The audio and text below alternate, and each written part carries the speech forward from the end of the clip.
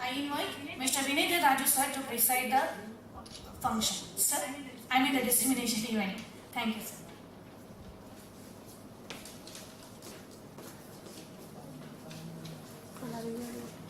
Good morning, all of you, and good morning, ma'am. I would like to congratulate the entire team for completing this project. So, regarding the project, the Elta has initiated. So, as we already know that this project was started in the year 2020 November. So, before that, the Elta has done so many webinars by inviting the guests from the different parts of the country. And we are also the part of the enhancement mentoring program organized by the Richard Smith of Warwick University. So based on that, and he encouraged us to apply for this Hanpi Teacher Association project. So because of that, and we got a approval from the Hanpi Trust.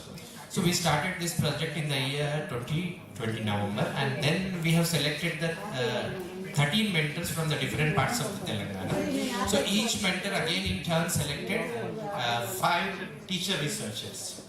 So altogether we are 60 team started working with the action research, but most of the teachers are the new to this idea of taking up the classroom based research in that, and even the mentors, those who are participated in this project, are not so experienced. So only 4 team. So we 4 worked previously with the British Council's ARMS project.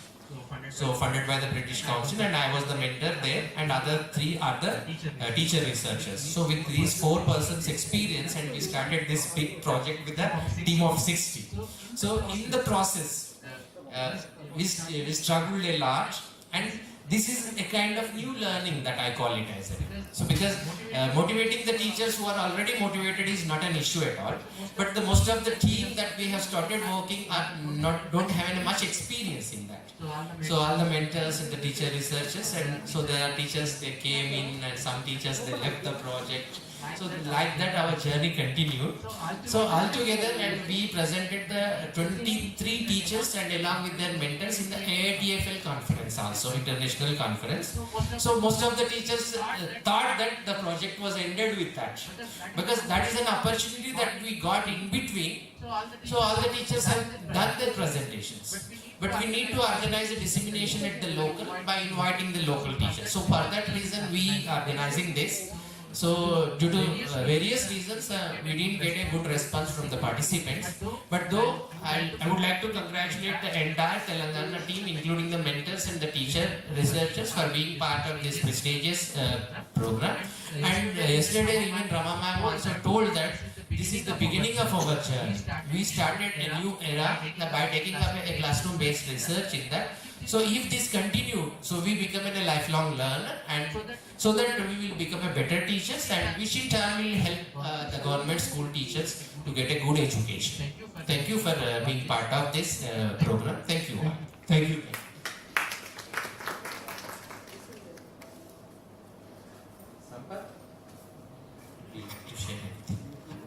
Now I, madam, TV now. So now I request Dr. Madhavi ma'am to take over the charge, and let us begin our session.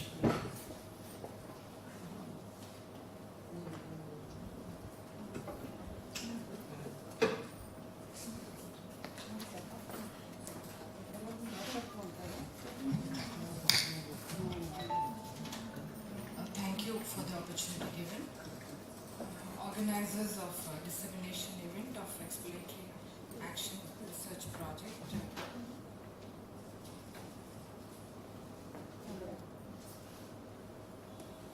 Vinyadhar Raju garu, who is the General Secretary Elta, President T. Venkateshwar Rao garu, President Elta, and Project Coordinator K. Sampath Kumar, and super mentors, all the 5 super mentors, and all the enthusiastic teachers who are here across various schools, representing various schools and representing various teams as well. So it gives me immense pleasure to be associated with this event, which has been long pending. I think 2 months ago, Mr. Sampath Kumar had approached me requesting for fixing the schedule, and for various reasons it didn't materialize in the last 2 months. Though he deliberated that it should be during vacation, but somehow it happened now. So the event per se appears to be quite motivating and interesting, as the name itself denotes classroom-based or action research, and the kind of work that has gone into it, as I hear from the presenters and as I read the brochure. Yeah, I think somewhere we have to start with, and though its journey is quite long, and but then somewhere we have to begin, and that beginning has happened. I'm glad that the mentors and the project coordinators have undertaken this initiative, applied for Hornby project, and in 2020, and they're doing a great job disseminating education for teachers as well as students. I think in the past also several events have been conducted related to this. So the idea is really wonderful. I wish I could listen to all the mentors and presenters about the kind of research that is happening. And this definitely establishes a connect. We can never dispense with primary or higher secondary level education, though there has been a wide, for various reasons. Unfortunately, I use the term unfortunately, the teacher educators may or may not have realized that this forms the basis for future research as well at higher level, maybe at UG level and PG level. So the roots lie at the school level, and your experiences, I think, have a great contribution for understanding research insights in a better way. And I honestly suggest or hope that these experiences are published in a form of a book, and then they are distributed and shared across the teaching community at various levels, even at PG, advanced levels as well. So we would like to know very keenly, because action research is emanating and evolving always. It's not that my experience are entirely different from your experience. The kind of student community, the kind of learners that you have, they vary from school to school. Though they are from same district and same place, nearby villages, but still there would be variations at large. So this program would definitely, I'm sure, has allowed you to gain better insights, and they deserve to be shared and disseminated across the teaching community. So the topic or the ideas that I would like to share today with you are related to, of course, the classroom research, but then I would also be touching upon various aspects related to educational research as such. What are the roots to that? Of course, action research is at a later stage, but then how does it stem? What are its roots and origins? So starting from research and then educational research, then types of educational research. What are the 5 broad areas of educational research? One needs to know. As teachers, we need to have a thorough understanding, or at least superficial understanding of various theories that form the basis for understanding research in a better way. So research is known to all of us in general terms. I'm sure some of you are pursuing your research studies, or some of you aspire to pursue your PhD research. And the work that you have done, I'm told the presentation has been made in IITF conference, international conference. So you can also plan for publishing papers on those lines. So you have some understanding about research, but then what is educational research?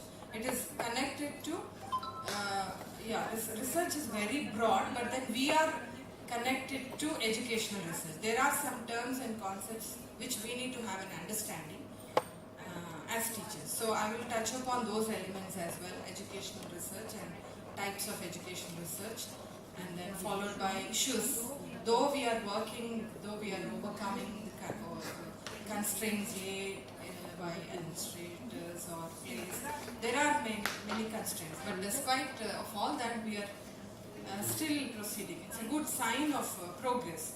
So still a glimpse at the problems prevalent at school level. Then fourth topic or area would be related to the upcoming trends in teacher education. What is happening across the world, upcoming trends. Then focus on action research also, focusing on types of research, and then action research, what it calls for. And perhaps you could cross-check if it is going in the same line, and if at all there are gaps. I'm sure there would be gaps. How much ever hard you have tried, there would be still scope for improvement. So in that aspect, I would be touching upon action research elements as well. And then towards the end about NEP. NEP also lays emphasis on understanding the psychology of children, and that would definitely contribute or add to your research, action research, like understanding learners, their problems, then their intelligences, especially from intelligences perspective. What is that they are good at, what is that they excel. So what is the role of a teacher in understanding their strengths or their intelligences. So have we delved into that realm so far? We need to ask ourselves as teachers. Have we ever delved or touched upon that element as well? If you have already done intentionally or involuntarily or inadvertently, then that's a really good sign of progress, and there is a lot of research that is happening in those fields as well. But then that has to be streamlined. I think thanks to NEP document that they are insisting on it, like vocational training and school education should also be holistic thoroughly. So now the structure also has been slightly modified, the school level structure. By the time the child completes 5 years, he should have had some knowledge not only about language but also about numericals. Some tiny calculations the child should be able to do. Then by the time he or she completes 12 years, some more skills should be mastered. So overall, the education at primary level and secondary level should also be holistic, and thrust should be on creative skills, critical thinking skills and creatives. In that direction, what is the role of a teacher? How do we mold or revamp, of course, institutions, government, policy makers, decision makers, educationers, researchers. So it calls for action from all these directions. It's not a one-man show and one overnight decision to be. It's a long way to go, but then an awareness is called for on this platform. So what do we mean by, the first instance when the last year this document was shared, it appeared Greek and Latin. Seminars were happening extensively, people were talking a great deal about NEP. We thought it is a pain initially, why is that they wanted to restructure, but then even I never gave a serious thought to what it would mean by developing creativity among school children. Why should holistic education be imparted to them? But gradually, as I am learning, as I am growing, as we are also implementing some of the courses based on that, then I started coming to terms with it. I started understanding what it means. Only then I am able to speak with confidence. So we are going to look at that element as well, NEP. So on these lines, my lecture would focus on.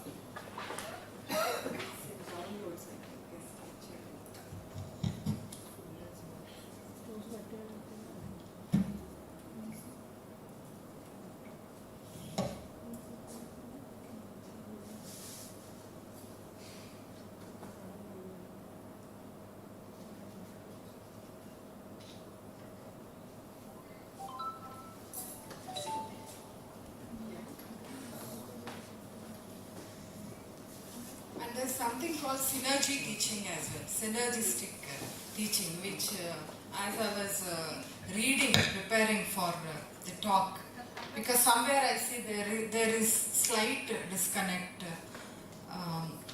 then I thought I need to know what is exactly happening. In the process of exploring ideas and thoughts to be shared with you, I have come across the term synergic education as well, so we are going to look at that as well.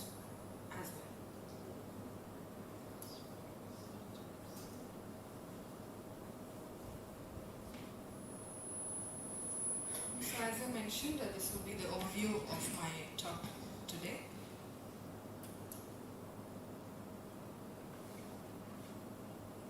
So, trends in education, areas of education research, issues regarding the education system, problems faced in the progress of education in India. So, we are going to begin with a definition of education. It is a research. It is a systematic process of steps used to collect and analyze data to solve a specific problem in order to increase our understanding or knowledge of a topic or issue. So research can be on any topic in general. It could be mechanical engineering, EEE, electrical, in various disciplines.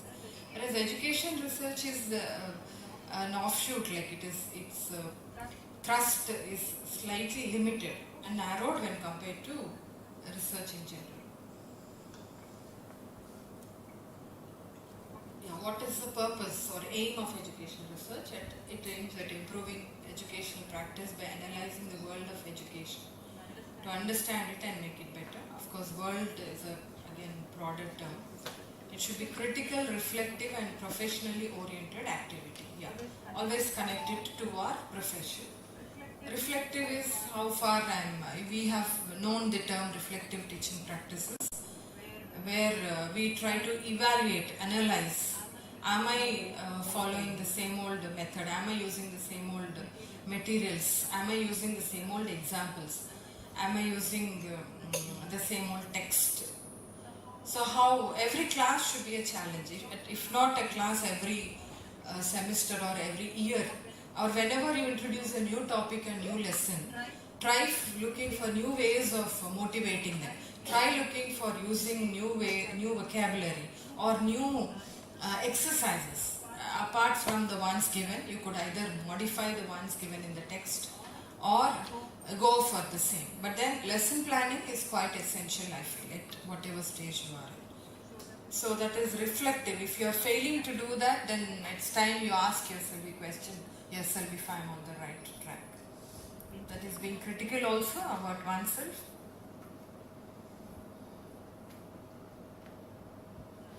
These are the broader objectives of education research: to explore issues and find answers to questions for academics.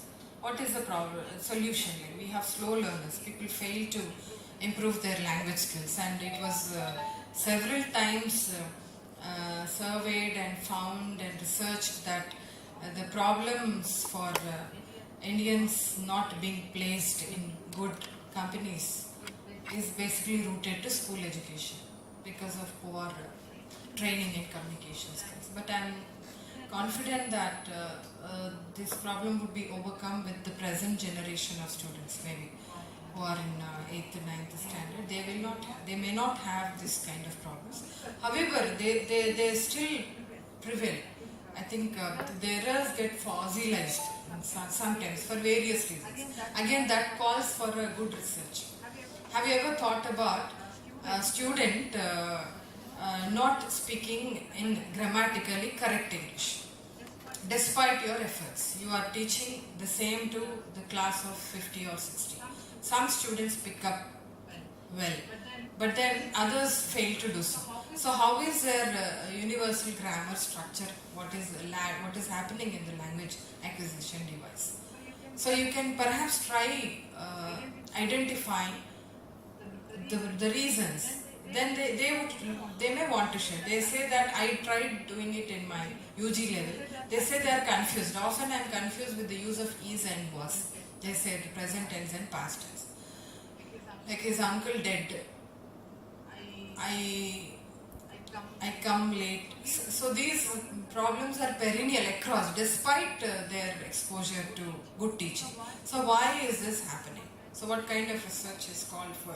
So we always look for such solutions, questions, and thrust for solutions.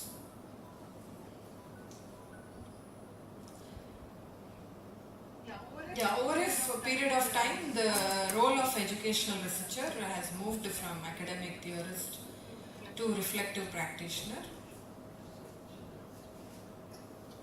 And there are many and varied. If you look look at the purposes, there's probably no consensus on this issue. So the purposes of education can be affected by the context of the historical periods and views and beliefs of reality. Yes, the context of the historical periods and ideology. Here we are all blessed in the state of Telangana, in the state of Andhra Pradesh, Telugu states. But then what is happening in other states? Is there any initiative undertaken? Is there any pioneer, somebody to pioneer this cause of improving? I think school education is very bad in Karnataka and other states, even northeast, some of the northeastern states. So very select states, I think the quality of education is really good. But then more than 60 to 70% of the states or the schools suffer from inadequacies, incompetences in various forms. So we also have to have a broader outlook at things happening around. So you are fortunate that there something is happening here. So it is always governed by the ideologies in the state and the policy makers. So, and referring to the classical quotations by Plato, a society is stably organized when each individual is doing that for which he has aptitude by nature in such a way as to be useful to others, and that it is the business of education to discover these aptitudes and progressively to train them for social use. So it has a broader meaning imminent in that. Plato, who had predicted or anticipated this years ago. So I think there is this void even in the student community. Most often students complain and crib that I am opting for this trade because my father had impelled or my uncle had impelled, and he has some other interest and inclination. So I think individual preferences or differences are prevalent among learners and individuals in this society. So to what extent can we address to them? NEP talks about it. Yes, whatever course, basics are given till 10th and 10 plus 2. The emphasis is on 10 plus 2. Earlier it was only 10, but now it is 12th standard as well. So after acquiring the basics, the student should be given the liberty to opt for the choice of his interest. So are we prepared for it? How far are we prepared for it? So such aptitudes, interests, the society should offer, educational institutions should offer.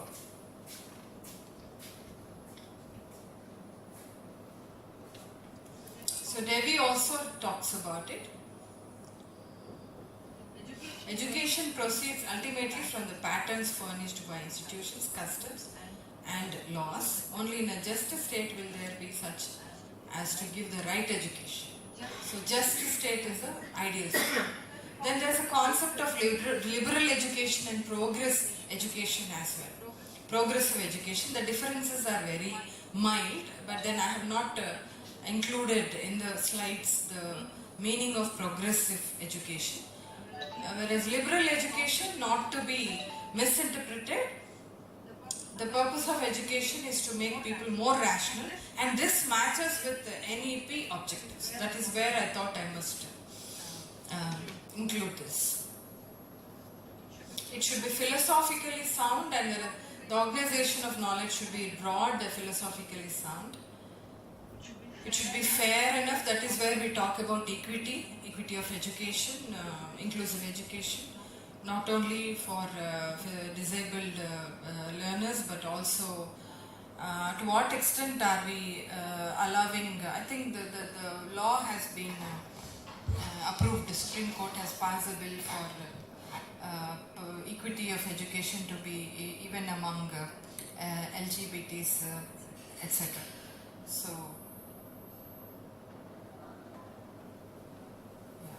this is of course characteristics we can see. Areas, as I mentioned in the beginning, again the roots for this.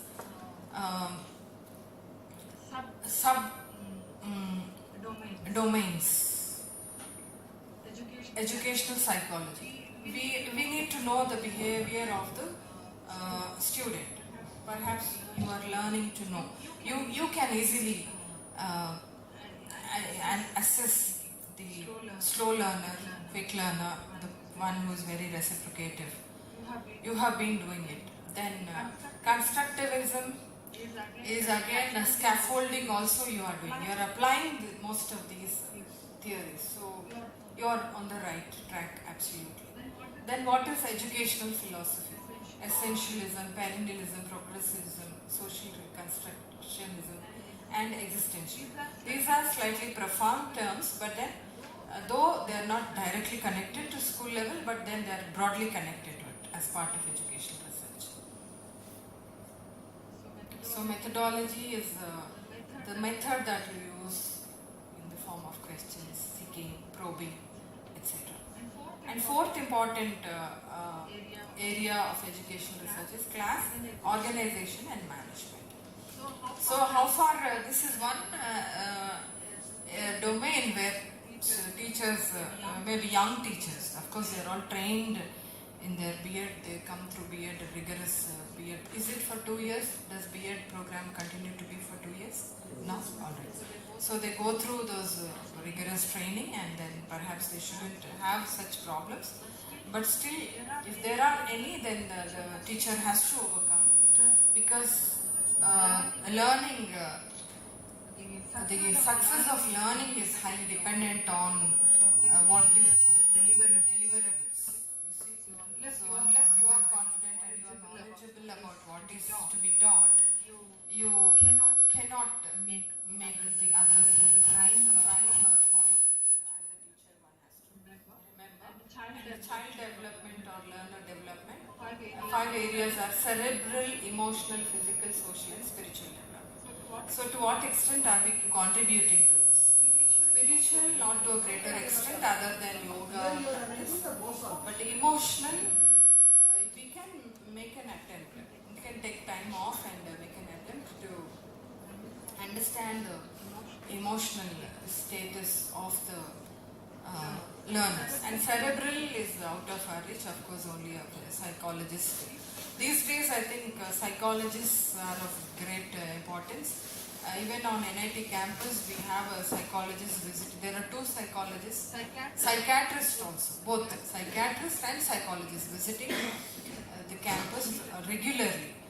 We didn't realize, we were shocked to know that students have many such problems and they lose confidence levels, though they appear very confident outwardly. When you talk to them, it will be very difficult for you to understand or realize that they are undergoing some problem.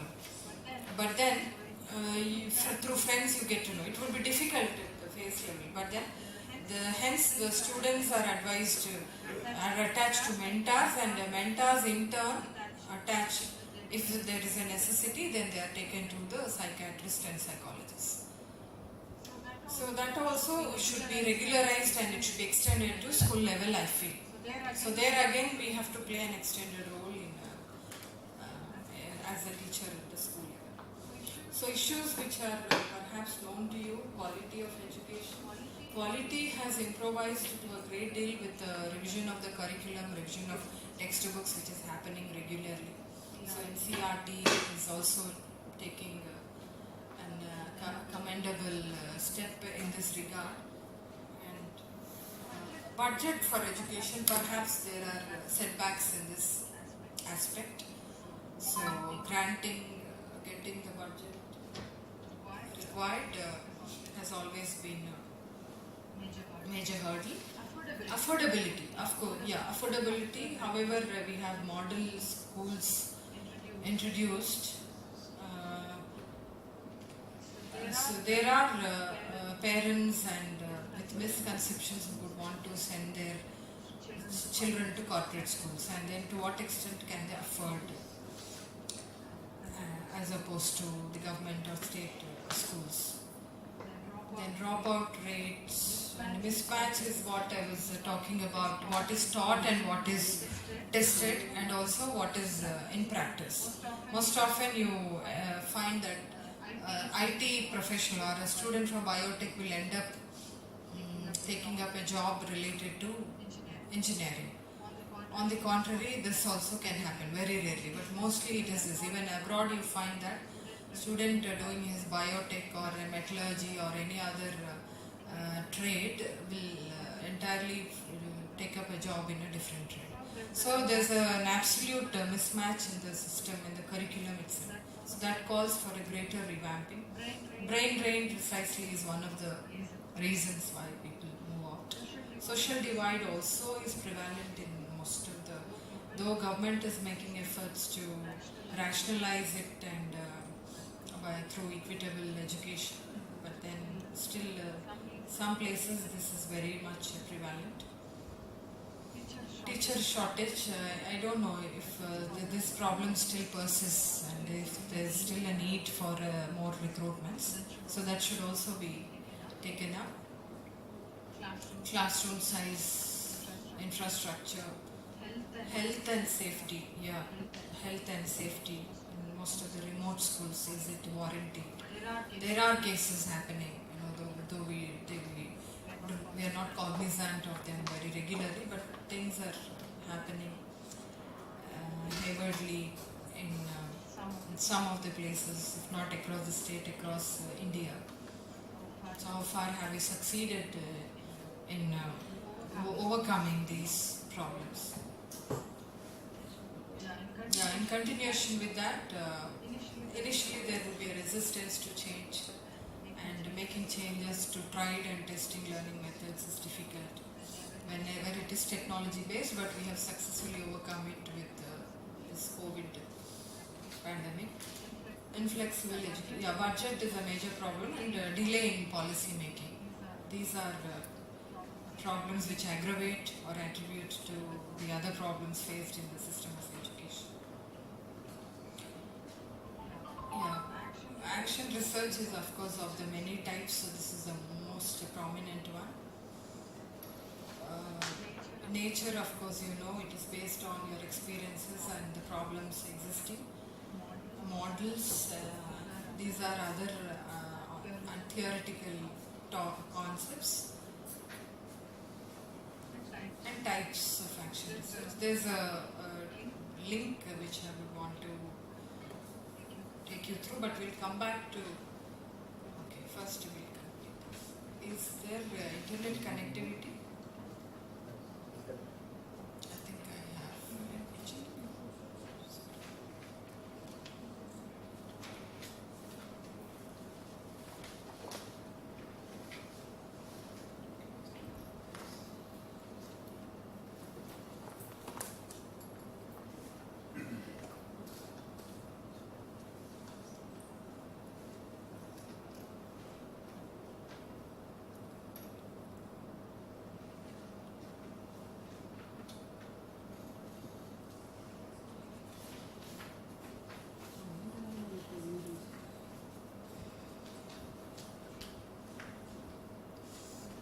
Found this document very useful and informative, which has been designed by the Center for the Advancement of Digital Scholarship. So, if we take a look at the key points, action research is an approach to education research that is commonly used by practitioners to ultimately improve their pedagogy and practice.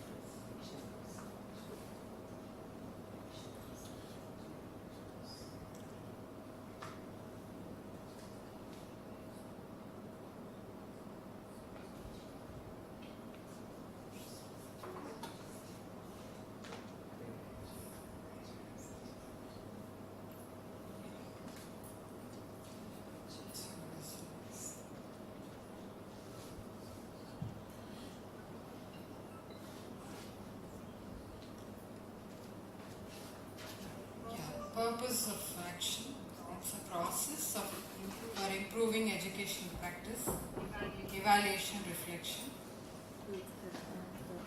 It is situation and context based. So as I mentioned, every classroom leaves ample scope for you to focus on any of the skills or speaking and pronunciation as well. To what extent you could try to, it leaves for research, like what have been your findings related to that.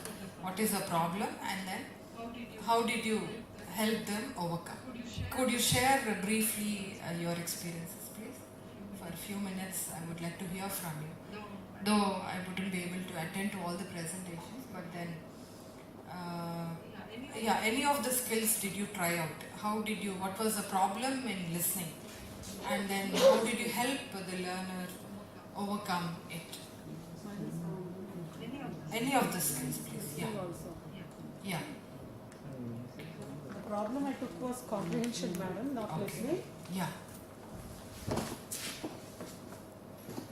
So my main problem was I identified the problem, that is slow learner. How can I make my slow learner comprehend a given text? So I took 20 children, madam. So they were very slow learners, and during the COVID period, it was difficult for me to make them understand a given text. So what did I do is I tried many permutations and combinations. Few for vocabulary, for a given lesson, I took a subtext. I gave them a subtext. For example, there's in class 6, there's plant a tree lesson. So for that, what I took is before explaining the lesson, I sang a rhyme or a short song. In the sense, I am a tree, I am a tree. There's a song there. So the entire, I give you fruit, I give you root, I give you medicine, and I give you wood. So there's a question in that lesson. What do trees give us? So the slow learner, at least he or she will answer 4 points. The tree gives us, because in that rhyme, I give you food, I give you wood, I give you medicine, and I give you. So the focus on auditory, yes. Then a slow learner, before writing also, they speak these sentences. Then I need some sunshine and some fresh air, I need some water and your loving care. So these sentences the child will utter. And when I go to class 9, there's an essay regarding Martin Luther King's speech is there. For my slow learner, it is very difficult to make he or she understand Martin Luther King. So I sang a song from the YouTube. I searched. There's a song regarding Martin Luther King. So I sang that song. I make them practice that song. There was a man who had a dream. There was a man who had a dream. There was a man who had a dream. His name was Martin Luther King. Dr. King, he had a dream of peace and harmony. P-A-C, P-A-C, P-A-C, peace and harmony. He wanted the world to. Dr. King, he had a dream of peace and harmony. Let's start with you and me. Let's start with you and me. Let's start with you and me. Peace and harmony. Let the people black and white live together and not fight. Let the people black and white live together. The song goes on like this. So from class 6th only, I make it a point to teach all the songs and rhymes. This is in class 9th. Dr. Martin is in class 9th, ma'am. So I teach like this for the class 9. So I make it a point to teach the relevant song in the form of a song. So for vocabulary, how do I take is, for class 6th, in the first lesson we have to introduce the words happy, unhappy, and beautiful, ugly, these sort of. So small stories are there on YouTube. Then there's a story, how are you, why am I happy, how are you happy, are you happy, these sort of small stories are there. Just 5 line stories. From that, are you happy, from this story we can derive the words, that is happy, opposite of happy is unhappy, foolish. So words are through auditory. Through auditory. Then there's then verbs. How do I teach them words? Is I teach them in the form of a game, freeze game. Freeze game in the form of a music. I give run, run, run, run, run, freeze. Jump, jump like a frog, freeze. skip, freeze. So I introduce the these words, that is verbs in the form of rhymes. Even the nouns and the adjectives also, I teach them in the form of 4 cups game. With the form of 4 cups game, the colors and numbers are introduced. So adjectives and the nouns, I teach them in this way. So I make it a point to teach them in a playway method, so that at least the slow learner, my point is a slow learner should be able to learn at least 50% of that text. This is my view. Thank you very much. So you have taken us back to audio-lingual method, which has been reiterated again, and very glad to know. I think others also can plan to.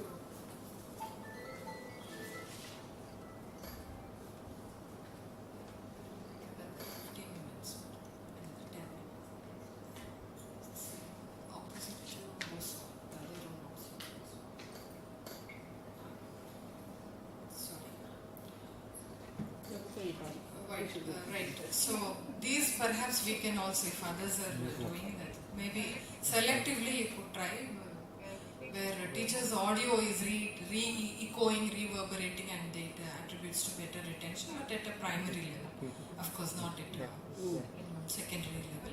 But then I was looking at the long run retention.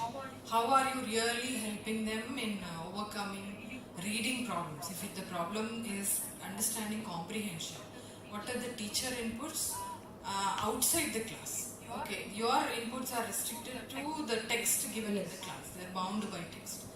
But then outside the class, if any new text is given, to what extent?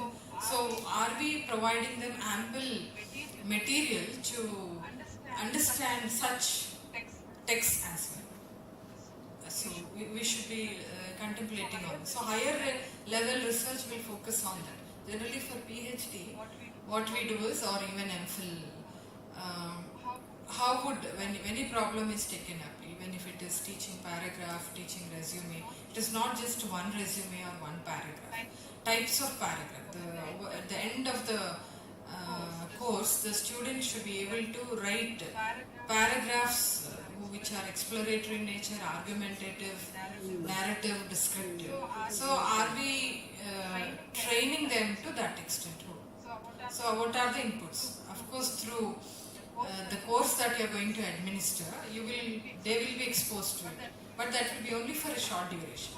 After that also, they should be able to write any paragraph effectively. That should be the focus. It's not only short term and restricted to the text given.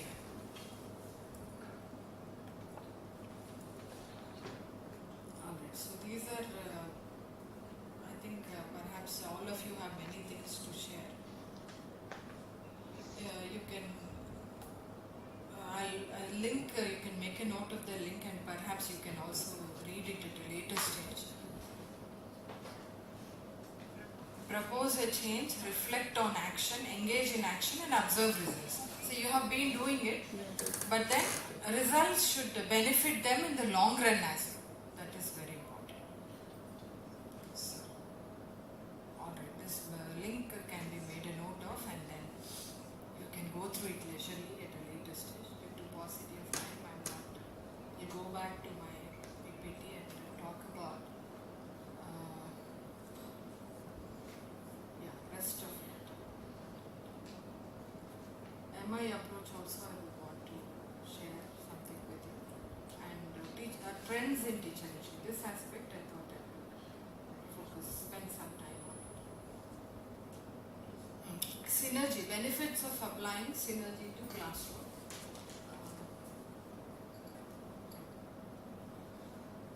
I was talking to you about this term synergy. Synergy in teaching. Synergy applies to the interaction of multiple elements that when combined produce a total effect that is greater than the sum of the individual elements or contributions. So we need to understand that while reading, while trying to understand comprehension, or while trying to learn vocabulary, there are other processes also which are going on in the mind of the learner, and they also contribute to learning.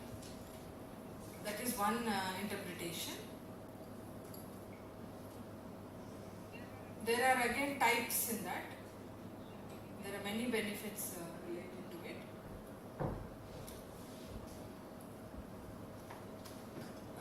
Team teaching. You have individualized instruction, critical thinking skills, mixed stage teaching, brain-based teaching. So team teaching is putting two instructors in one classroom while we teach. It's not just one teacher. And perhaps you are doing, at your school level, I think only one teacher does it. You can explore this. That will have a better result.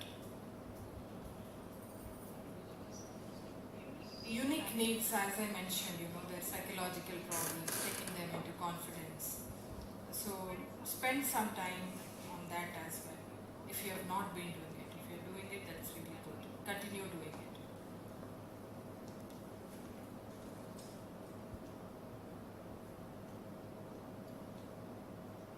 Encouraging students to ask questions, develop problem-solving skills by working in groups, and discuss the outcomes at a higher level, maybe science, language, any other subjects also this can be experimented. When you assign a task to the students as a group, I think through fun and games we have been doing. But then even at a higher level, at a more serious level, with a different topic also it can be tried out to promote critical thinking. Then mixed stage, perhaps this we may not have tried out. Which in India I think we never tried in this state. Young students learn how to interact with older ones and benefit from observing their academic abilities. Collaboration between age groups facilitates further development. So it can be streamlined, it can be allowed. Juniors can be guided, can be advised to meet or consult senior class students.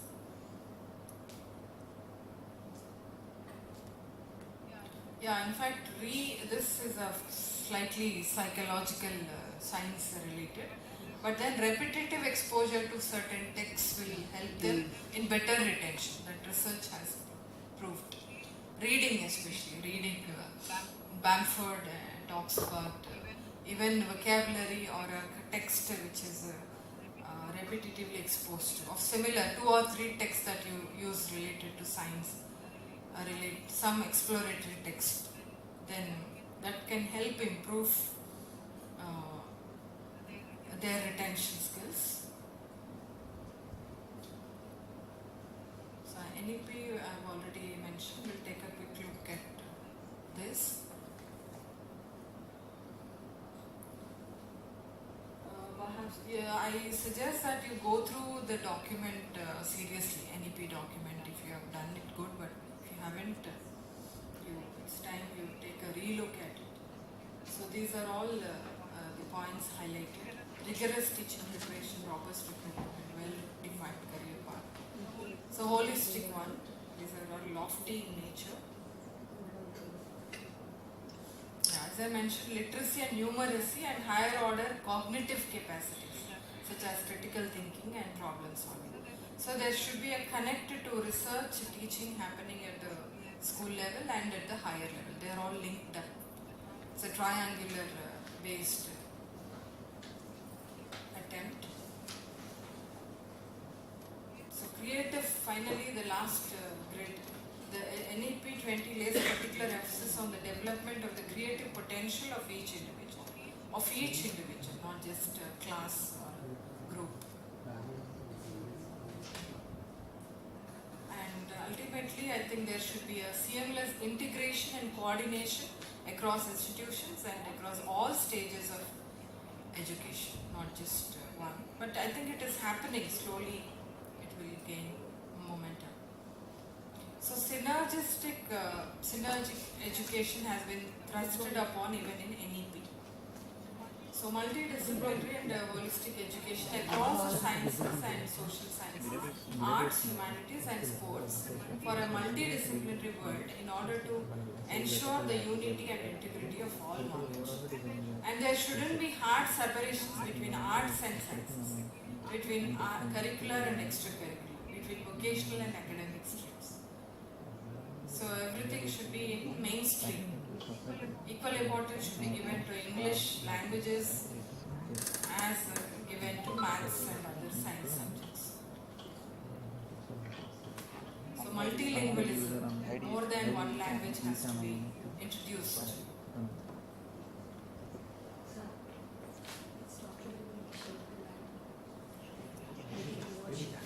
So, as I said, it would be good if you try to relook at all these guidelines indicated in NEP 2020. That would help us, to reflect, introspect where we stand and the goals ahead. So I think as a team, there is something definitely constructive or progressive that can happen, as mentioned by Helen Keller. So wishing you all good luck in your attempt as teachers and as researchers. And I thank the organizers of Elta and of this dissemination event for this wonderful opportunity given to me. So thank you very much for this. I think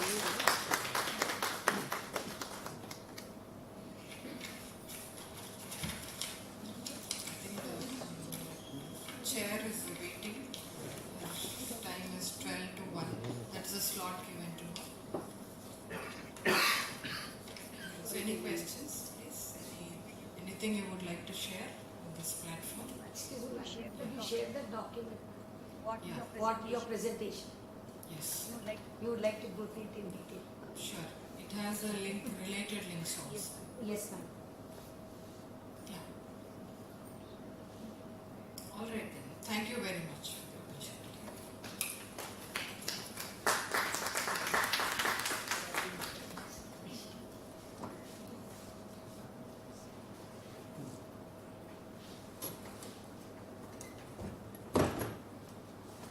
Thank you, ma'am, for your wonderful inputs. Most of your topic is related to what we have done. So in that areas that you have given. So instead of going back and we have taken up our own classroom issues. So the teacher, whatever he is facing in the day-to-day life, he has taken up that and started working. Thank you for providing this opportunity, and also thank you for giving this opportunity To conduct our program here in the NIT. Thank you all.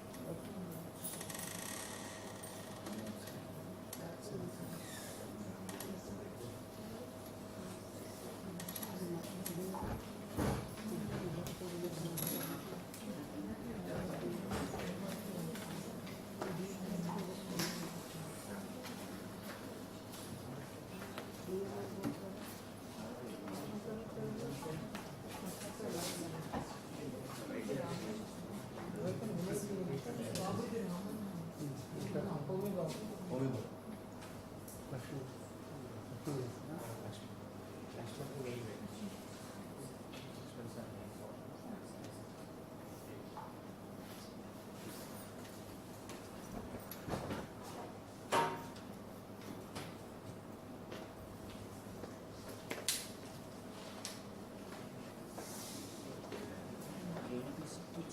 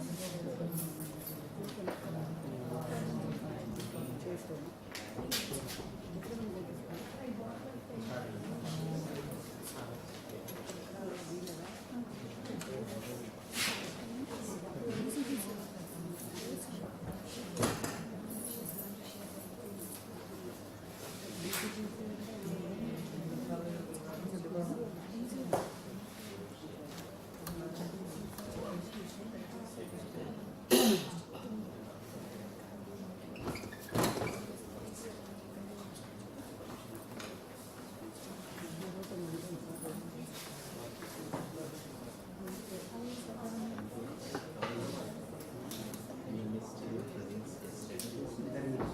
We and our Good morning. How are you?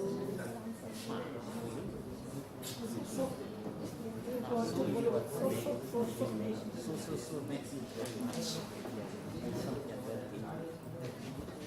very Well, you are enjoying. I'm enjoying Teachers are enjoying a lot. We are being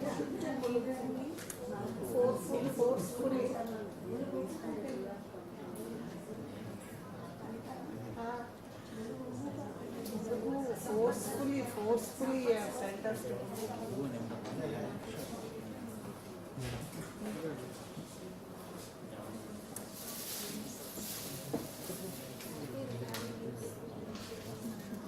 an appears person is the period of you see.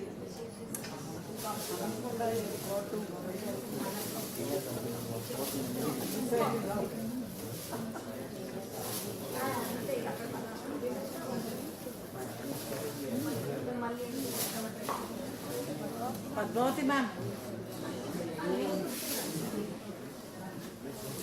Padmavati ma'am, good morning. Good morning. How are you? Fine, fine.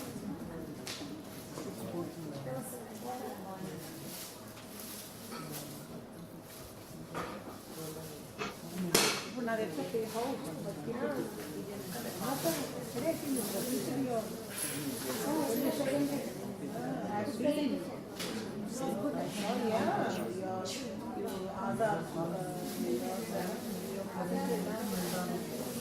Shyam Sundar Reddy sir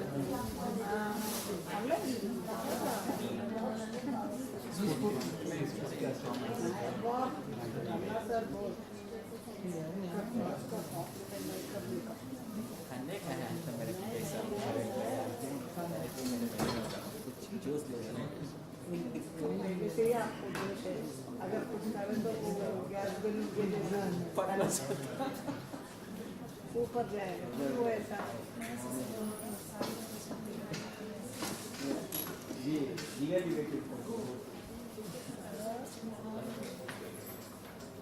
set some plan like that.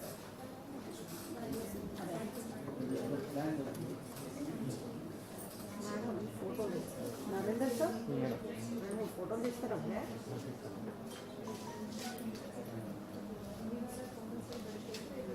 ఇది ఒకటి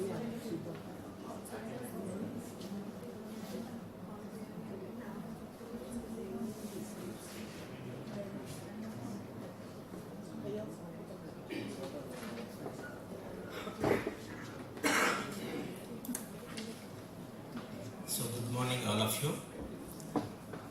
After having a guest lecture from Professor Madhavi, it was wonderful and you must have enjoyed and you must have got some good insights from her presentation, which is very important and it is a discussion point. Still the discussion is going on NEP. Still it is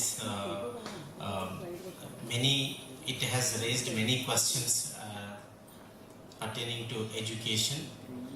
So you can add any your of your thoughts to add or to delete or anything. Even we can also submit a paper also pertaining to NEP in any online journal or something.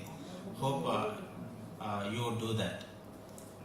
Next, this is, I think it's a little bit late to jump into our dissemination session. So now it is going to be taken place. For that session, I invite our Honorable President Elta, Mr. T. Venkateshwar Rao, onto the chair. Please come on to the dais and grace the session.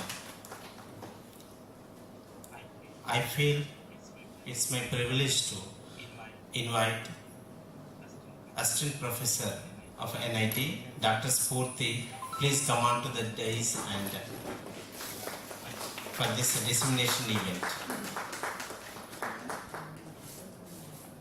Next, with equal pleasure, I invite our Associate President of Elta, Jubeda Madam Garu, onto the dais.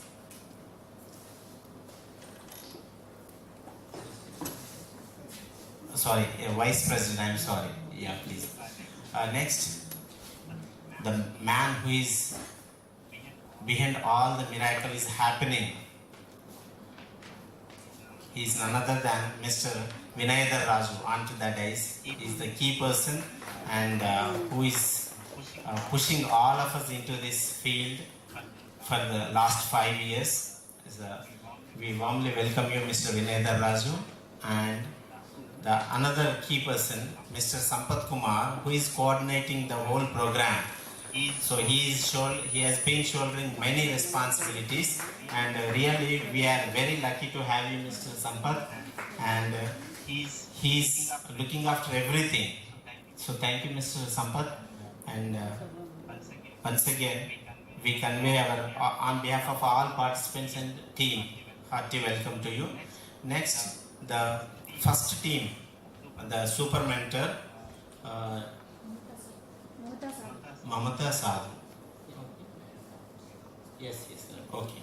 So before that, I welcome Dr. Spurti to share a few things regarding this dissemination session and your presentation, insights presentation.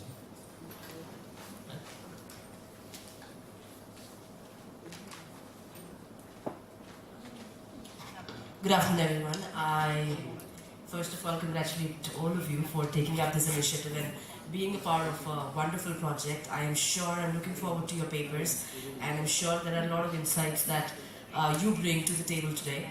And I was informed that there are about 9 papers today, and each of us would get 10 minutes per paper. So I assume we'll be sticking to that schedule because we are already running a little late. So looking forward to your papers, and thank you very much for this opportunity today.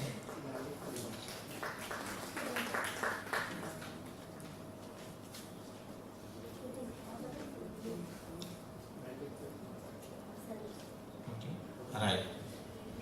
Now, shall I invite super mentor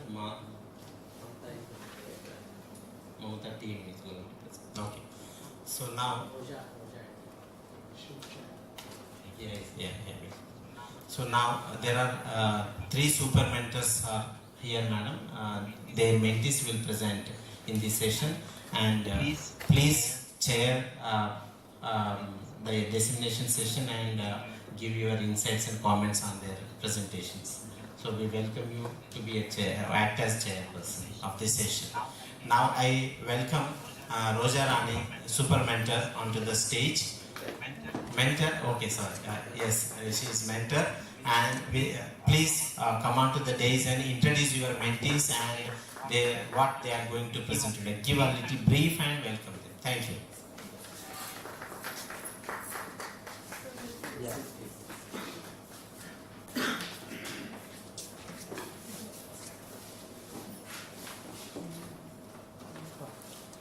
Thank you, sir.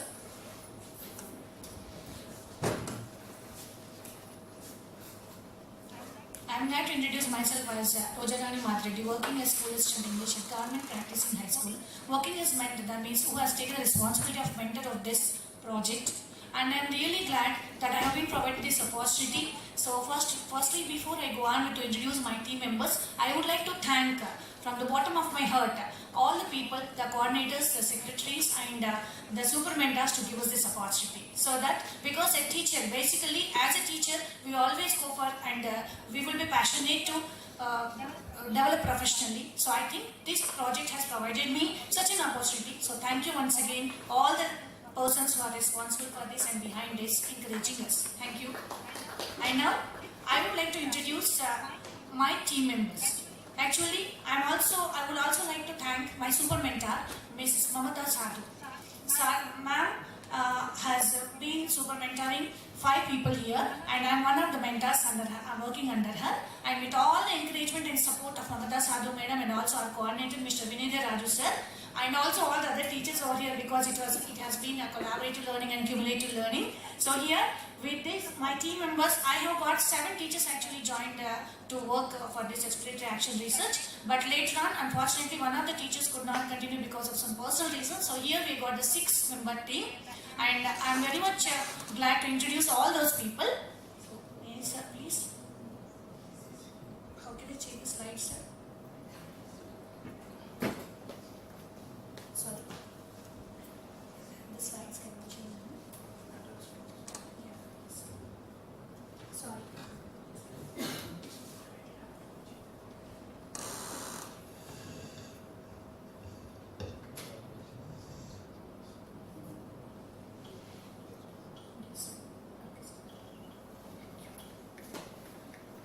So this is I am proud to be a part of British Council's on Exploratory Action Research, and I would like to share mentoring experience, my own mentoring experience in brief within 2 minutes with introduction of my team members. Thank you, sir.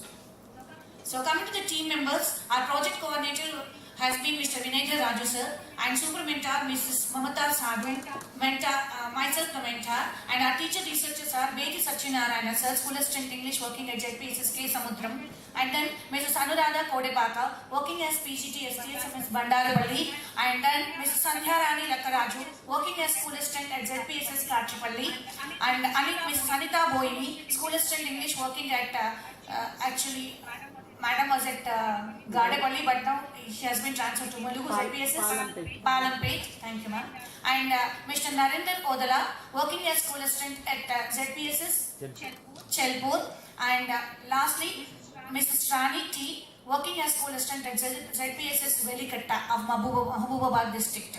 And here all my team members have been present, but because of unavoidable circumstances wherein the leave here is not being sanctioned to the 2 people are my team members of Mahbubabad district. Here I have got only 4 members to present. Then let me take 2 minutes. With your permission, I would like to continue for 2 minutes sharing my mentoring experience, sir. So here, objectives of this session as a mentor is I would like to share about my own mentoring experience, roles and responsibilities of a mentor, challenges faced during these mentoring sessions, and then strategies adopted to overcome those challenges in order to facilitate the teacher research among my teachers. I mean the teacher researchers. And before we go on, let me talk about the mentor, because I have been a teacher basically, and when we become the mentors, actually we need to know what is the basic difference between mentor and a teacher. Here, as a teacher, usually I go for collaborative learning techniques in the classrooms. So the same thing has been applied over here, where being a mentor, actually, basically we can define a mentor literally as a professional who takes special interest in helping others, developing professionally by extending coordination, support and guidance. So here, I think I have followed all these things in first of all, boosting up my own knowledge, and then helping my teachers, guiding them and making them to realize and identify their own classroom problems and go on systematically analyzing their own problems and coming to overcome their problems in the classroom, I mean to say. And then as a mentor, actually as a teacher as well as a mentor, there's a little bit of difference, slight difference, because there's 2 sides of a coin for a teacher, because we would be the teachers, at the same time we need to be the mentors in the classroom also for the students. And here mentoring a teacher researcher action on the project, here a mentor I think should know what is actually exploratory action research process, because we all know, my dear teachers, what is action research, and we have been doing for so many years throughout our career. But still, there is a slight difference between exploration and as well as exploratory action research project and the action research. So here we go for, I think it is a deep action. Sorry for this.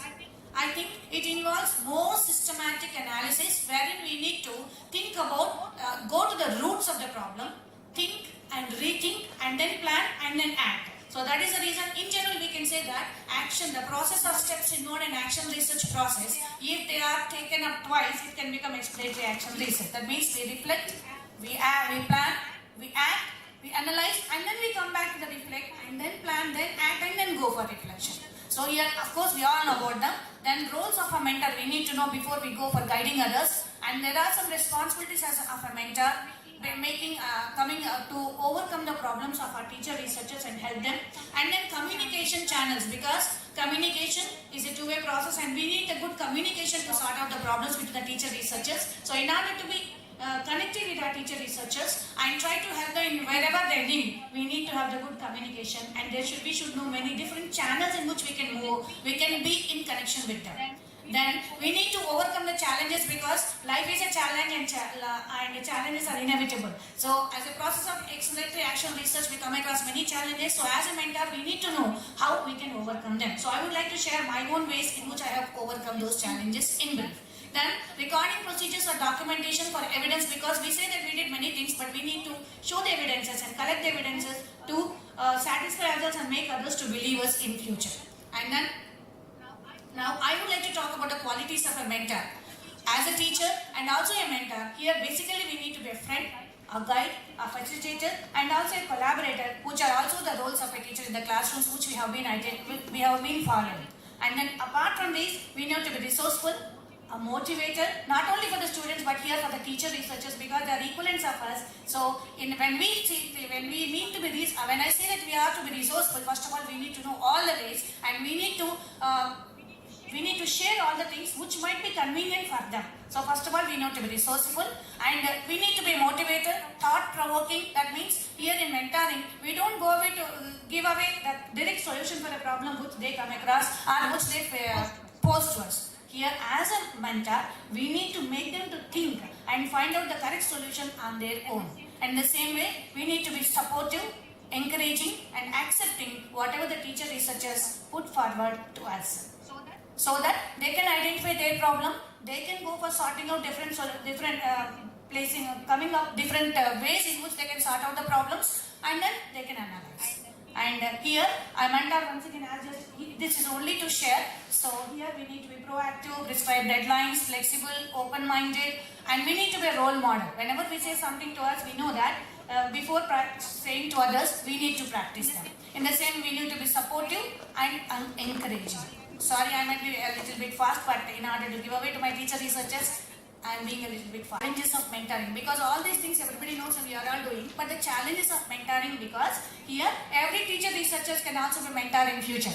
So as a mentor, what are the different challenges I have come across, and what we can face and how we can sort it out, I would like to share with you as a part of this. So the first thing is motivation of teacher researchers. When I have been allotted or given an encouragement, opportunity to be a mentor of this action research project, the first thing I faced was motivation of teacher research. I have got many friends acting as teachers. Initially I thought, it is very easy to make my teachers to become teacher researchers and I can find a very big group.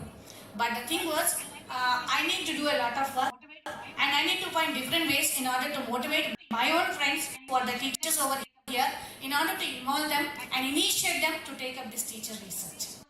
Actually, here all the teachers, as we are earlier, I was also like that. So most of the times we feel that we know many things, we are doing many things, we will be comfortable with our students. But once we come out to do something with the teachers, we usually set back. We may feel that we may do, we may not do. What is this research? Many steps might be involved. There might be many difficulties. I need to go for different rules to be adopted. And so many times the teachers took a back step. That is, take a back step. Here we need to motivate them. Being a role model and simplifying. It's not what is there. You are always doing many. We are doing many. Actually, not doing. We are doing many things. We identify the problems. We go for systematical. We go in a systematical way to solve all those problems. The only thing is we won't share with others and we won't document it. So in that area, motivation was the biggest challenge for me, but I could overcome that. And then I thank all my teacher researchers to believe in me and consider me as a friend. Second thing is identification selection of me as a friend. Second, friends, as a teachers we come many identification selection. But the thing is, what is the area on which we need to focus on? So here once again, what are the different themes? So we had a meet and we discussed about the different themes or different problems which we usually come across, and then based upon their own interest, they have come across the selection of their own theme, identified a problem. So here, as a mentor, I think we need to show them the different themes are the way we need to show them where we can come across the problems in the classroom situation and help our teacher researchers to identify their own area. I mean the field and topic. The next thing is collection of data, the third challenge. Once my teacher researchers identified their own problem, they were confident enough, but the thing is how to collect the data. Because we all know, my dear teachers, we have been doing this job for so many years, but collection of the data, we need to know the authentic sources of collecting the data. So here, as a mentor, we need to be in connection with our teacher researchers to make them to know what are the different sources of data collection and also the methods of data collection. And I thank once again data collection and also the body to come across and conduct different webinars, including all the mentors and teacher researchers, which made us to feel very, very comfortable. Not only myself, I thank on behalf of all the mentors of the project for this. And then the next one is communication. See, we got everything, but the thing is we need to be in touch with each other. And whenever we come across a problem or a doubt, we need to clarify with others. So that would be generally or naturally there would be some inhibitions. So it's a natural tendency of inhibition or shyness on the part of the teachers. So here we need to communicate and be together continuously, and that will make us to be very friendly, so that we can share everything and we can overcome the problems. So here once again I need to thank. Sorry that I don't think that I'm boasting here, but actually we need to be very thankful for this, that our Elta Telangana body has organized once again the continuous webinars through online, wherein we shared all the problems, how to communicate, even the communication problems we shared with each other. And I'm thankful for all the other mentors and also the super mentors and teacher researchers, that we could come across and get an opportunity to hear to others, and so that we implement in our process. And then we come across oral, written communications, face to face, online, like that we have gone on phone conversations, WhatsApp groups, like that we went on to different channels to overcome. We have gone on phone conversations. Initially there were inhibitions, but later on everybody became very free. And then analysis. Once again here, which we have overcome, that means I have overcome with the cooperation of my teacher researchers. And then the same thing here, the challenges can be 5 types which I have identified. And then here I say that when we are mentoring a project, we need to go for planning and predicting. Before I advise others to plan well and plan, implement and reflect, I need to go for planning and predicting. So as you all know here, when the planning, we go for how many teachers we are working with, how I can reach them, how can I communicate, how often I can communicate, and what are the different problems they are facing, whether they are shy or not. If they are shy, how can I approach them? Like that, this is the planning on the part of a mentor. And then providing structure. I mean to say, when I go for providing the structure here,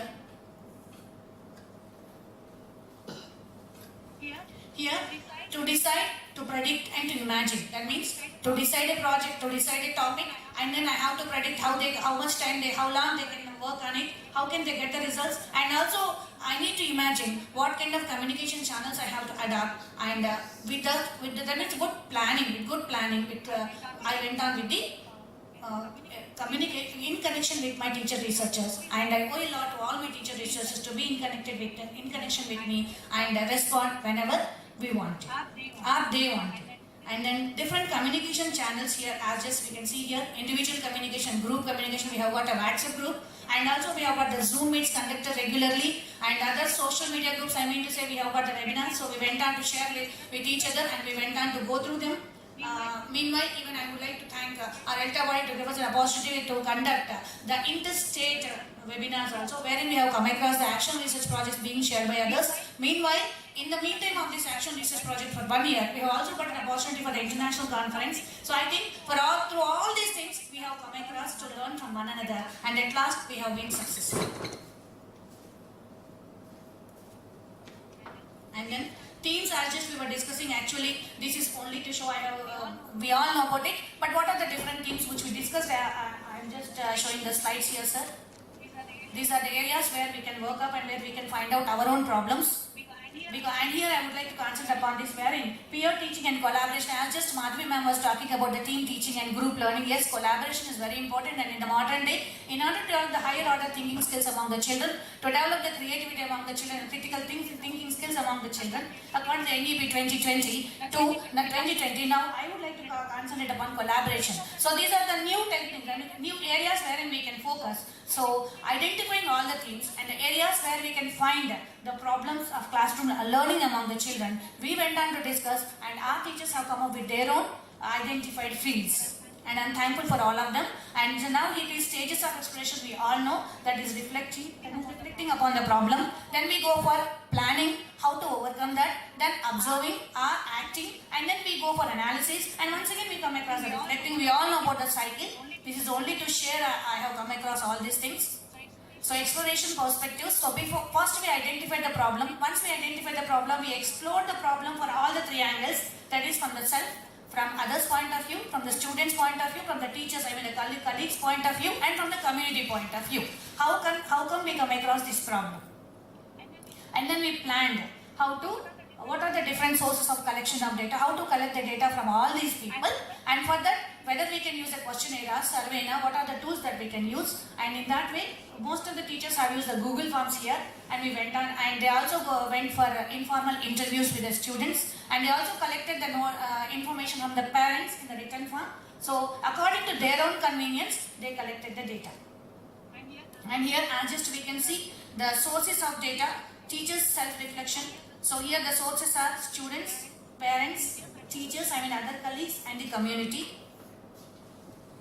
You can see here. And the data collection tools, here we used both qualitative and quantitative tools. Mostly for our research identified problems, we went on with the qualitative tools. Surveys, informal interviews, case studies, anecdotal records, reflective diaries, and focus groups. And recording procedures, as just you know, almost all our teacher researchers have maintained a reflective diary, and most of them are ready to present the paper, and also they have got the videos and audio clippings, and also the written papers, the written statements, or the written notes, to say. And then lastly, I would like to say something that is key aspect to become a successful mentor. This is for the people, the teacher researchers who would like to be the mentors in future. In my opinion, we need to provide structure via an agreed overall timeline with milestones and deadlines. That means we need to follow stringent deadlines actually, and we need to prescribe them, and so that they can plan in advance. And then we need to make them to know managing time, because time management is quite difficult, because all the teacher researchers will be involved in the teaching process, and their own personal and professional activities will be there. So in spite of that, time management is important, and that as a mentor we need to know about that, because we need to attend our own needs as well as our teacher researchers' needs. And then establish effective channels of communication. That means we need to communicate with them, in contact with them according to their own feasible timings. And then we need to keep records. That means whatever that is happening, we need to keep always as a record for an evidence. And also for the systematic and qualitative analysis of our results. And the last one is suggestions for others to act as a mentor. So here, this is my personal opinion, one needs to be cognitive of the research design and procedures. Before we advise something as a mentor, we need to know what are the different research designs that are applicable, and what are the procedures that are to be followed. In simple, for the actual research, we need to know what are the steps involved in the actual research. And then we need to be friendly and encouraging, flexible, motivating and inspirational. Many times this is needed to stimulate the teachers. And then we need to be informative. That means to tackle their own problems, and also idealistic and role model before we advise others. And then lastly, I would like to talk about the difference between mentoring, teaching, and continuous professional development activities. Teachers, all the dignitaries over here, we know almost all of them are synonymous, but there is a slight difference between them. As a teacher or as a professional, we always strive for the professional development. So for this, we undergo different courses, we join different courses, we go for learning different techniques and tactics. So here, CPD, I mean to say, is nothing nothing but basically a professional development. In this, the main aim is achievement of professional development, wherein we always target upon we always prioritize professional efficacy and professional competency. I mean the improvement of development of different skills.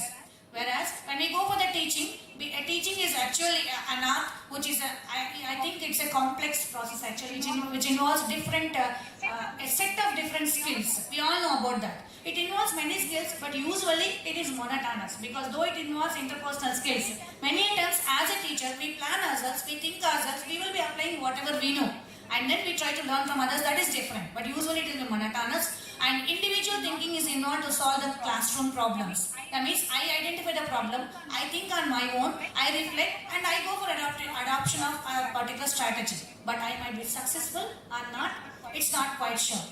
Even if I am successful, it might not be suitable for all other students. But when we go for mentoring here, it is multidimensional because here we involve different strategies, different techniques, and follow different steps and work with different people coming up with different problems. And the second thing is interpersonal skills are highly developed here because in order to help a teacher, we need to know their own problems, and here working as a group, definitely we come across the development of interpersonal skills. And then collaborative learning. We all know, my dear friends, knowledge is cumulative, and when we collaborate with others, definitely it would be increasing. And exploration of tactics and techniques. Here, working with a group of people, even as a mentor, we learn many things from the teacher researchers. When we go through their own researches, here the same problem can be there in my own class because basically I am a teacher. So not only I find a solution for one of my problems as a teacher researcher, but I can find the solutions and the different ways and tactics that can be adapted to solve different problems as a mentor here. And the second thing is finding unique solutions for many teaching learning issues in the classroom while guiding others. Because we know while we teach, we learn. So in the same way, while mentoring, we learn many things. And unique strategies can be discovered here because when we work as a group, not the routine or the common strategies we follow. We go on for discovering many unique or special strategies and tactics. So this, I do believe this, and I also follow this, and I learned many things from my teacher researchers. And I thank all the people over here, including mostly my teacher researchers and the people behind this and all other teacher researchers over here who gave me to learn an opportunity to learn many things from you. Thanks a lot from the bottom of my heart. Thank you. And now I invite one of my teacher researchers to come up and share her own action research process. I mean the things that have been involved in her exploration process. Firstly, I would like to invite Mrs. Anita Boini, School Assistant English, working at ZPHS Palambi. Thank you for giving this question.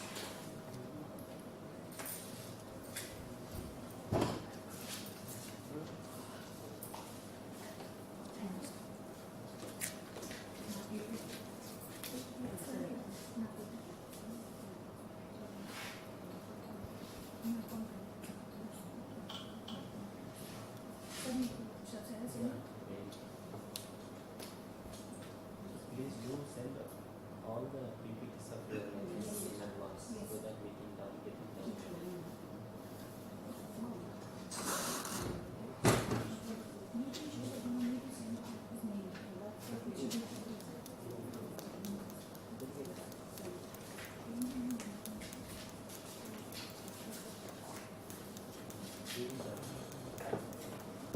Just send it.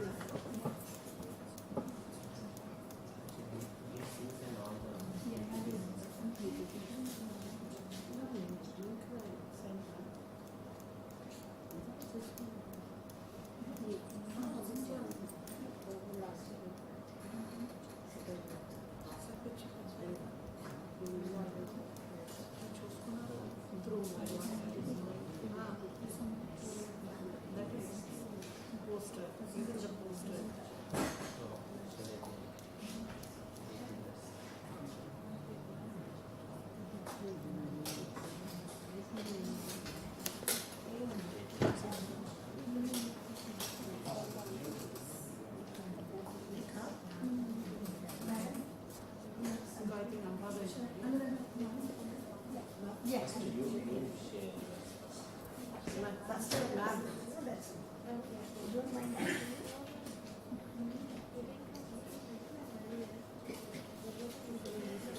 you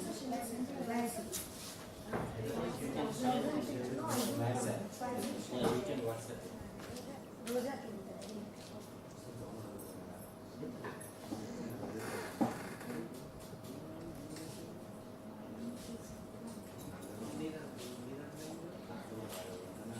Mail, okay, ma'am. Please share mail, not WhatsApp.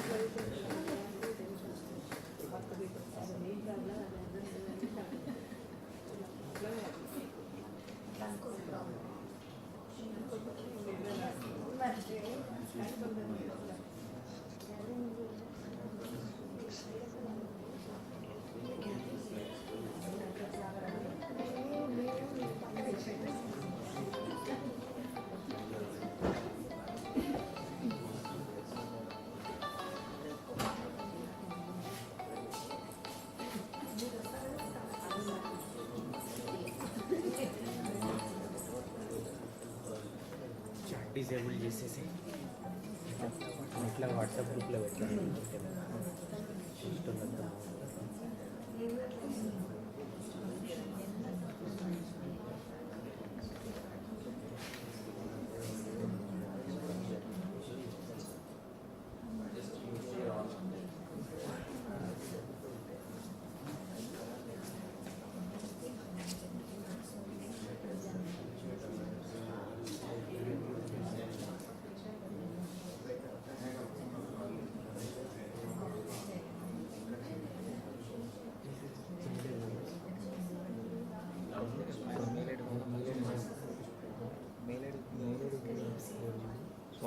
స్వరూపన mail ID అక్కడ display చేయండి అందరూ open చేస్తారు కదా తెలుసా అందరికి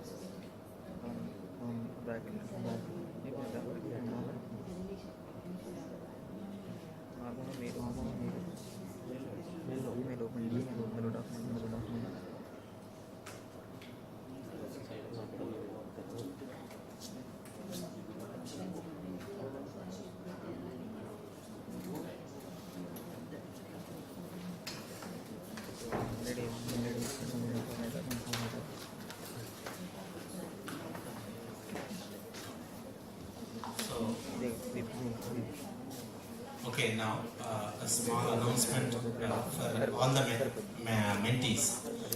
You will be given 10 minutes time for your presentation. After the 8 minutes, you will be shown 2 minutes left to sleep. Okay, so try to conclude your presentation in 10 minutes. That is okay. Please go ahead.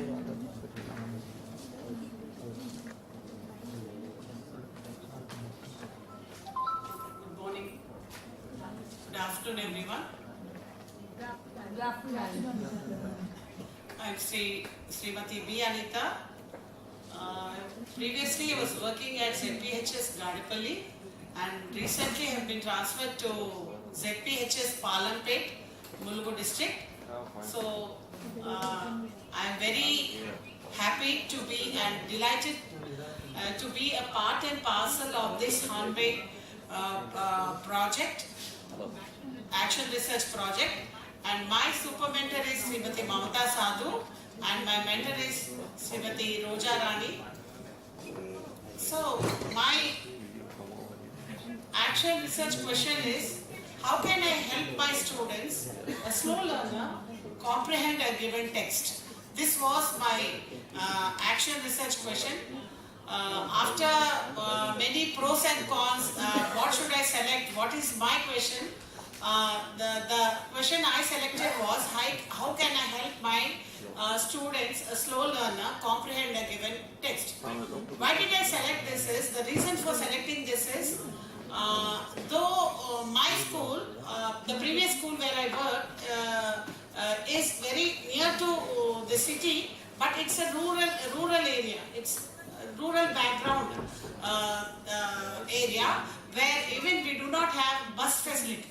Though it is 20 kilometers from Warangal city, we do not have a bus facility for that village, and almost all the students they do not have much exposure. They do not have any exposure of English language. So it has become, it was a tedious task for me to teach English language, especially for the slow learners. So I opted this as my, identified this as my research question. How can I make my child read a text in a, how can I make my child understand a given text? So the thing that, because comprehension is nothing but understanding a particular text at a surface level and at a deeper level also. So the child must read the text, understand it, and the child should be able to reflect, understand, and critically analyze also. But for a slow learner, it is very difficult to do all these activities. So this is the thing I have taken. So my intention was, by hook or crook, I should make my student understand the given text, at least to 50 or 60%.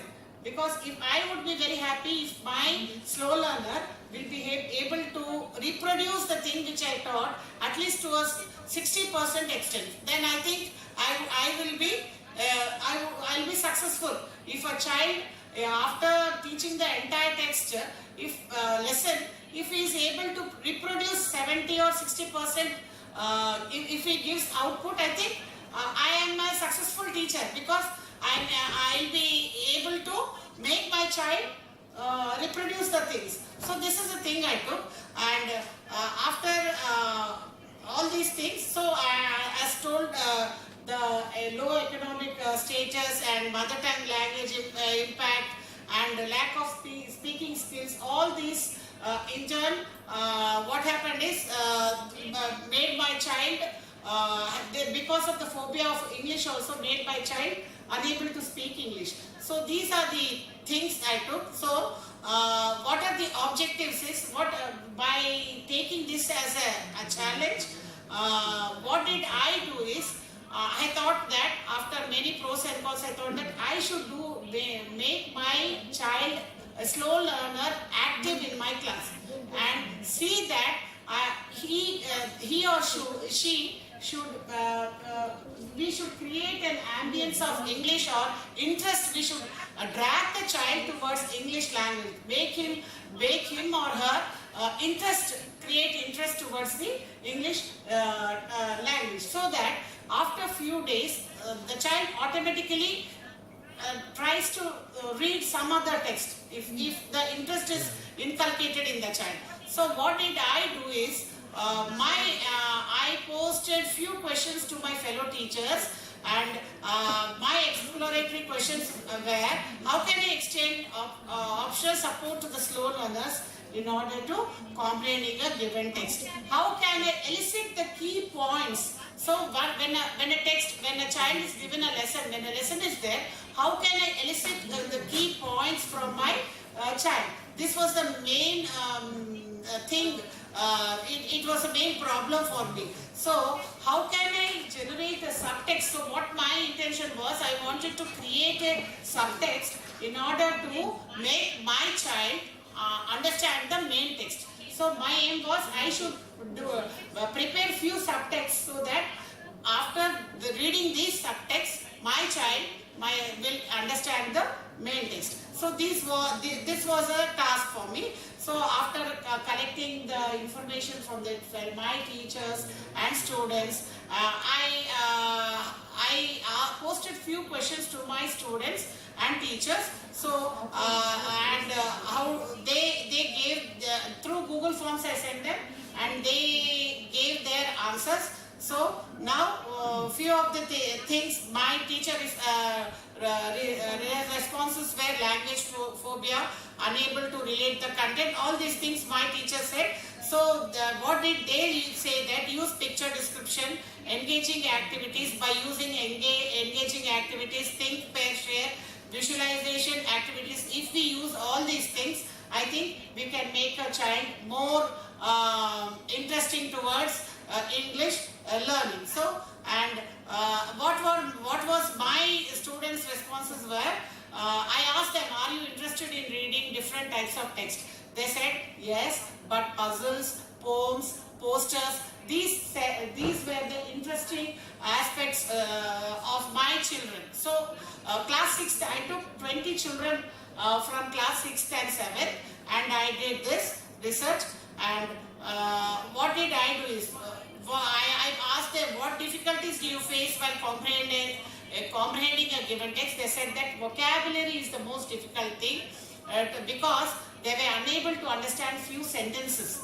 So now what did I do is, I posted the questions and they gave their answers, and taking all these evidences from the children. What did I do is, I prepared few pre-reading activities for each and every lesson. My intention was, my child should be able to understand the entire lesson. So I took class 6th and 7th child. For example, Puru the Brave lesson is there in class 7.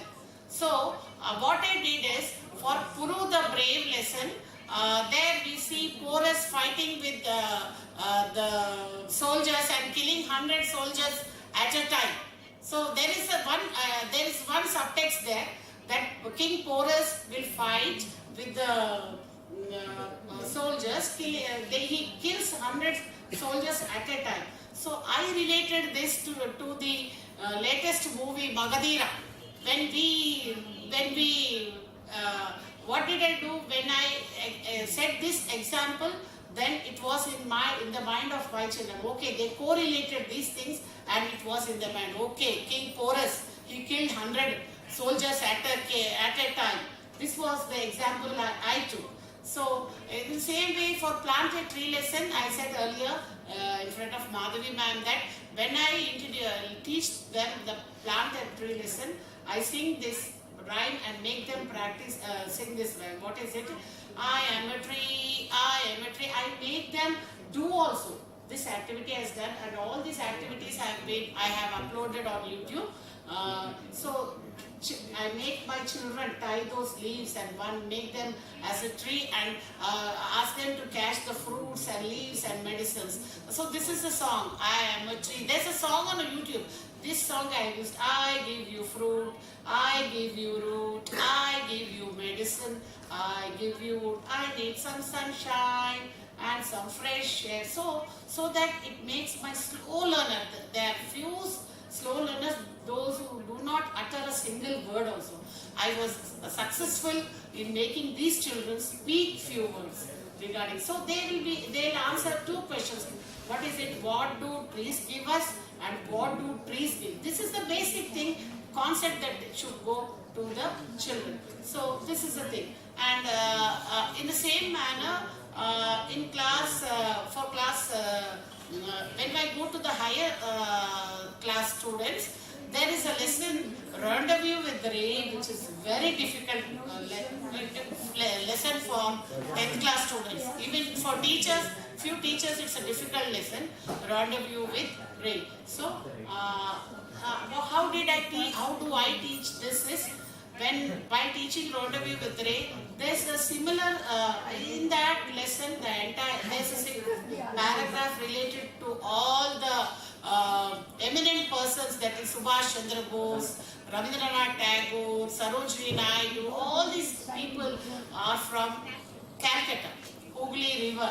So there's a song regarding this, a Telugu song, in Chudalani Undi movie. I relate this song. I make the children listen to this song, and then I write this song and then ask them to read this subtext. I use this subtext as the main to teach this main text, and when the child reads this passage, they'll be able to understand these things. So my thing is, what do I do is I correlate this.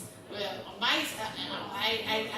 do I do is for each and every lesson I try to create a subtext. So Martin Luther King, there's a speech of Martin Luther King. There also I sing a song. There was a man who had a dream. He was a man who died for freedom, Martin Luther King. So all the things regarding Martin Luther King, I sing a song. So there was a man who had a dream. There was a man who had a dream.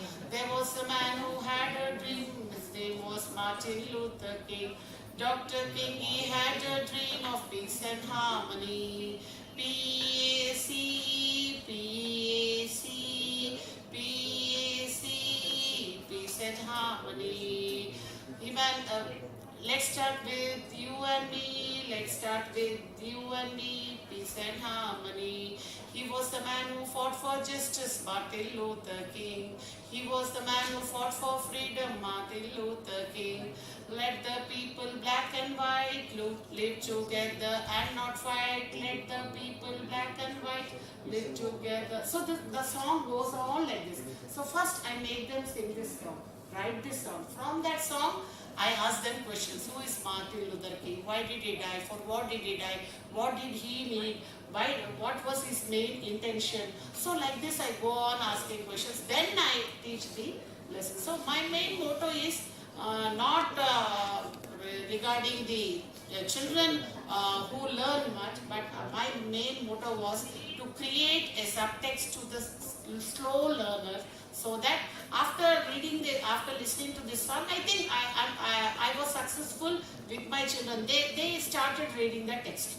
When this subtext was given, the children tried to read the main text. And similarly, for vocabulary and grammar also, I use many activities. All these activities have been posted on YouTube in the name of Anita Edla. So when you search, all these evidences will be there, madam. I thank my mentor, super mentor, and Vinedha Raju sir, and not the very Sampath sir for giving me this opportunity. Thank you very much once again.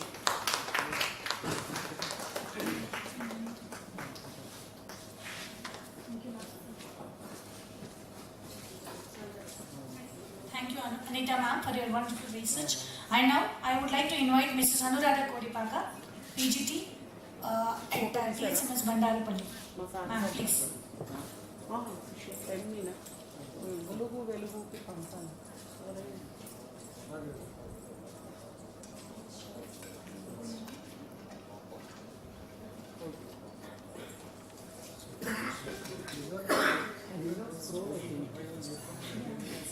You were telling like this, I did not scroll.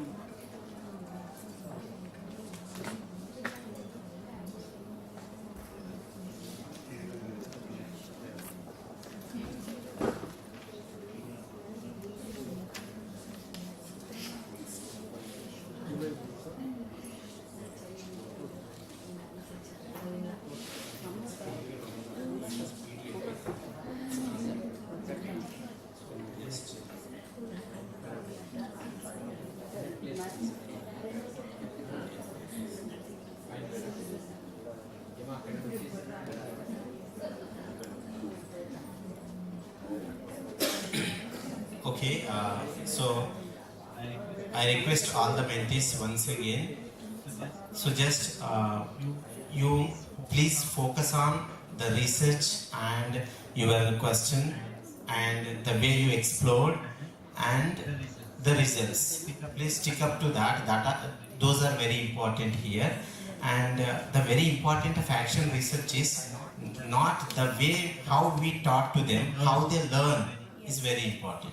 So please focus on that important items. Okay, thank you. I think you understood my point. Thanks all.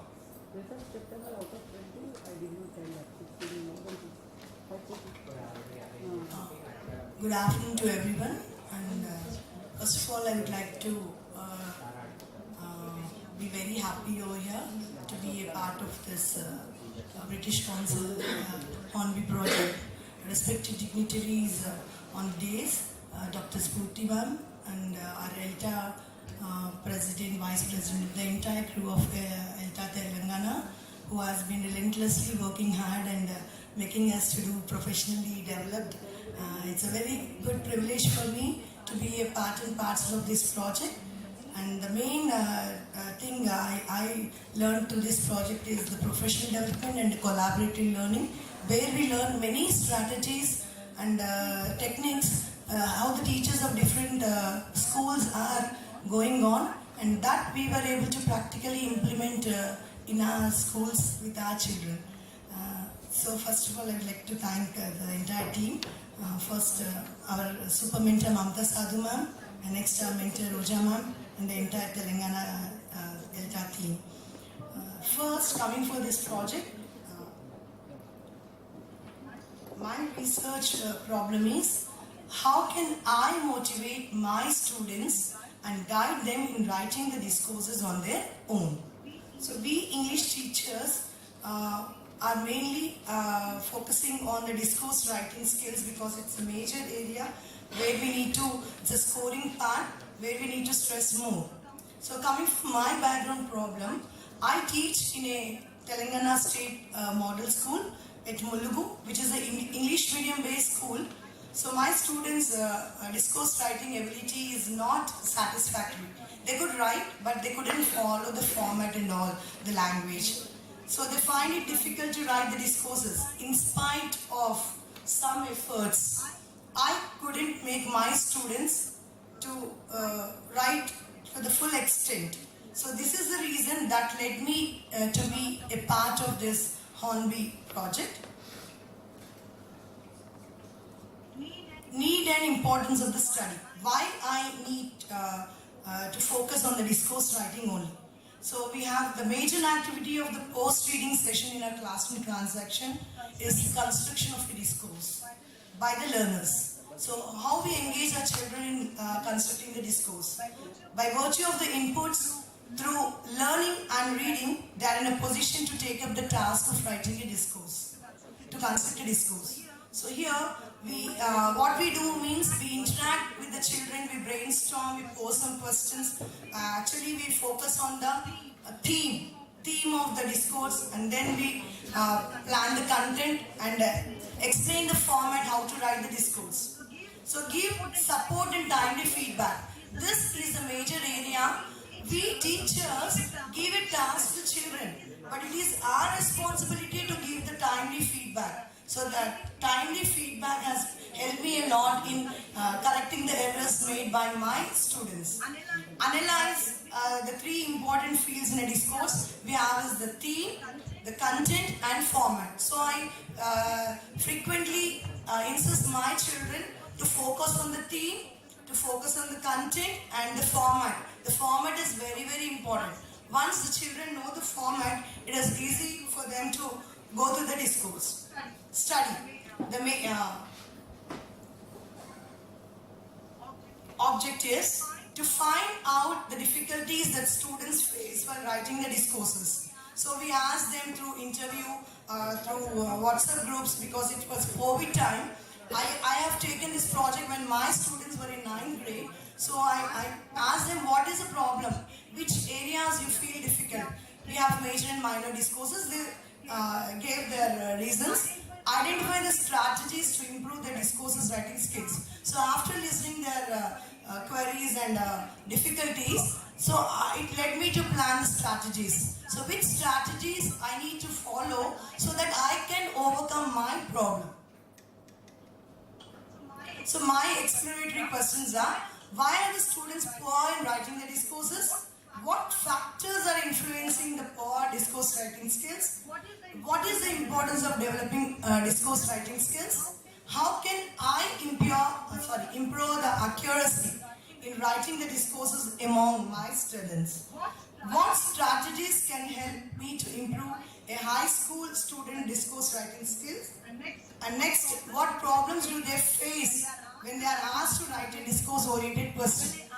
After the post-reading session is done, when we give a discourse-oriented question in the classroom, the children hesitate. Ma'am, how can we start? How should I start? So then we go for the continuous brainstorming and we will be explaining them the format first. Then by taking the inputs of format and the content and theme, they start writing. So actually what we do is, we organize the students in groups in the classroom transaction process. My classroom strength is 50, so I couldn't work out that sitting in the benches. So I take them to a separate hall.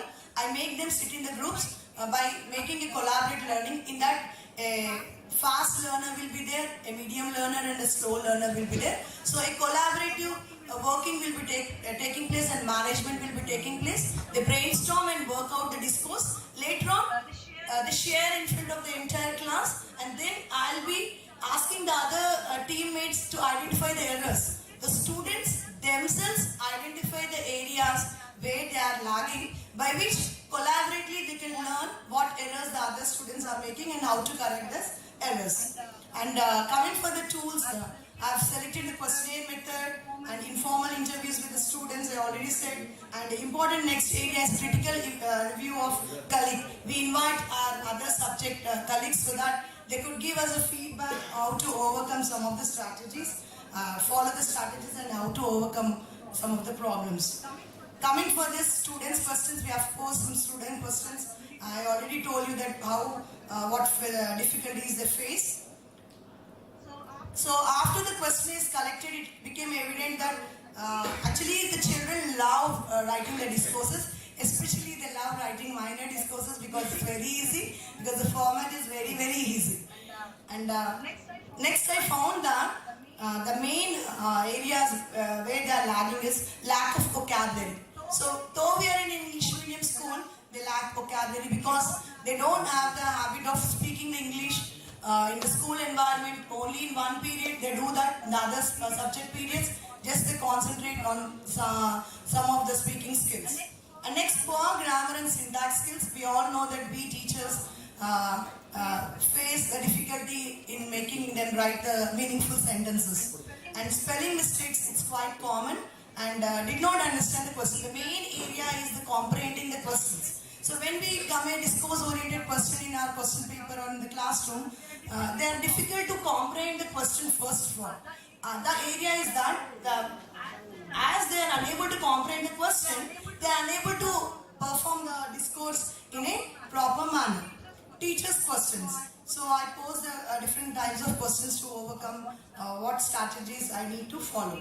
Teachers' perspectives. So I came to know that lack of knowledge on LSR, listening, speaking, reading and writing skills. Lack of English speaking atmosphere, I found that. And face difficulty in making proper sentence structure. Subject, verb, object construction is not there. And can't use suitable words. Wherever a discourse is there, they can't use suitable words because they lack vocabulary. And unable to express their idea due to a lack of writing practice is also a major area. They lack writing practice. Because the government school children doesn't want to sit hours and hours in writing homework. So mainly this is lagging. And face difficulty in implementing the discourse markers. We teachers teach the discourse markers, but they are unable to practically input that discourse markers wherever they are necessary. And this is the data collected from English teachers through Google Forms. You could see on the screen. And next, even we engaged our parents because we know that we need to satisfy our parental community. Unless and until we satisfy them, our task is not completed. So when I had a formal talk, they said that just we expect our children to speak a few sentences in English and write meaningful sentences. And we have involved our colleagues. And next, these are my students' works. Actually, during the lockdown time, Corona time, we gave them some tasks. So these are the presentations which they have submitted in the WhatsApp group and I have corrected online. And next, mainly my area is to make my children interested in learning the strategies. So I have used different strategies you could see on the screen. It's not clear. I have taken some personal narrative forms so that easily they could write a narrative.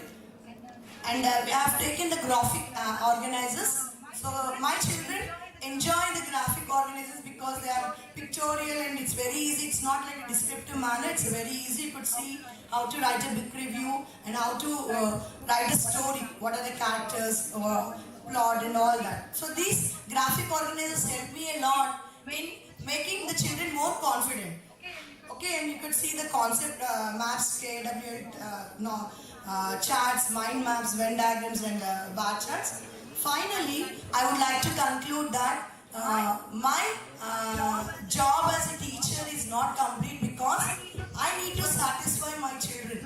So at the end of the day, I could able to find out that are my children in the class satisfied.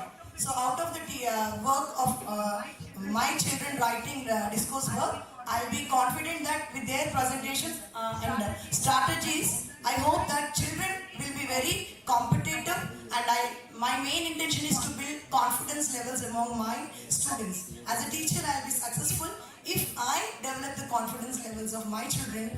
And professionally, I thank Elta for giving me this wonderful opportunity.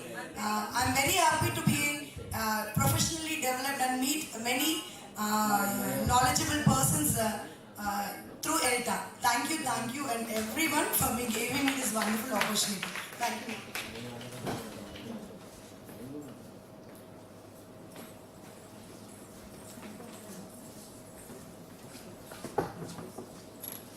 Thank you, Anuradha ma'am.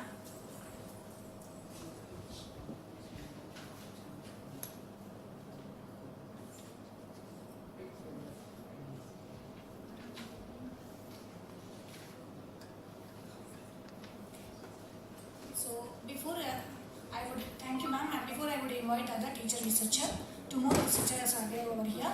I request the guest of honor for today present in the hall, Dr. Spurti ma'am. Ma'am, we would be grateful if you could give us a feedback or any other reflections, your own reflections, because your reflections will boost up our confidence and that would encourage us to do the research work. Please. Thank you.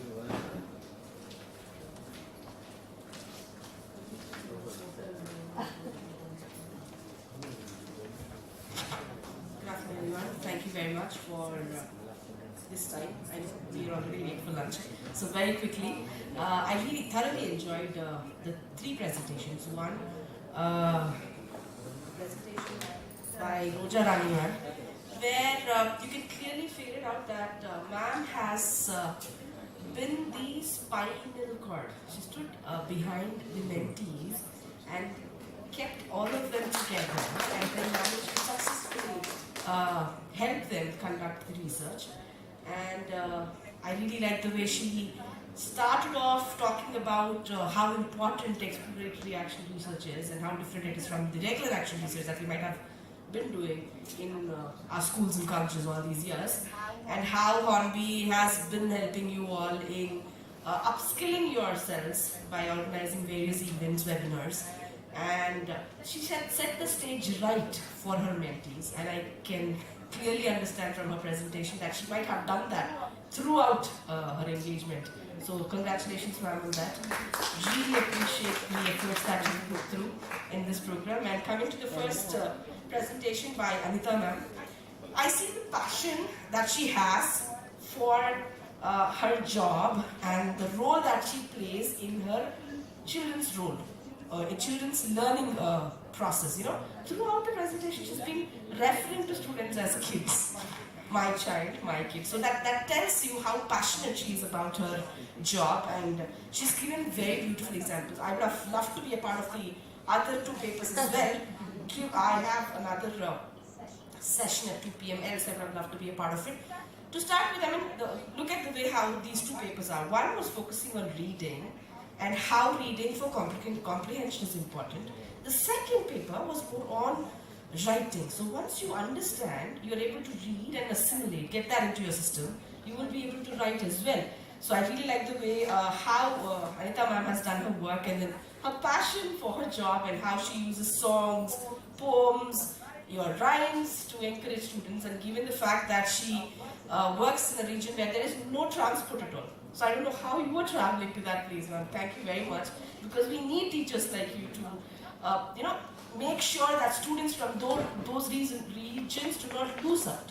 Thank you very much for all the good job you're doing, ma'am. Coming to Anuradha ma'am's presentation. Now, like we said, while Anita ma'am started off with reading, Anuradha ma'am was focusing. I really like the question that she asked. How can I motivate my students and help them write in English on their own? So we always give them these lead-ins. So I really like the way she used graphic organizers, and she did stress about timely feedback. That's one area that probably most of us, we give feedback definitely, but then there is a slight delay in the time, and by the time we give them feedback, most of our students probably would have forgotten what they've done. So thank you very much, ma'am, for bringing that up, and I really appreciate your work as well. So congratulations all of you for doing great work. Thank you very much for making us a part of this and taking us through the success that you've achieved and sharing your success stories with us. Thank you. Have a great lunch and hope to see you all sometime in the future. Take care. Good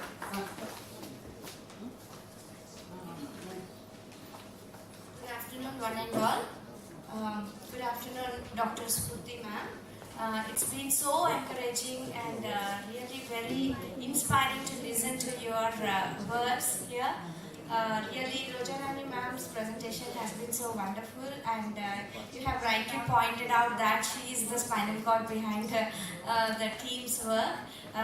Your words have been really encouraging, ma'am. Thank you so much for spending your valuable time here to listen to our presentations and give them your encouragement. But we will really miss you in the afternoon. We would love to have you here amidst us and listen to more of your insightful suggestions.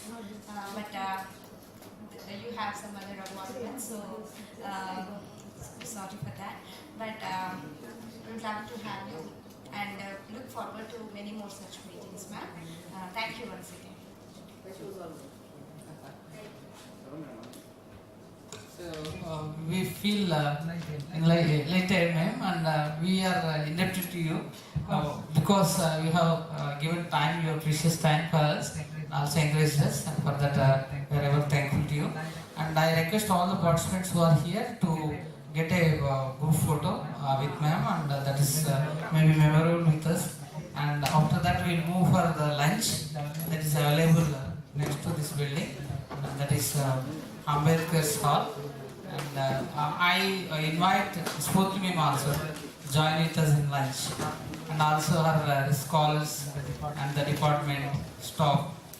Thank you, ma'am, for being with us.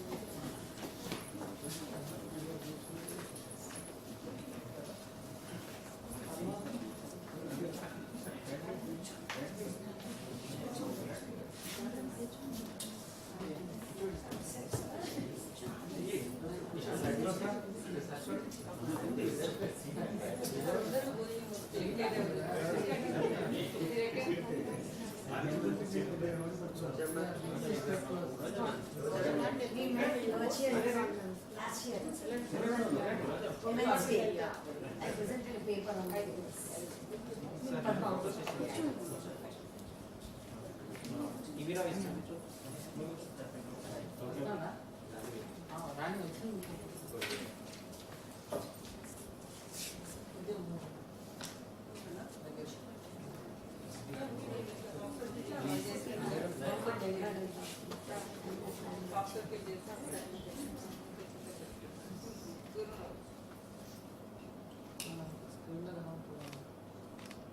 Banner display కదా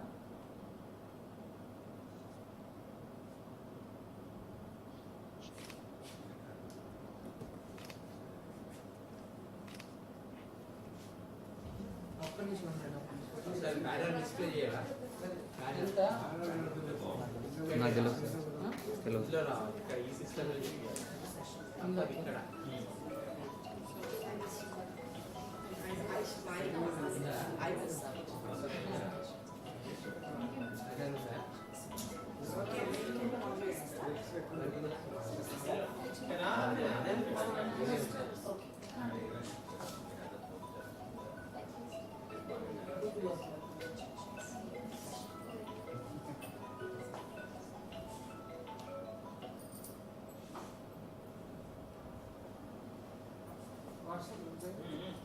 అదే చేస్తున్నా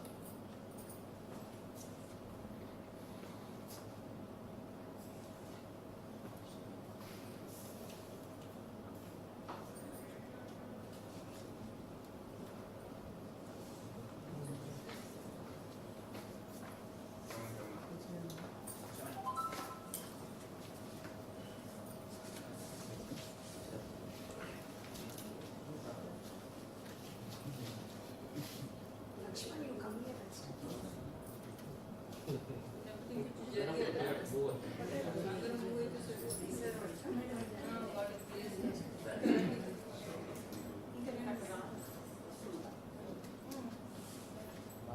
long one by one ఉండరు one by one shoulders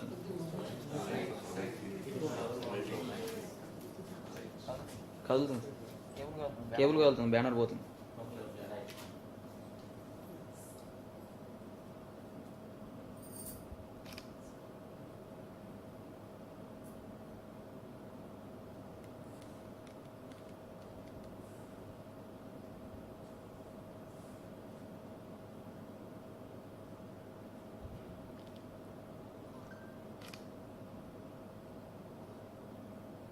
okay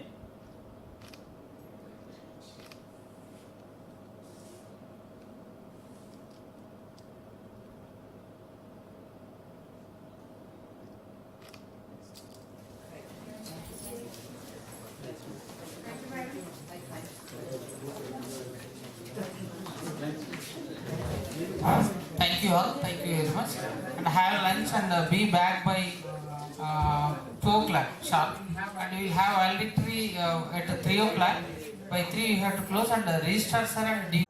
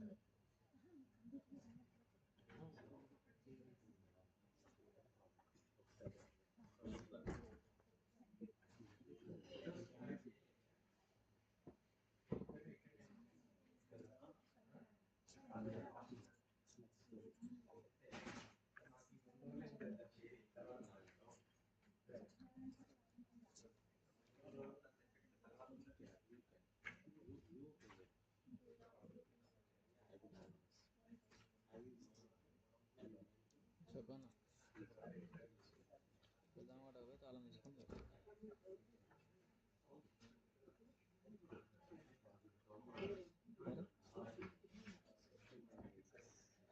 room కడ పెడతాను నేను వచ్చింది 12 గంటలకు ఇంటికి ఇంకా 12 గంటలకు లేపియాలా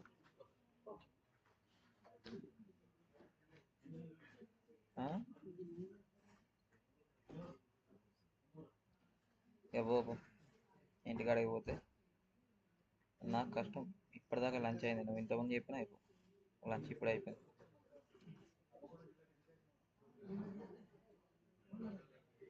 అదే అన్న లంచ్ ఇప్పుడు అయిపోయింది మళ్ళీ స్టార్ట్ అయింది ప్రోగ్రామ్ నువ్వు వీడియో కాల్ చేయి నీకు పెడతా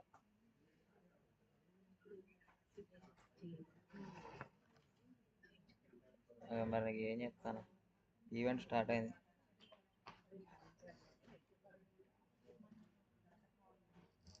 ఒక్కడికి ఇంటికైతే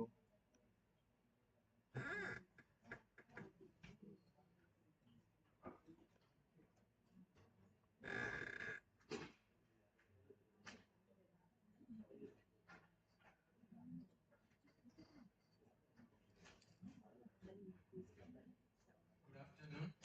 So, a small announcement.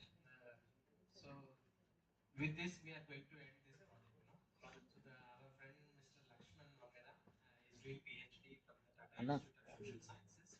So, his topic is the English language assessment, literacy, knowledge, practice, and need. So, during this PhD work, and he need our help. So, need our 2 online surveys and followed by participatory action. So during that 4 months time, so what he gained through the surveys, so he will ask us to think and try something new in the innovations, in the assessment point of view. So if you do that in the classroom, so that he is going to document it. So those who are interested to take up that and to participate in that, please contact Lakshman or also share your details in the group so that you will be the part of the action research team. Okay, it's a different way of doing research, but it is also related to exactly what we have done in the classroom. Okay, not like his PhD, but his PhD is also going to focus on how we are going to assess our students in the classroom. So this is a new era. So we don't have any good professionals in the assessment area, also in Indian context. So if we help them well, and he is going to become a good expert in the assessment area. Wish you all the best.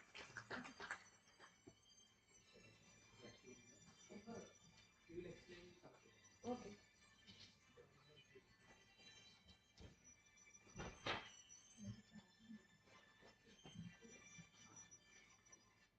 నేనే పెడతా నేనే పెడతా Please start. నేను next So, good afternoon all. I think don't think me as an intruder now of this session. Okay, as I hope you would take this as positive because we are very happy that we are in intellectual domain. So when we are in intellectual domain, it is actual the duty of teacher or teacher researcher or any kind of profession. Uh, Sharing of knowledge is very important, as Roja Rani madam said. So sharing of knowledge is inevitable. Otherwise, so what does research mean? Research means it doesn't mean to innovate the new things, just adding knowledge to existing. So just to expand the horizons of knowledge. That is what actually research does. Already some knowledge is there in each domain. So now we need to discuss how it is apt to the present situation and how we can better it. So that is actual uh, objective of any research. So, as Mr. Vinayadar said, uh, I am pursuing my PhD in Tata Institute of Social Sciences, Mumbai, and my so you must have heard her name. My guide is Professor Padma Sarangapani. She is one of the eminent educationists in India and abroad in some global context. And my co-supervisors and DAC members are Professor Maithili Ramchand and Disha Navani. She is also one of the experienced person in assessment, area of assessment. Her area of interest is assessment. So these three people, and we have another two people around us. That is different thing. So now, just I request all of you that my actual area is to how we can improve the language assessment literacy. Just this phrase is also a little bit new for our Indian context. Now, just research has been just started, and so literacy means still we are in very primary level. So that is the one thing. The second one. So actually, I have presented my proposal. To get my proposal approved, I have given nearly 7 presentations. I think it is really very Herculean task to get it approved first. Finally, I am allowed to collect data. So there.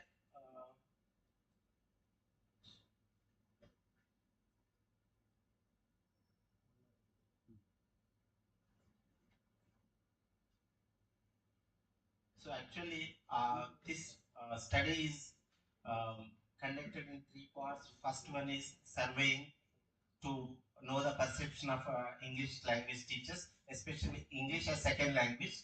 Second, interviewing some teachers. Third, the very important thing is participatory action research, where I'm going to work with nearly 12 to 15 teachers, and the teachers who are interested to take part in should give their consent form. I'm very fortunate Mr. Vinedar has given his consent, and already Salome, Snehalata, Roja Rani and Padma madam, they have already said they are ready to join in the group. So when work with these people, I will also be there as insider and outsider. So I will be one of the participants, and I also collect the data while the things are going on. So my role is as insider and outsider. Anita madam has also given consent. So here the importance is everybody has got its own philosophy about assessment. But here, no, so we should explore the new things. So in our discussion, we have to explore such new techniques and strategies, and we should document them. Okay. Then it will be made public. So that is actually the thing, and we as a teachers, you all know very well, we have been given many trainings and methodology than assessment. So it is actually we all know that it's been a neglected area in our pre-service and in-service training programs. So this group will bring out one intervention. Okay. So that may be useful for our teachers. So that is actually a plan. And while we are bringing out this intervention, the researcher will study what kind of changes in how the group is discussing, and everything the researcher will look after the things, and there we need to give some reflective diaries too after participation of every discussion. And the thing is, we need to spend nearly 2 hours in a week, 2 to 3 hours in a week, and it depends. In a week or any day, the group will decide everything, not by the researcher.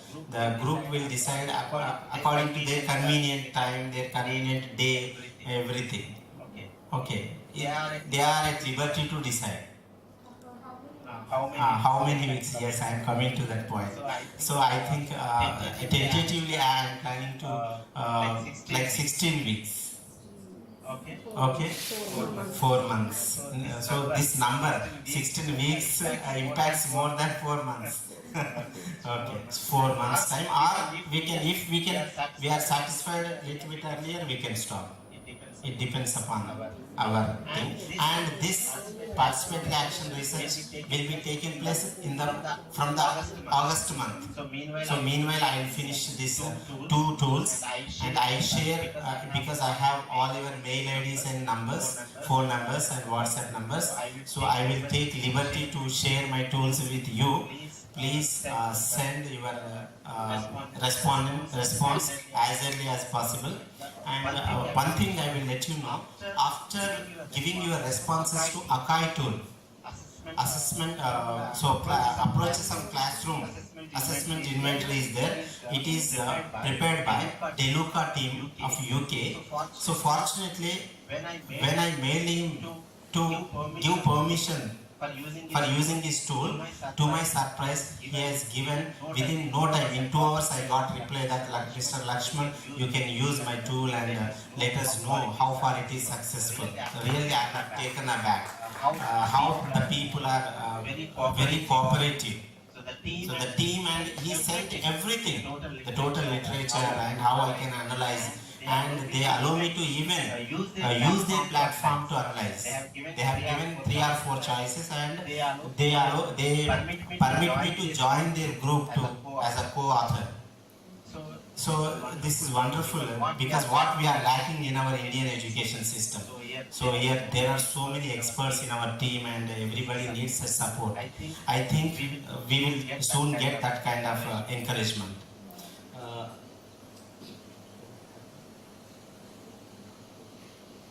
One more thing I will show you.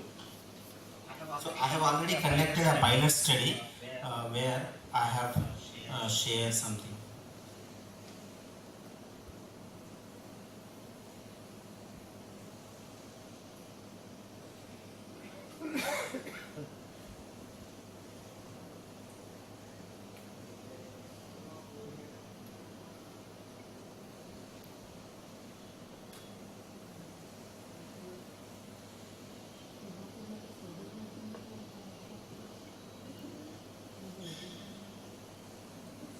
Okay, after you give your responses, so I will send you this kind of a profile of your approach. So each respondent will get this kind of profile, your personal profile about your approach to assessment.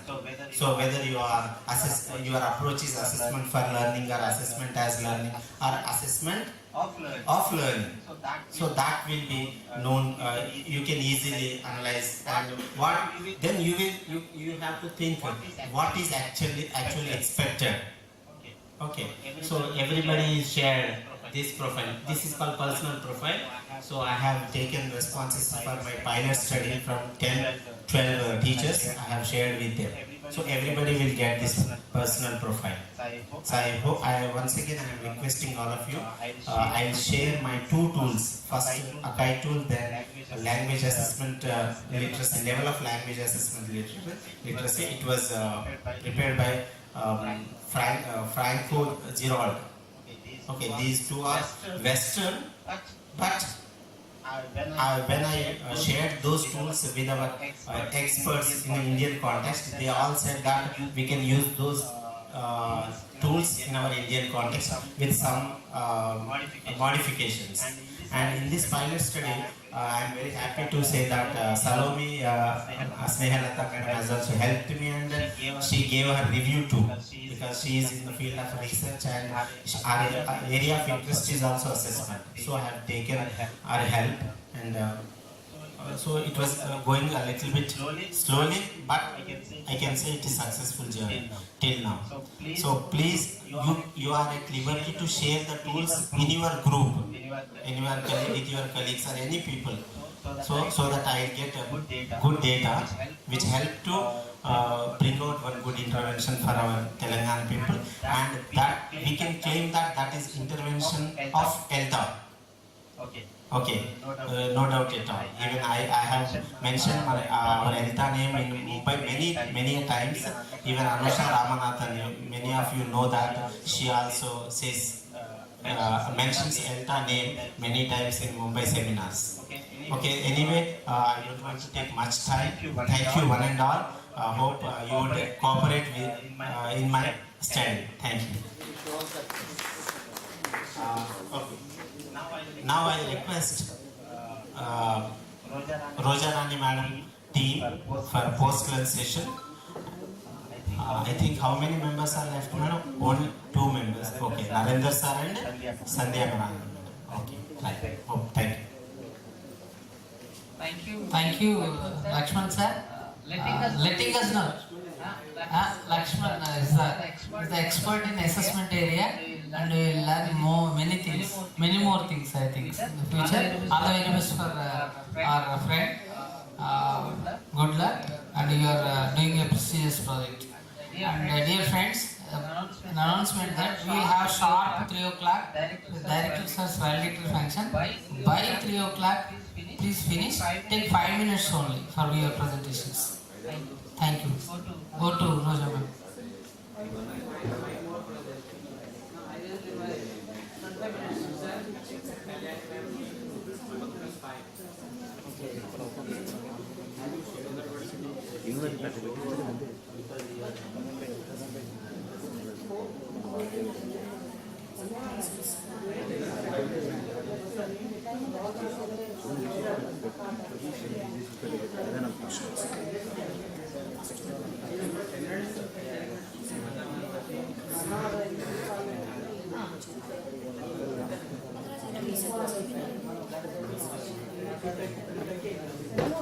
Now I invite, good afternoon everyone.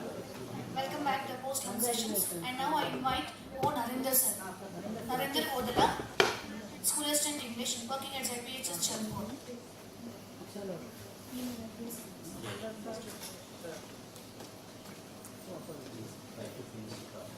Give more focus on problem and solution. Thank you, madam. And good afternoon to everyone. Sir, I am Narendra Odala, School Assistant English from ZPHS Chalpur. Sir, I am very happy to stand here because of its prestigious dais. Yeah. So, directly, I am going to research area. So, my problem is, sir, interventional strategies to develop reading skills and comprehension in English language among the students. So here I took this problem as a main problem for the rural background student. They are unable to get understand the words and context and text. So for that I took this as my research problem. Sir, how to change this? Press that. Okay, sir. Okay. Background of this problem. English language learning is a colorful dream for every rural student. Not only rural, every student. Yes. So I request Salome Snehalata madam to chair this session to all the 5 presentations. Okay? Okay, thank you. Yes.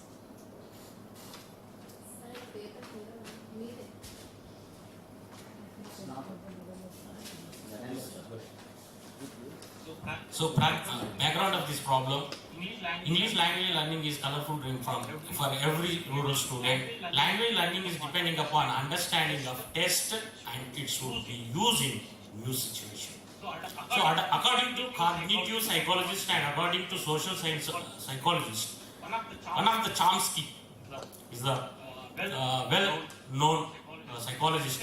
He said that first language learning already it is a ability in the human being framed by LAD, language acquisition device.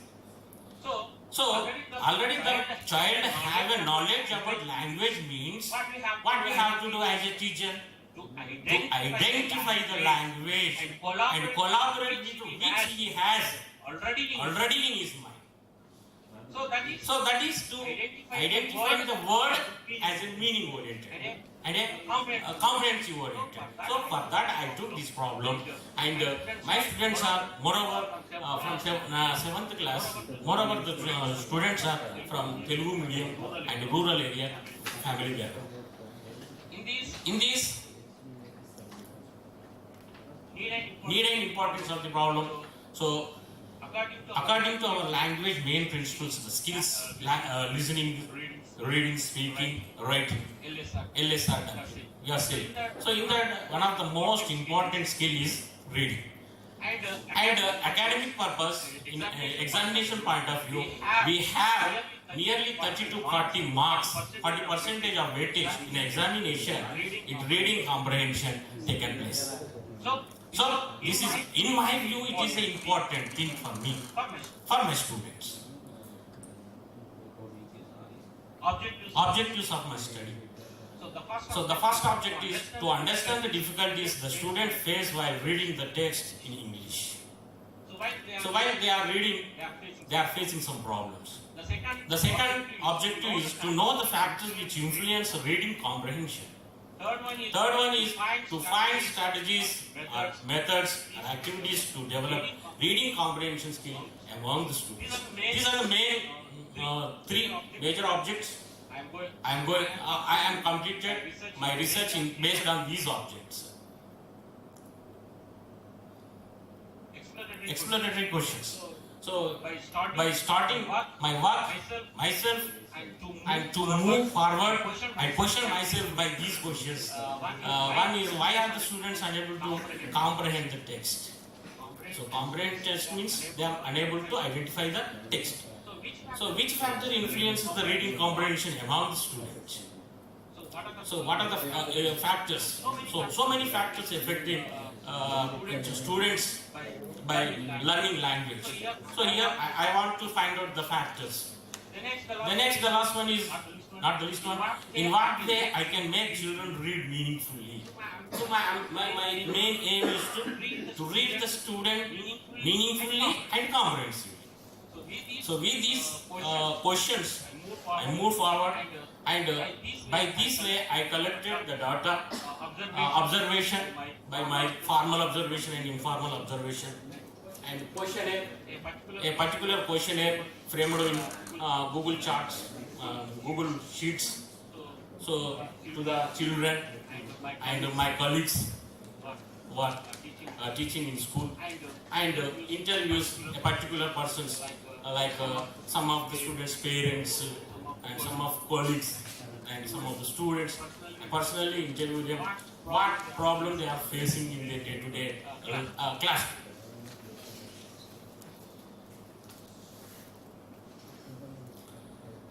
I prepared a questionnaire for student perspective.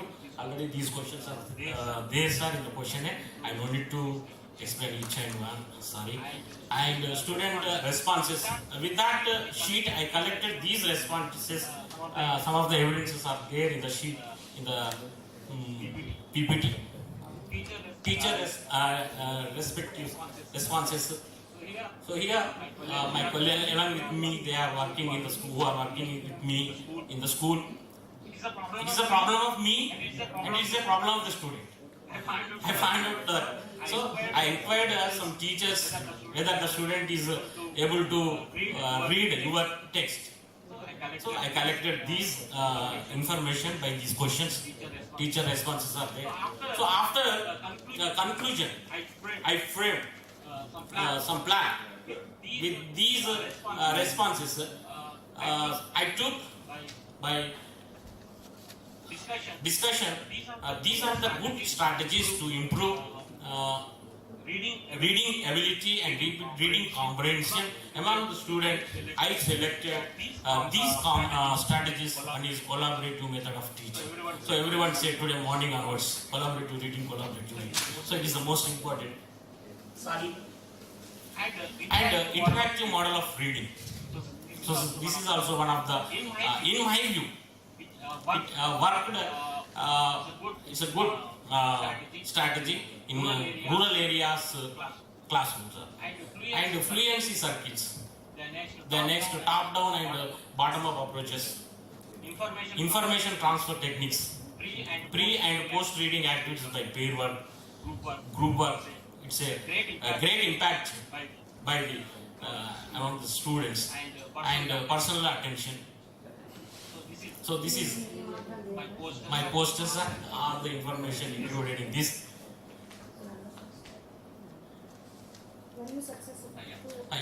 Here, sorry, I lost that slide. So here, I practiced these strategies 3 months in my classroom. I got nearly 55 to 63% results. Is my personal view, ma'am. Because of with this project, I can understand the student as well as I can understand myself. Because of how much scope I am giving to the children. Previous action research, before that, I am the one-way teacher. So after this, whether the problem is in my side or student side. So with that, I am also having that problem and I gave a lot of space to speak and to read some time to students. In that, I learned that thing by action research and as well as I got good result by using these strategies. Thank you, Ananda. Sir, be prepared to again the fourth wave is coming. Thank you. Thank you, sir. Thank you to Elta and to coordinator Vinay sir and to Sadhu Mamata ma'am and especially Roja ma'am. Thank you. Thank you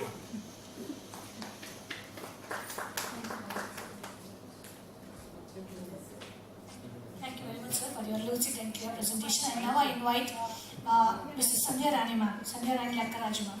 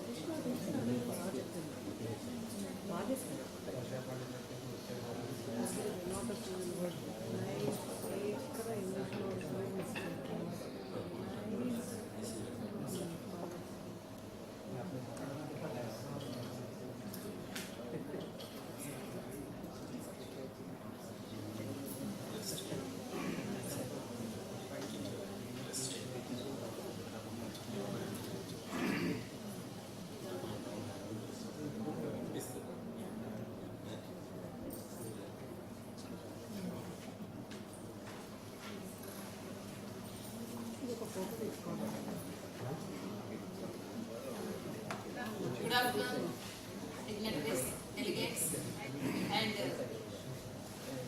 our course coordinator Vinay sir, super mentors, and Elta fraternity, and all my co-researchers, teacher researchers. It's my privilege to be part of in this program, Action Research, sir. I am L. Sandhya Rani, working as English school assistant, ZPHS Katrapalli, Shaipet Mandal. And my research question is, I took oral communicative skills topic. How can I develop oral communicative skills and speaking proficiency among my students? And this is my question, action research question. Why did I take this topic? Means I identify I have been teaching English for classes 6th to 10th since 30 years. So in these 30 years, all my worries were only focus on how best I make my students reading and writing. whatever the context given to him, how better he comprehend and how better he could write. So, speaking skill is knowingly, unknowingly neglected and due to time constraint and running after syllabus. So many factors are there. So, I found that I observed the most of the students do not take part in speaking actively, which is most important in a student's life for his future. They hesitate to speak English in the classroom and out of the classroom, afraid of mistakes. So, I decided to take this topic as my research, and it is very much essential and important to communicate, develop communicative skills among the students, because the student has to face many interviews and vivas in his future life. So I feel it very important, and his real life situation also. A student, a child who can speak better English can survive anywhere and everywhere. So I feel it is important to develop oral communicative skills among the students. And for this, I set some objectives to find out difficulties among the students while speaking or conversing, to enhance their confidence in speaking skill and improve their fluency, to enable the students to learn English language skills, to shed inhibition or fear among the student, and to improve their pronunciation and intonation. So, and for this, I set some exploratory questions. How can I make my students participate actively in oral communication? Why do they find difficult to frame even simple sentences? What are the activities can I adapt to create interest among the students? What are the best methods and approaches to motivate and improve their communicative skills? So, for these questions, I selected tools to collect data. I prepared some questionnaires and collected students' opinions using different types of questions, open-ended and close-ended, like that, by conducting tests, giving some questions, and I got responses, and formal and informal interviews inside the classroom and outside the classroom.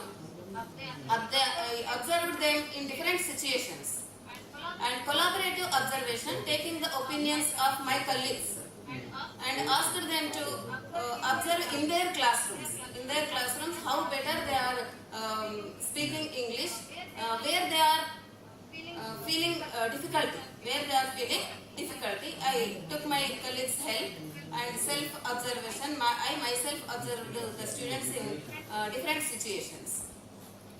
And for this, I prepared some questions for teacher perspective questions and shared in the form of Google Forms and collected their responses. And I gave some questions to the students also. Do you enjoy speaking English? Which topic do you feel difficulty? Like this. And I got some responses.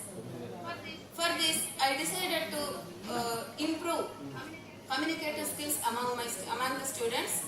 For this, I took some approaches, methods and strategies and activities. I took collaborative method. I feel better to improve communicative skills, and direct method by asking direct questions and introducing themselves, like that. Communicative approach, situational approach. Whatever the work they do, they have to speak in English. For example, if he is absent for the school before day, he has to tell the reason for his absenteeism, like simple sentences, words and phrases. And role plays, picture interaction. By showing some picture, he should speak about the picture. So I took this type of methods and strategies. So for this, I took the help of TPR method, total physical response, and TPS, and jigsaw language games. And I selected 8th to 9th class from students, 20 students from 8th class and 9th class. I conducted 3 to 4 months survey and research on them. But I got 50% result. 50% 50% result from the students in a better way, and 20 to 30% result the students who are performing in average. They are on the way to improve their skills, and 20% students still I have to work with them and I have to improve them. And thank you one and all.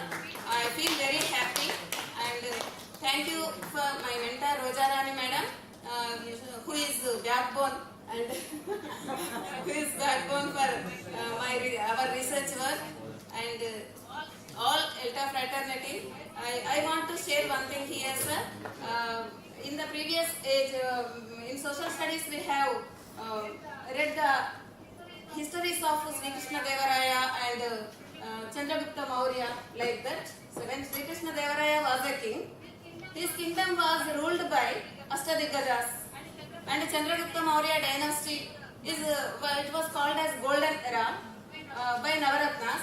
Just like our Bhattini Komraya sir was the king of our era, and Ashtadigajas, Navaratnas sir, like Vinay sir, Venkateshwar Rao sir, Sampath sir, Lakshman Mangara sir, Padmavati madam, Rojarani madam, and so many, too many, Ramana sir, so many, too many, Ashtadigajas, Navaratnas are there in our Elta.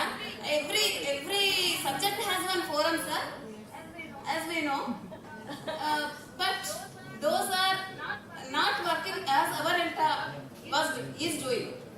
So, with the help of Elta, Not as effective as this.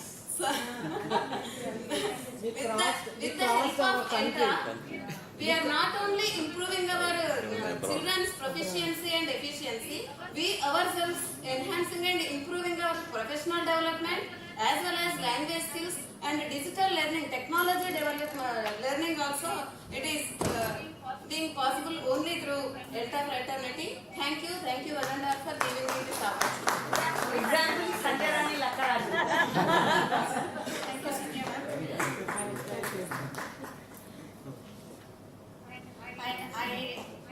I take just 2 minutes. Thank you all, teacher researchers and all teachers to be patient. And I take 2 more minutes to just show the posters of 2 teacher researchers who are unable to present over here because of the unavailability of sanction of CL. Actually, they are not being sanctioned. They were not sanctioned this year. So that's the reason I need to just show the poster. I won't explain things. Sir, please, in order to satisfy them and at the satisfaction of myself. Hope you won't mind. Lakshman sir, could you please?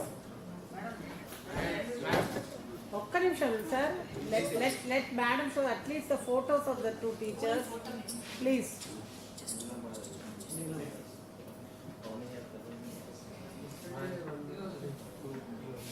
Sir, this is actually all the teacher researchers, all these have been a part of this theoretical conference, sir.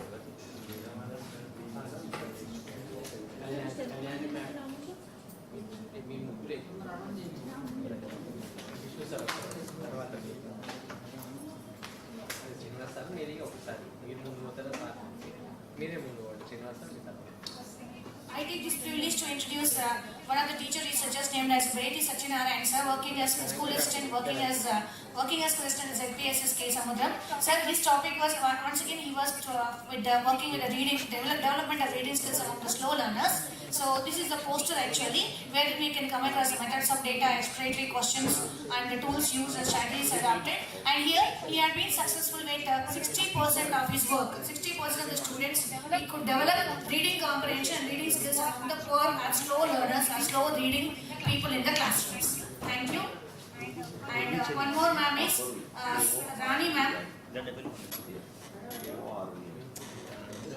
So this is the topic of Rani ma'am. She is also working as school assistant at ZPSS Velikata of Mahbubabad district, and her topic is she wanted to develop the language skills, especially the speaking skills, and also improve the mechanics of reading and writing among the students. And these are the strategies and exploratory questions and the tools adopted, and also the methods of data collection. She has also been found to be successful up to 45%.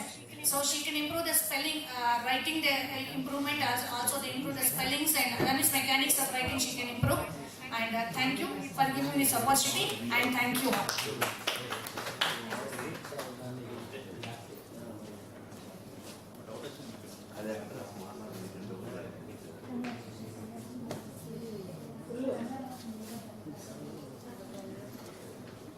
Okay. Thank you, Rosa Rani madam, and congratulations to you and all your mentees for presenting successfully. Okay, I can say more words, but due to paucity of time, I can't describe your journey a lot. Right. Now, I invite Neela Madhavi's team. From her team, Nune Vishnu sir is there. He came all the way from Nalgonda. Okay. Okay. Vishnu sir, please. How many please, 1 minute. Anyway, we have invited him. So let us give a chance to Nune Vishnu sir first. Then we will go to Padmavati madam's team. Okay. I invite Vishnu Nune to come on the dais and give his presentation. Please follow the time. Okay. Very sorry. Actually, you must be given more time, but please understand.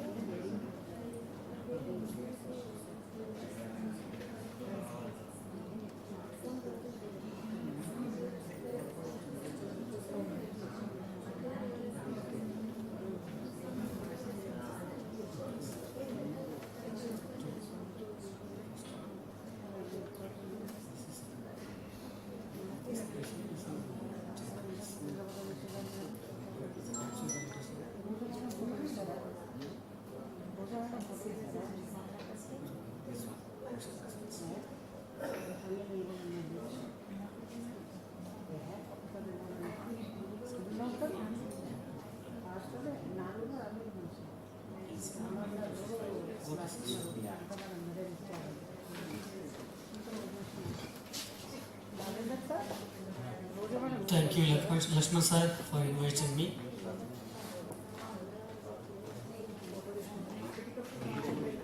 Respected President and Secretary of Elta Telangana, Venkateshwara sir and Vinadhar sir, and team members, Chairperson of afternoon session, Salome Snehalata ma'am, super mentors, my fellow teacher researchers, and today's teacher attendees. A beautiful afternoon to you all. This is Noone Vishnu, a school assistant in English, working at ZP High School, Mahamidala in Tippatti Mandal of Nalgonda district.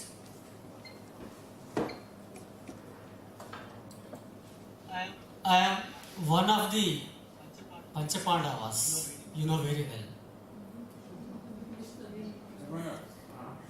In my team, 5 teacher researchers are there. I am one of the Panchapandavas. Okay, nice. And in reality, in real life also, I am one of the Panchapandavas because we are 5 brothers. Lucky number. So thank you for your clapping. Yeah, not Arjuna. Okay. So before my presentation, so I would like to speak a few words, very few words, on behalf of my mentor, Dr. Neelavadavi ma'am, my super mentor, Sampath Kumar sir. So our mentor was unable to attend today due to her personal reasons, and remaining 3 teacher researchers, Radhakishan sir, Veena ma'am, and Praveena ma'am also gave a presentation yesterday itself. So, and Anuradha ma'am. So Radhakishan sir and Anuradha ma'am and Veena ma'am, due to their personal reasons, they couldn't attend this session. So I am the only person left over for my presentation. So in brief, I would like to add one point. I am working at Telugu medium high school. As you know very well, the difficulty of Telugu medium students in learning English language. For that, most of 5 teacher researchers have chosen speaking skills because it's a burning issue at Telugu medium schools. So I too have chosen speaking skills, and as most of the teacher researchers have found out the difficulties, at Telugu medium schools for learning English. So I too found the same, and I have chosen a different type of activity to overcome the issue of my school children.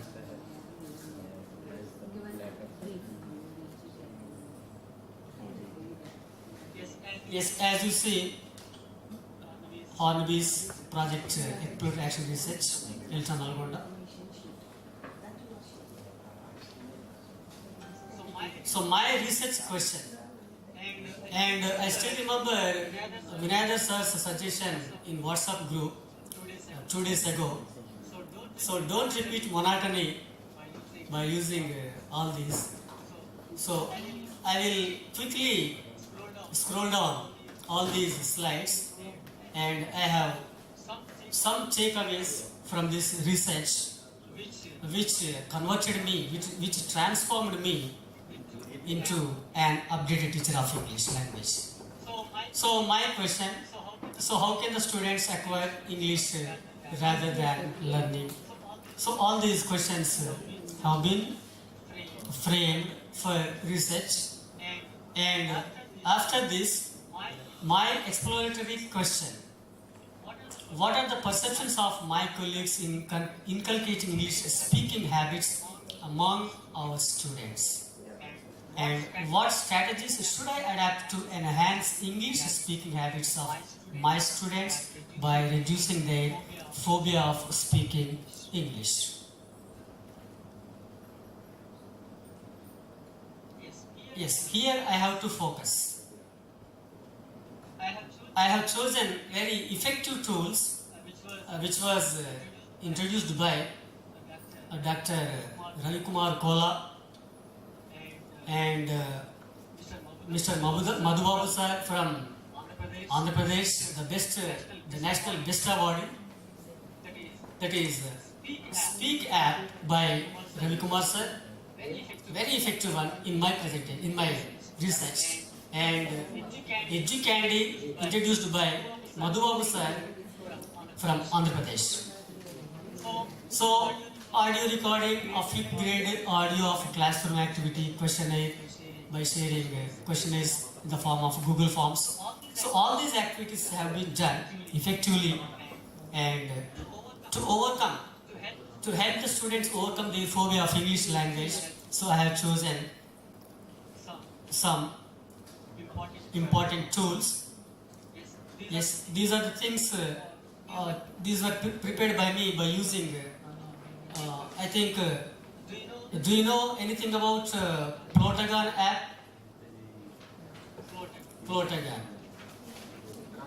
Yeah. Thank you, ma'am. So Plotagon app also helped me in preparing, in making videos to create interest among the students towards conversations. So I used this effectively. Next one, so this is my school, and questionnaires were already shared with my students and teachers also. So all these things done by my fellow researchers. Next one, Lakshman sir has suggested all the teacher researchers to focus on the main topic. So what I learned from this and what I taught the students, what my students learned from this research. So how they were and how they are now. So Lakshman sir, I have one more slide. This, please help me out.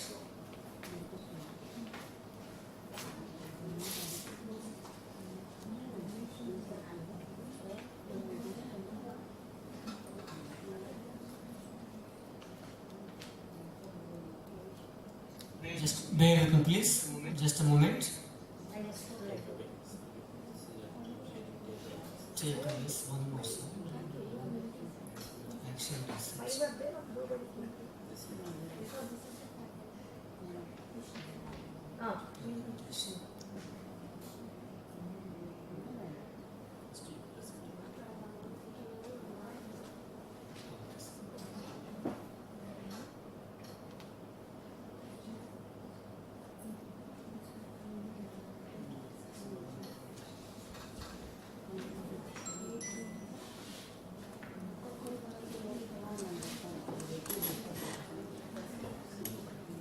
So, what are the takeaways of this exploratory action research?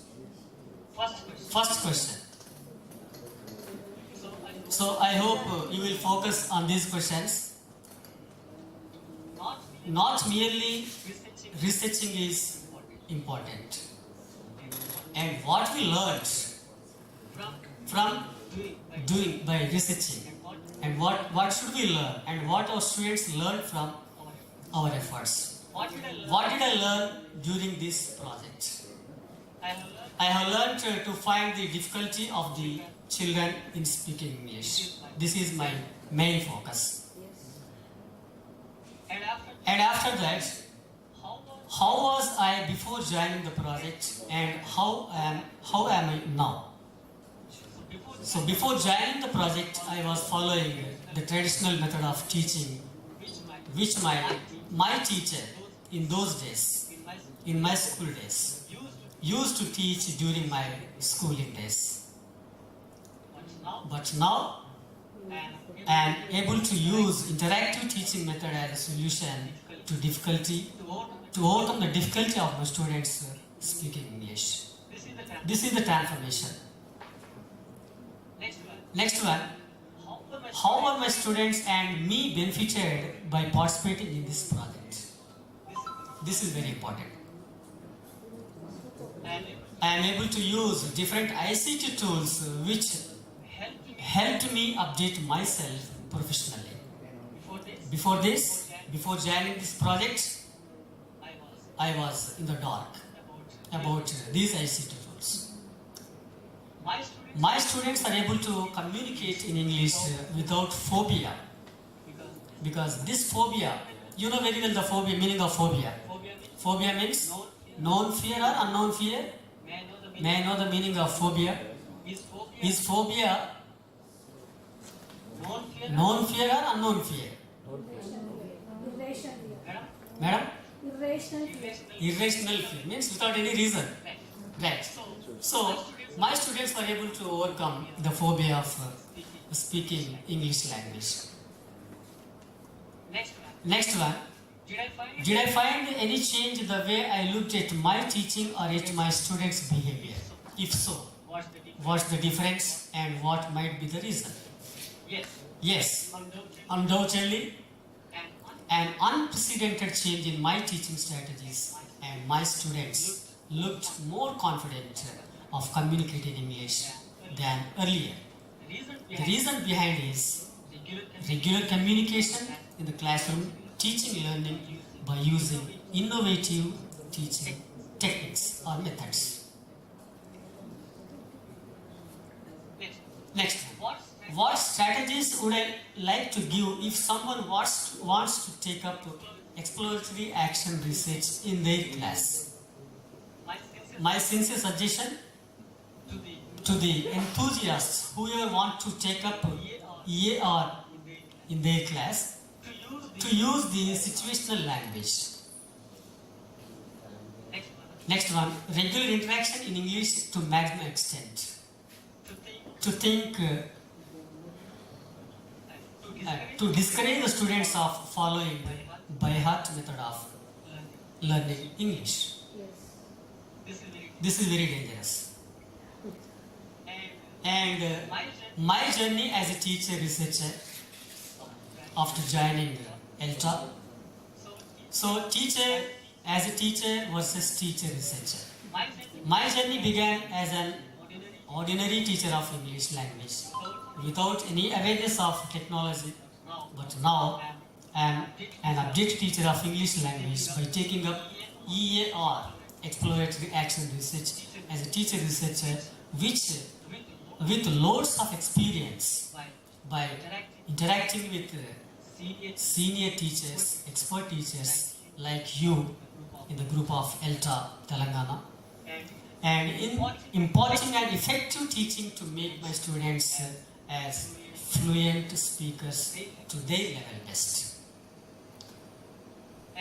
And one more thing I would like to say that we are very fortunate to begin English medium at all government schools from 1st class to 8th class. This is an added advantage to all the teachers of English language to overcome the phobia of English language and make the students feel confident. If I'm asked to do the similar, am I consuming time? Please forgive me. Because I am on behalf of Nalgonda team. So with the permission, with your permission, I would like to use some extra time of 5 minutes only, not more than 5 minutes. If I am asked to do the similar EAR project in future, what changes would I like to do? If I am asked to do the similar EAR project in future, I will explore as many innovative ways as possible to keep up with the changing trend of teaching English language, to make my students as fluent speakers and do justice to my profession. And our mentor Neela ma'am,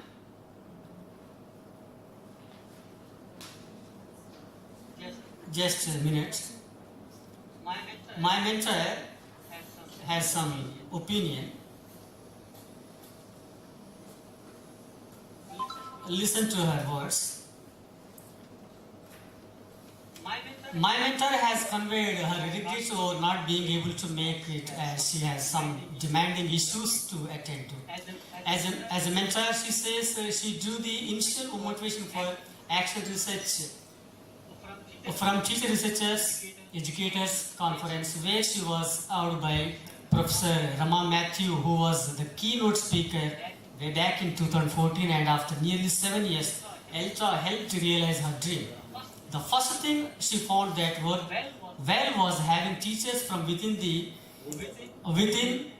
Nalgonda district getting to know each other by inviting them over for dinner, and that paved way for bilateral discussions in classroom issues and problems, and discuss possible strategies that could work in each one's context and try it out in action phase. She says she found this pride fulfilling one her life's desire and appreciate the support got her mentees. Coming to her challenges, it was quite difficult to resist herself from suggesting solutions and offering methods and strategies that she believed worked well in her long experience of 3 decades. Yet she overcame the challenge and allowed each researcher to come out with their own action plan, and that makes each one different and apt for the context. So,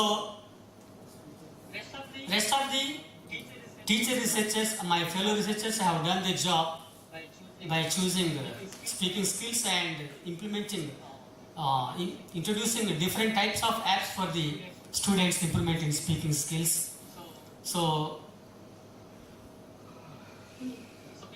before we conclude, our mentor and we, the teacher researchers, salute the team leaders, Venkateshwar Rao sir, Vinayadhar Rao sir, and our super mentor and coordinator, K. Sampath Kumar sir, for paving the road for successful completion of our exploratory action research.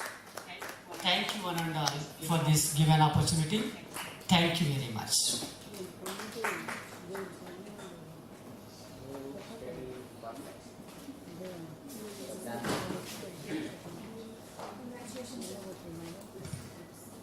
Okay, thank you, Vishnu sir.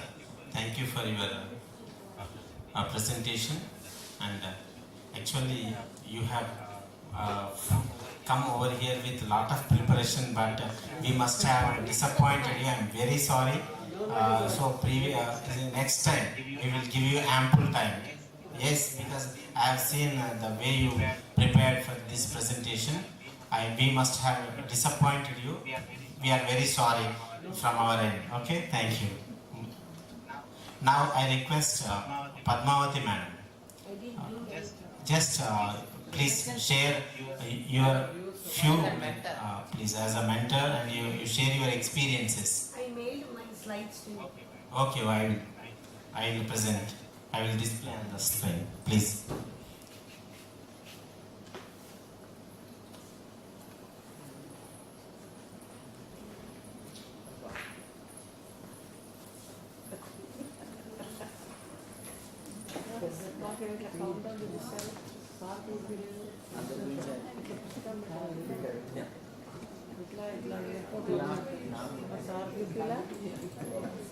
పెద్ద పుస్తకం పెట్టారు 5 researches ముందు అడిగాను ఎక్కడే వచ్చారు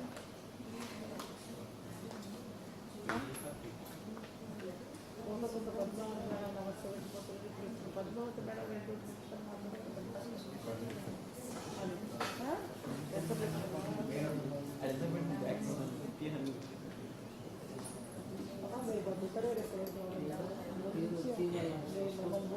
కొబ్బరికాయ కొట్టుకున్నారు రావాలని కొబ్బరికాయ కొట్టుకున్నాడు లోనిపోయింది.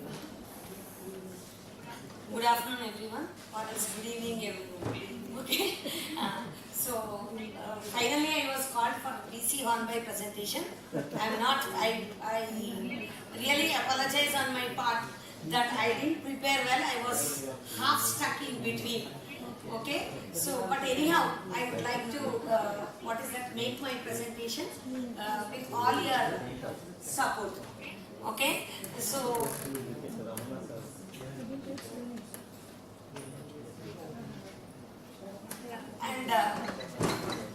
my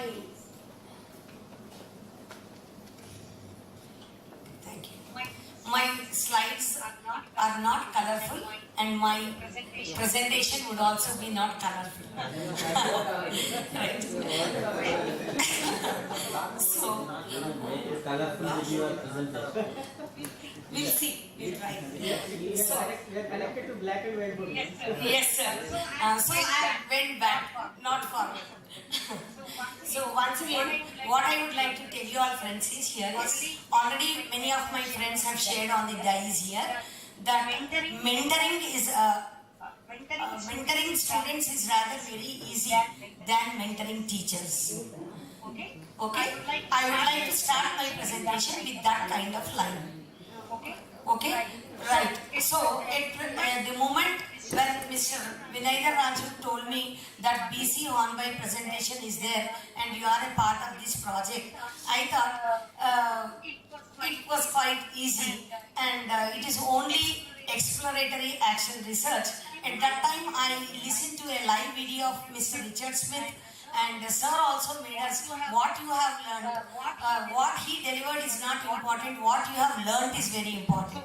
So what he told us was, you check your timeline and start your presentations on each chapter. And on that day, I didn't realize that Mr. Vinayadhar Raju is again going to focus on exploratory action research again. I just thought like this, I should read that Richard Smith's topic and present it before Elta people. What is there? It is very simple. The underlying implication, I didn't understand. Really, very frankly, I am telling you all. So, on that day, I made my third chapter or fifth chapter, my presentation of Richard Smith's topic. On that day when I was presenting also, I did not think that practically it is very, very impossible, and it was as easy as a theory, I thought. And I just looked into the topic, and Sir Richard Smith, really a great personality, who presents his presentation in a very lucid and simple style. So I thought it as in the same thing I can present, and on that day also, Mrs. Roja, she negotiated with me. You take third topic, fifth topic. Why are you again running behind the race? Again, whatever the topic was left over, I selected one topic and I presented it. Later, finally it became like this. The topic went away and on-by project became the forefront. So now I thought that the presentation was made only because I have to do really the practical. On that day I realized. When I realized that one also, what sir told me is, you just fill it Google form, write 5 teachers' name, it goes off. And I consulted, Vinayadhar Raju sir, locally 5 people, how could he find out? I thought I couldn't look through his lens. So I just made a call to Lakshman Mangara because I know about his internet connection. Yes, I know him because he's my close brother. Okay, and I didn't, at that time also I didn't realize, very Sampath, I do not know, that he has a large network. He knows that I speak this, so he went up. So, Lakshman Mangara was there, he said 2 or 3 names. I just wrote Google form and I made a call, moreover, with more ambitious, I made a call to Roja also. Okay, although she was in the class, I disturbed her, like this. I told, and she wrote 5 names, and literally she was successful. I drowned in it. Because I do not know, on that day I didn't realize this on-by project is going to come in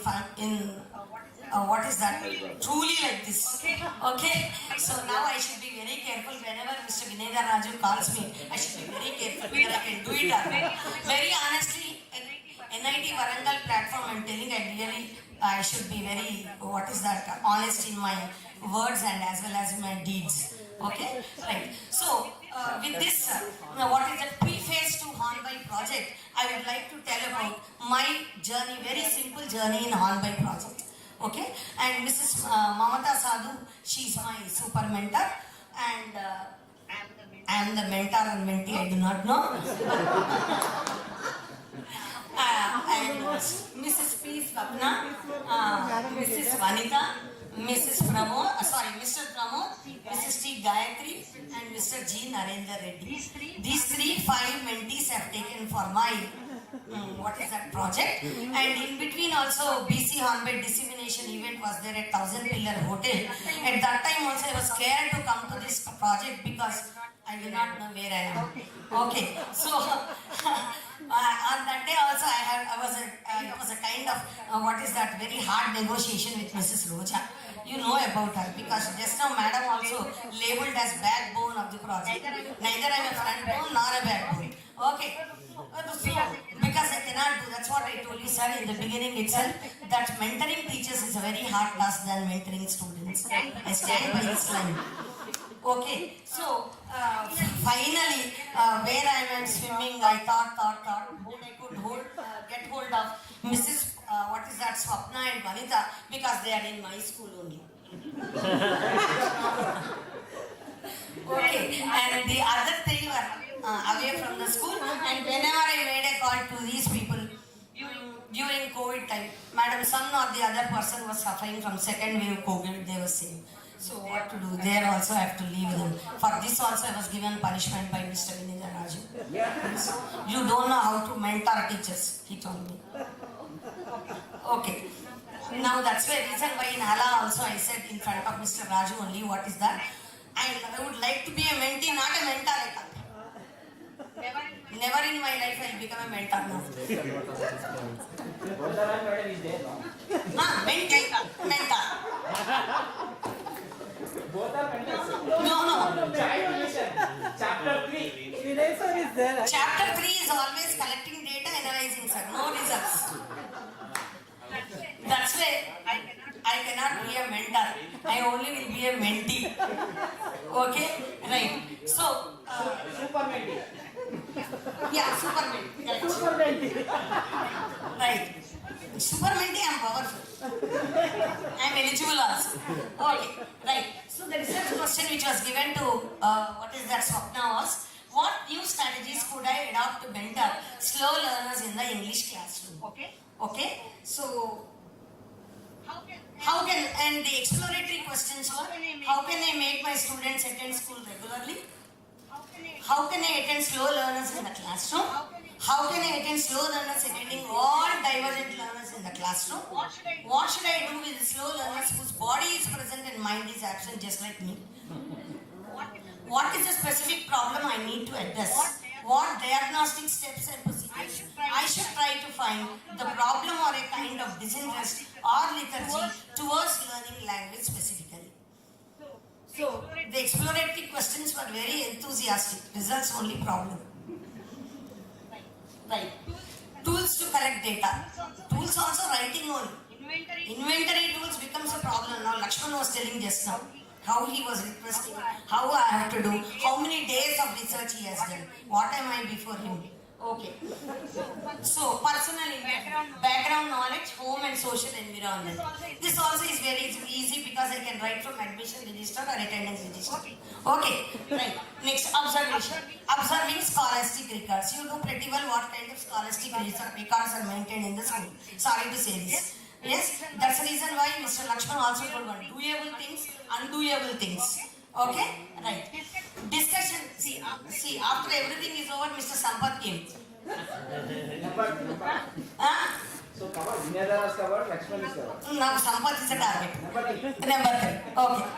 But they are not targets. You are unnecessarily making them targets. You are just telling about them.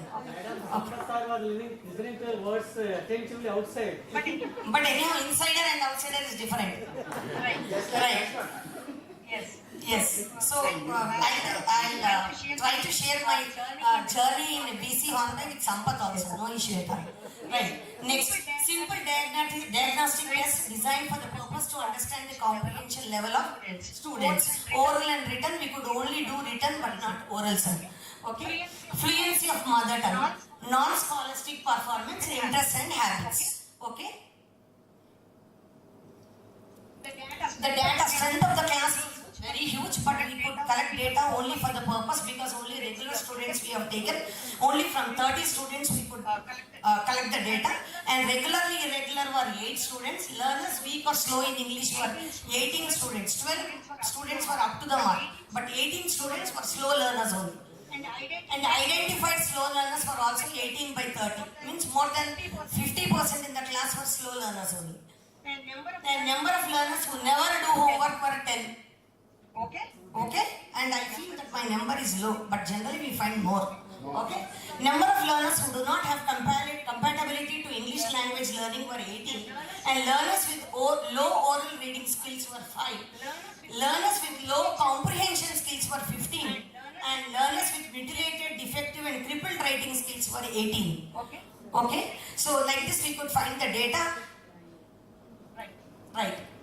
Now let me say you that why I wrote it on the slide is because this is very true to my what is that research. It was textual definition difficult to explore. Okay. And it is a task of a researcher only. It is a Herculean task. Data collection is rather difficult. Questionnaire analysis and calculations. These were which were found in exploratory action research. The paradigm shift of EAR is a solution to find my students' problems. It is tentative, no need to be very formal, it is a tryout. These were the, the opinion of the action researcher after, boost, Horlicks, everything was given to her. These were the, solution. Later, she told me, this is rather very easy, madam, I could just find the solution. I didn't know that it's exploratory action research because that was the wing which is very in the campus of the Girls High School Kazipet only. It was in the opposite side. So time and again I used to go to her, and moreover the biggest challenge we faced was pandemic. So otherwise we ought to have continued further, I think. The challenges was classroom without students, a pandemic outbreak, no personal contact, difficult to understand the body language of the learner in the classroom because it was a virtual classroom. And soft ambience is bridged between the teacher and the taught because there was no class. ER is a non-pandemic situation, would be more balanced and would be user-friendly. This is what we have thought in the end of the research. Yes, outcome of the research, true outcome of the research. Okay, so now the next teacher is Mrs. M. Vanita. What teaching and learning material could I make for an Indian English hybrid classroom? Why did we use hybrid classroom? Because at that time, some days school was there and sometimes school was not there. We went to school from September to January 1st and February 1st again we had, January 1 month we had holidays and 1st February again we went, and in that time 6th, 7th, 8th classes were not there and 9th and 10th went on. So we used the word hybrid classroom. So how can I make use of Realia in an online classroom? Because Realia are generally a part of offline classroom. But in online classroom, how can I make use of Realia in online classroom? What is the suitable and best substitute to put a picture or a chart or a drawing board in an online classroom? These three are the Realia generally we use in offline classroom. Now in online classroom, what should I do?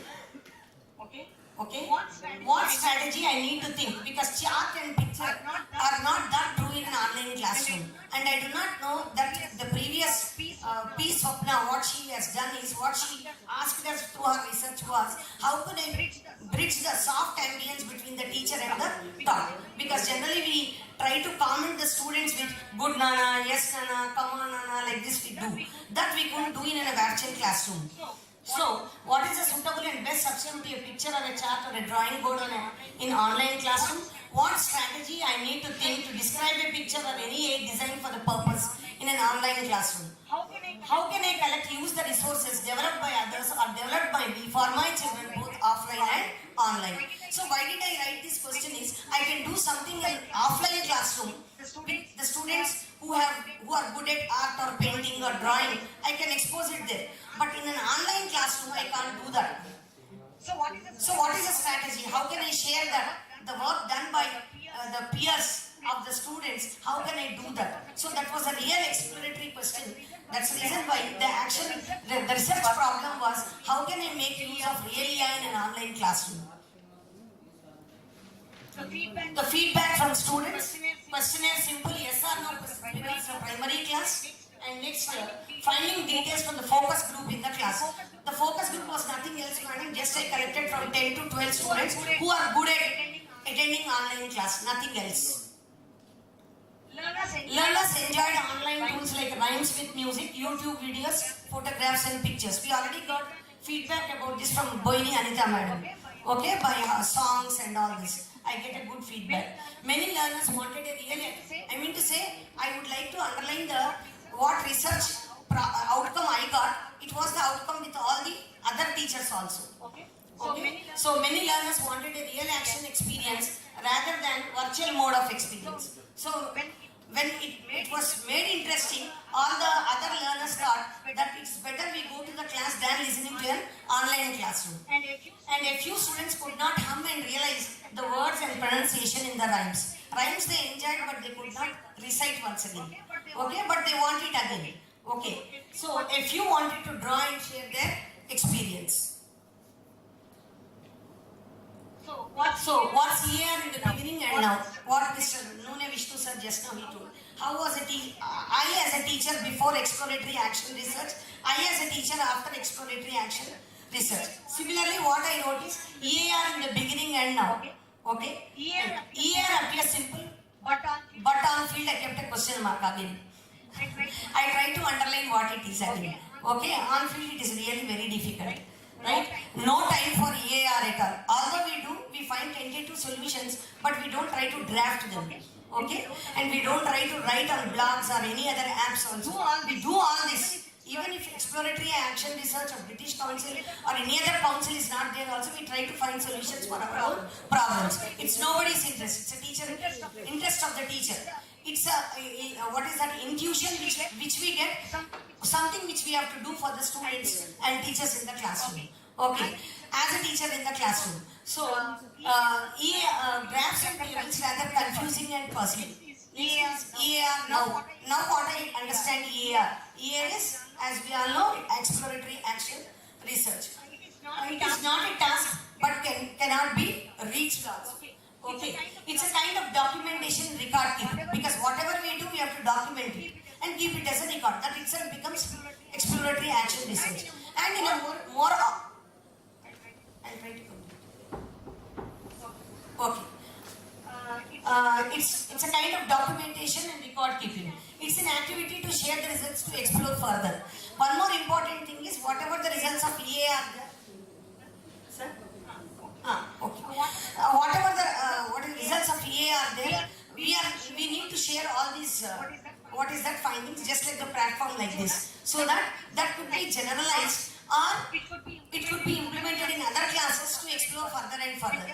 And just now, what is that? As a preface to his research, Mr. Lakshman also told, we don't find anything new, we don't discover anything new, but we add to the knowledge. So this is one kind of platform where research outcomes are shared. Obviously, we try to put them into practice where they add to the knowledge of research. So technology that was theoretical changed to practical mode, to collect and file the handouts that can be used for the purpose, to check for the CC license. Check and watch before display. Children-friendly resources. Teachers should not become robots of technology. Why did I write this? Because nowadays many of us use what is that technology in the classroom. We are after technology. Okay. But before technology also, many teachers were good. By default they were good teachers. So we can take the support of technology, but we cannot become the robots of technology. Yes, sorry to underline this. Okay, right. Teachers' art of doing things should not be undermined, because when we become robots of technology, automatically our art is undermined by our own self. Okay. So a common platform to share all the resources to be established for rapid use and immediate results. So Rajani Priya, only this one I will try to focus and stop. Okay? 1 minute. Yes. Because she did the work. And the other two did not do properly, so this one I will stop here. How can I make my learners understand directions and instruction in English language classroom is nothing but classroom English. What I wrote. How can students understand classroom English? May I come in? May I go out? Okay, that one. How could I make my learners understand my English language? Why this topic was given to Rajani Priya madam was, she was single teacher school. So she has to club all the students in one class. So that's the reason why this topic was given to Mrs. Rajani Priya. Okay, how can I encourage learners to speak simple sentences? What steps I need to implement to make learners understand other English or broken English also? Okay, how can I make learners broken English to simple classroom English? Is mine because we generally find students speaking broken English only. So that has to be refined by the teacher to make it into simple English. So observation, case study, data thus collected. Many students do not respond in online class. It is a limitation of the day. On that day it was a limitation. Okay, classes where teacher is active and learners are passive. Data collected is insufficient. I told already. It is insufficient. Online class gives more space for data to be collected. So offline class obviously gives us more space to collect the data than an online class. Okay. It's a problem to be diagnosed, probed and solved using certain methods. We require special exploration to find a solution for the problem. It can be done by certain guidance, sharing and getting approved and endorsed in divergent classroom by diversified teachers. So virtual classroom, pandemic situation, these are the common challenges we face. So making, last one sir, making use of English and English ambience in English classroom, this was also underlined by Mr. Nune Vishnu. Okay, speaking in English with the learners, simple storytelling and encouraging learners to read storybooks or any other in English language.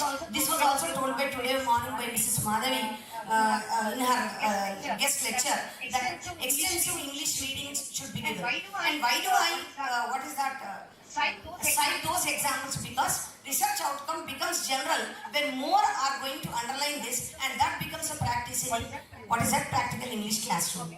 Okay, habit of asking learners to talk about activity or daily routine or narrating celebrations or any what learners like or interested in English.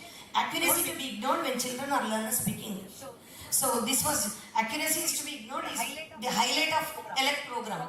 Okay, so finally I would like to tell you all that these three were very active action researchers who did exploratory action research as a part of DC 1 project. Sorry sir, two teachers data I could not project properly, and I thank very much Elta team and Mr. Sampath in special for giving us this opportunity to stand here and in such a cool environment, having a sumptuous lunch, about to sleep but could not sleep. Okay, thank you very much, thank you very much.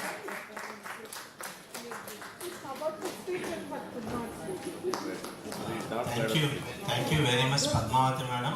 Actually, if we had some more time, we would have got so much of information about our EAR project. Actually, we think that we missed so many points, so many limitations which are there in conducting EAR. Yet our chair, Salomon madam, must have written all the notes. I think after just 2 more presentations are left, madam. So after that you give your observations. So meanwhile I request the people to have tea in 1 minute. Only 1 minute. 1 minute. Please. I think already it doesn't look good because anyway. Please, 1 minute. 1 minute. Please. So every time. You see, we are running out of time in all our sessions previously also. So you understand how we are conducting the session seriously, how our people are interested. Over 1 minute completed. Please go and have tea. Tea is awaiting you.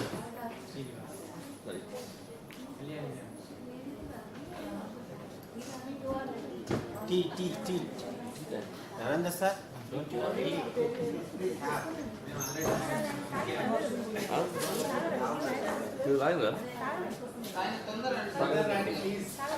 Already phone వచ్చింది sir waiting మనం కూడా ఈ reply చేసి ఎక్కడికి వచ్చింది phone waiting ఎక్కడికి sir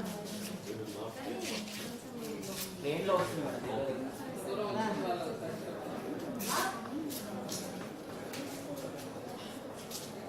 ఇంకా చెప్పండి నిన్న సాయంత్రం వస్తే 2 గంటలు నిన్న రాలే కదా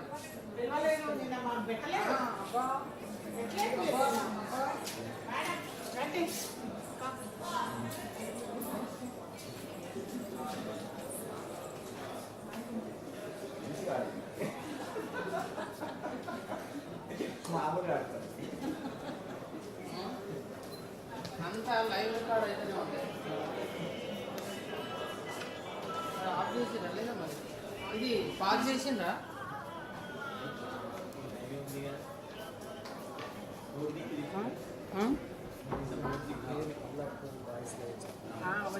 వచ్చిండ్రు సార్ వాళ్ళు. వెళ్తాన్రా? ఆఫీస్లో ఉన్నారు, పంపించిన.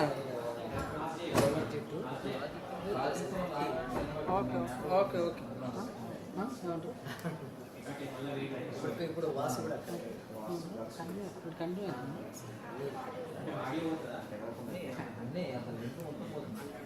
ఫస్ట్ ఆప్షన్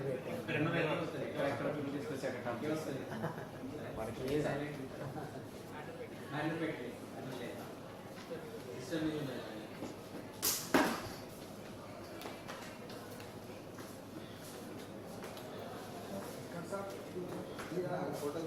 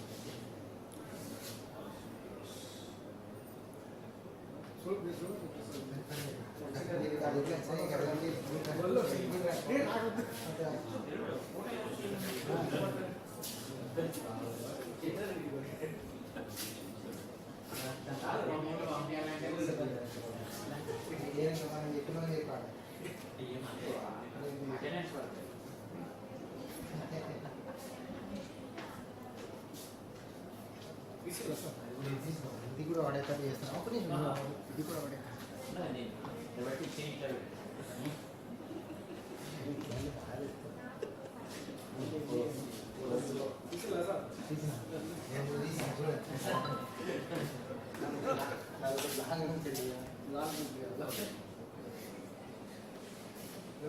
అక్కడ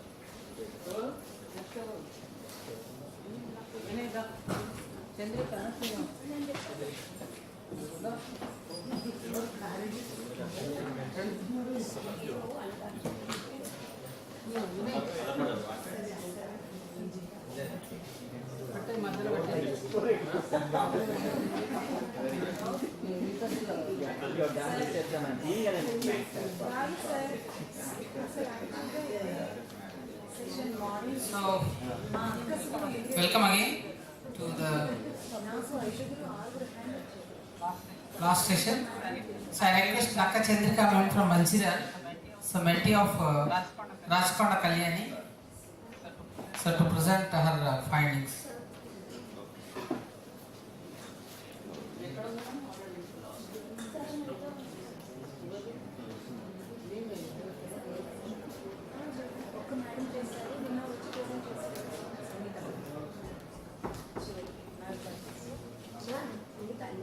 What?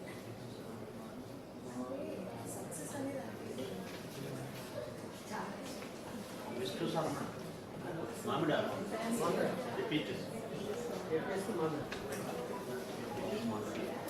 Native of same person, Jagdish Kumar. Manda sir? Tippati. Right.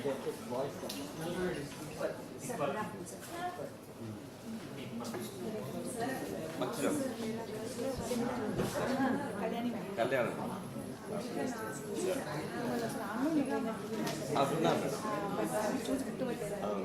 ఆన్లైన్లో అయినా తర్వాత వెళ్ళకప్పుడు కూడా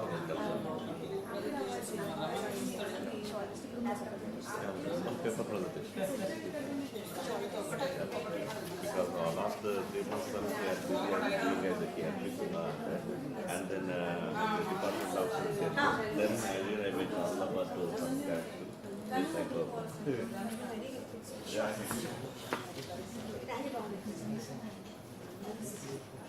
So within few seconds, registrar sir will be here. Please, after ma'am's presentation, who is Srinivas sir? Yeah. Mahendra sir also. Make it fast.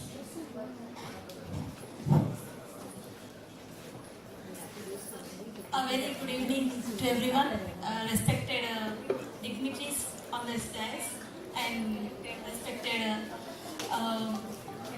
Elta fraternity. It's an honor to be a part of British Council's on the Exploratory Action Research Program, and this is Nakka Chatrika acting as an action teacher researcher.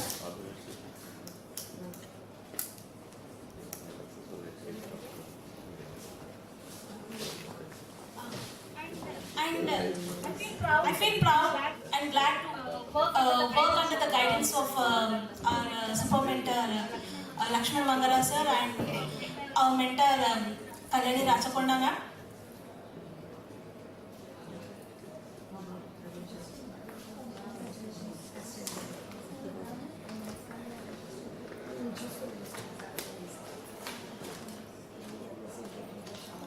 So coming to the project and action research program, why did I adopt this research? According to Francis Bacon, reading maketh a full man. So I strongly believe reading makes a full man. So when I joined in this job, so from the beginning, I have been working in rural areas and Telugu medium background schools. No problem. Okay. So I've been working in Telugu medium schools and rural background areas. So I found difficulty among students in reading. So I followed some kind of strategies in my teaching learning processes from the beginning. But this is a new approach to solve my problem, to find a solution to my problem. So this action research program, it came as a resolution to my problem. So here, these are the reasons for adopting this research program, like a Telugu medium background and rural places, and students are afraid of English, lack of exposure to the English language, and students are not able to utter small word sign. They are not able to identify silent letters also. And coming to my research question, what strategies do I follow to make my students read English? So this is my research questions, and to that research questions, I found some objectives.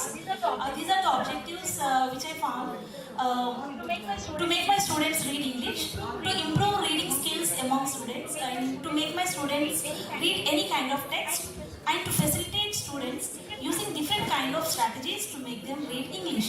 And these are the objectives I want to continue my research to reach these objectives among my students. And I use the tools to collect data, like observation, formal and informal observation, and informal interview, peer observation data. And I have prepared some questionnaire for teachers and students as well. And I shared that questionnaire in the form of Google Forms. So these are the data collection tools which I used for my research program. And these are the questions which I shared to my teachers. Some of the questions you can see on the screen. And I got some teachers' responses for the questions shared with my teacher friends of English. And here are some responses from the teachers. Most of the pupils are facing difficulty in reading English regarding reading and lack of the reasons behind difficulty in reading English is lack of exposure, phobia of English, and lack of interest. And pupils are not able to identify silent letters, and even teachers are asked. Said that they are following their own strategies, and they are providing materials like short stories, newspapers, magazines to the students. And these are the questionnaire I shared with the students. These are some questions you can watch on the screen. And here are the responses I got from the students. And even they said that they are facing difficulty in reading English, and they are afraid of speaking English, and they would like to improve their reading skills. And finally, they said that they are interested to read comics and short stories like that, etc. And with these responses from the students and teachers, I thought of making an action plan. So I wanted to take up the process from simple to complex.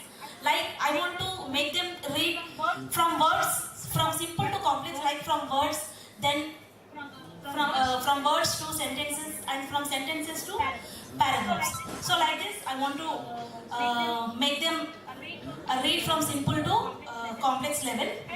And these are the strategies which I want to follow in my classrooms, like creating English-friendly environment in English classes, giving exposure to the English language in classrooms, and making the pupils to read short stories with the pictures. And these are the strategies I thought which might be helpful in my classroom transactions, particularly in the reading area. And actually, these are the activities even I used to follow in my classroom transaction before joining this research program also.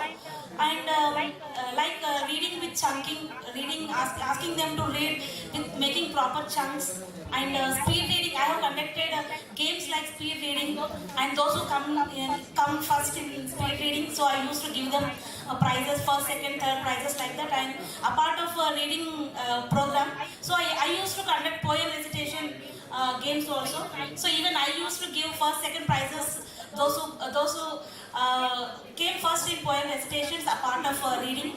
And reading clapping activities. So here in this activity, students have to come forward and they have to read one given paragraph. So those who read without any mistakes, so they will get one first prize. So those who commits mistakes, they will get claps. So this is one activity which helps in improving reading skill.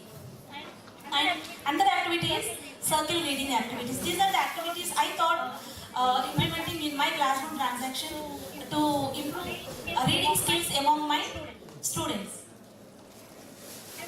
And finally, conclusion, children are able to read simple words, identify silent letters, giving proper pauses, and read with proper speed, and they are able to read any kind of text.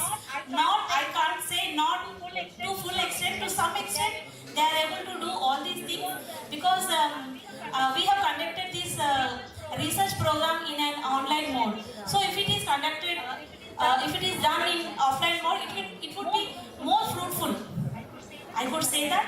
And thank you everyone, thank you Elta for giving this opportunity. I'm very glad and privileged to be in front of you, standing here on this dais. Really, I feel very privileged to be with you and to stand before you and give my presentation before you all dignitaries. I really thank you Elta and everyone. Thank you very much. This is M. Chandrika from JPSS Sirsa, Manchiral district. Thank you. Give a long way. Just, I have given paper to Vinay that Vinay, please announce Srinivas. Sorry. I next welcome Mr. Srinivas Rajkonda from Manchira.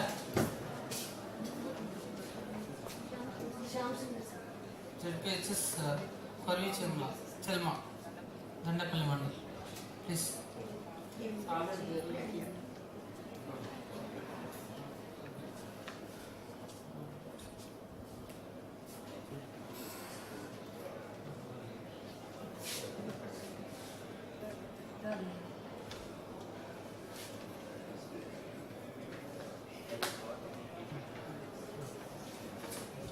Good afternoon. So, this is Srinivas Rajkonda from Manchira district, doing as a cluster of English and ZPS Guru Sharma.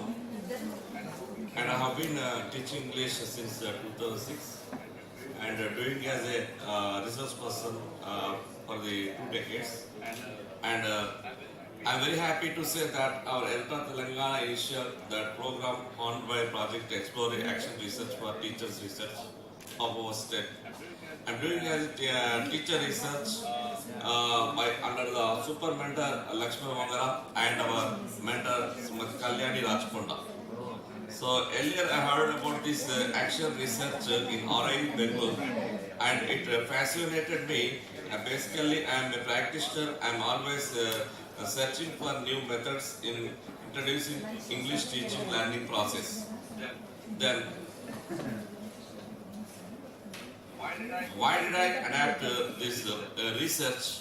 So that the problem is my school is at lingua franca and because it is located in a rural area, also it is an agency village. Most of the students came from tribal community. They speak their mother tongue, other students they speak their rural languages. So the dialects are different as it is a difficult job and challenging to me. So I want to develop my students communication skills and I want to make my students feel better in English at every point of in their day-to-day life. And next, and my observations, students are only concentrating teachers' translation method and they are grasping things in their mother tongue and poor vocabulary in English as well as in their respective subjects and poor reading are also affecting on their speaking. And my objective is to find out why students do not answer questions in English, find out effective techniques for improving students' speaking skills. And next, my action research question is how can I make my students feel better in using English by ever pointing of life, day-to-day life. And students exploratory questions. I prepared a questionnaire for the students to find out their opinion on speaking in English. How do you feel when you are listening to others? Do you understand your teacher's talk in the class? Do you like to speak English? Why are you not dare to talk English in class or outside? So that in my 6th class there are 20 students. So out of that maximum 8 and above students are positive and because of their phobia and fear of language, lack of vocabulary, and I told you that lingua franca, different language people are there and they came from the Lombardy like Marathi, so Hindi and Telugu different. So that their language and dialect, everything is very poor. So that, and next by teachers exploratory questions. What are the difficulties your students facing to respond to your questions? Why do they do not come forward to take part in the activities and debates? And what strategies are you following to make your students to feel better to speak English? And how far your students are able to use English in the class? So in that pandemic situation also, my colleagues are cooperating to do my research. And as I went to schools in that situations also, I conducted some Zoom classes with ICT and most of my students are very actively took part in that my program. and most of my students are also very active to make my program success, as well as the parents and my colleagues and mentor also very much cooperate to make my program, my project successful. So they responded that my all colleagues and lack of subject vocabulary and subject dictionaries and upgrading to the subject like methods and science and mathematics, such kind of difficult levels, and building confidence levels and providing subject terminology, vocabularies, and that kind of problem issues. So they discuss me why the different respective subject the students are very poor in English. And then my results and research that steps I followed that giving more opportunity to listening and participating in the classrooms, and I used some electronic gadgets and ICT tools to make my students to listen and listen to that, because most of the rural students, they get opposed to listen the English only for the teacher who is engaging the classroom for the first 45 minutes. So that the environment problem is also focused on the rural children. And I record some voice of real speakers and speakers motivation speeches and classroom English vocabularies and different questionnaires and open-ended questions. And every week, 2 days, I conducted different methods of teaching without any text. That are, for example, comparing and debates and elocutions and spell rounds and conversations and conducting role plays and dialogues and skits. In this way, I encourage my students to come forward with their own vocabulary, to speak much more language, to expose towards the speaking as much as I gave to my students to listen opportunity. In that way, all the students now in the present, what my result is, they what left their phobia and daily come to forward to speak little bit words and phrase sentences, and using the classroom sentences phrase what I give the frame of the bunch of the sentences. So now that my result is maximum percentage of my students are very active. Now my classroom has become a student-centered classroom. They are taking part in all the activities in the classroom. So that my research result is. So that's why I'm very happy to that. This kind of a project, it is not a period of time, because the teacher is always student and always a teacher researcher. So that it is a continuous comprehensive like that. It is a lifetime research activity in that. So thank you all for hearing.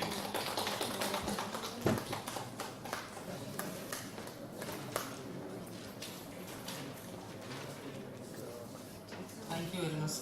So now I request D. Mahendra, SGT from Goprapalli, UPS Goprapalli, Odala Mandal, Peddapalli district.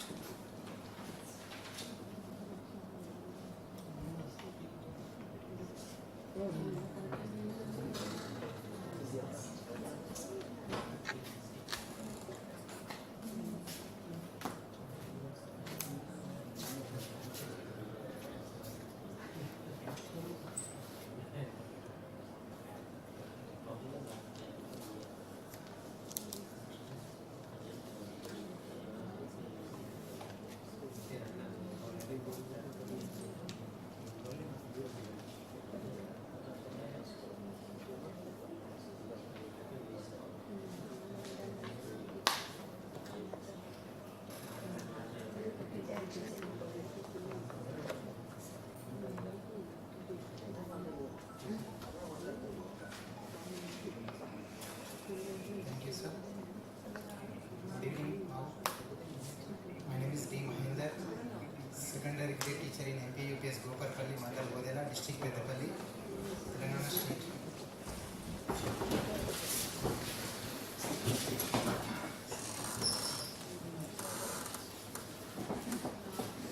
Pronunciation of English words are problematic in rural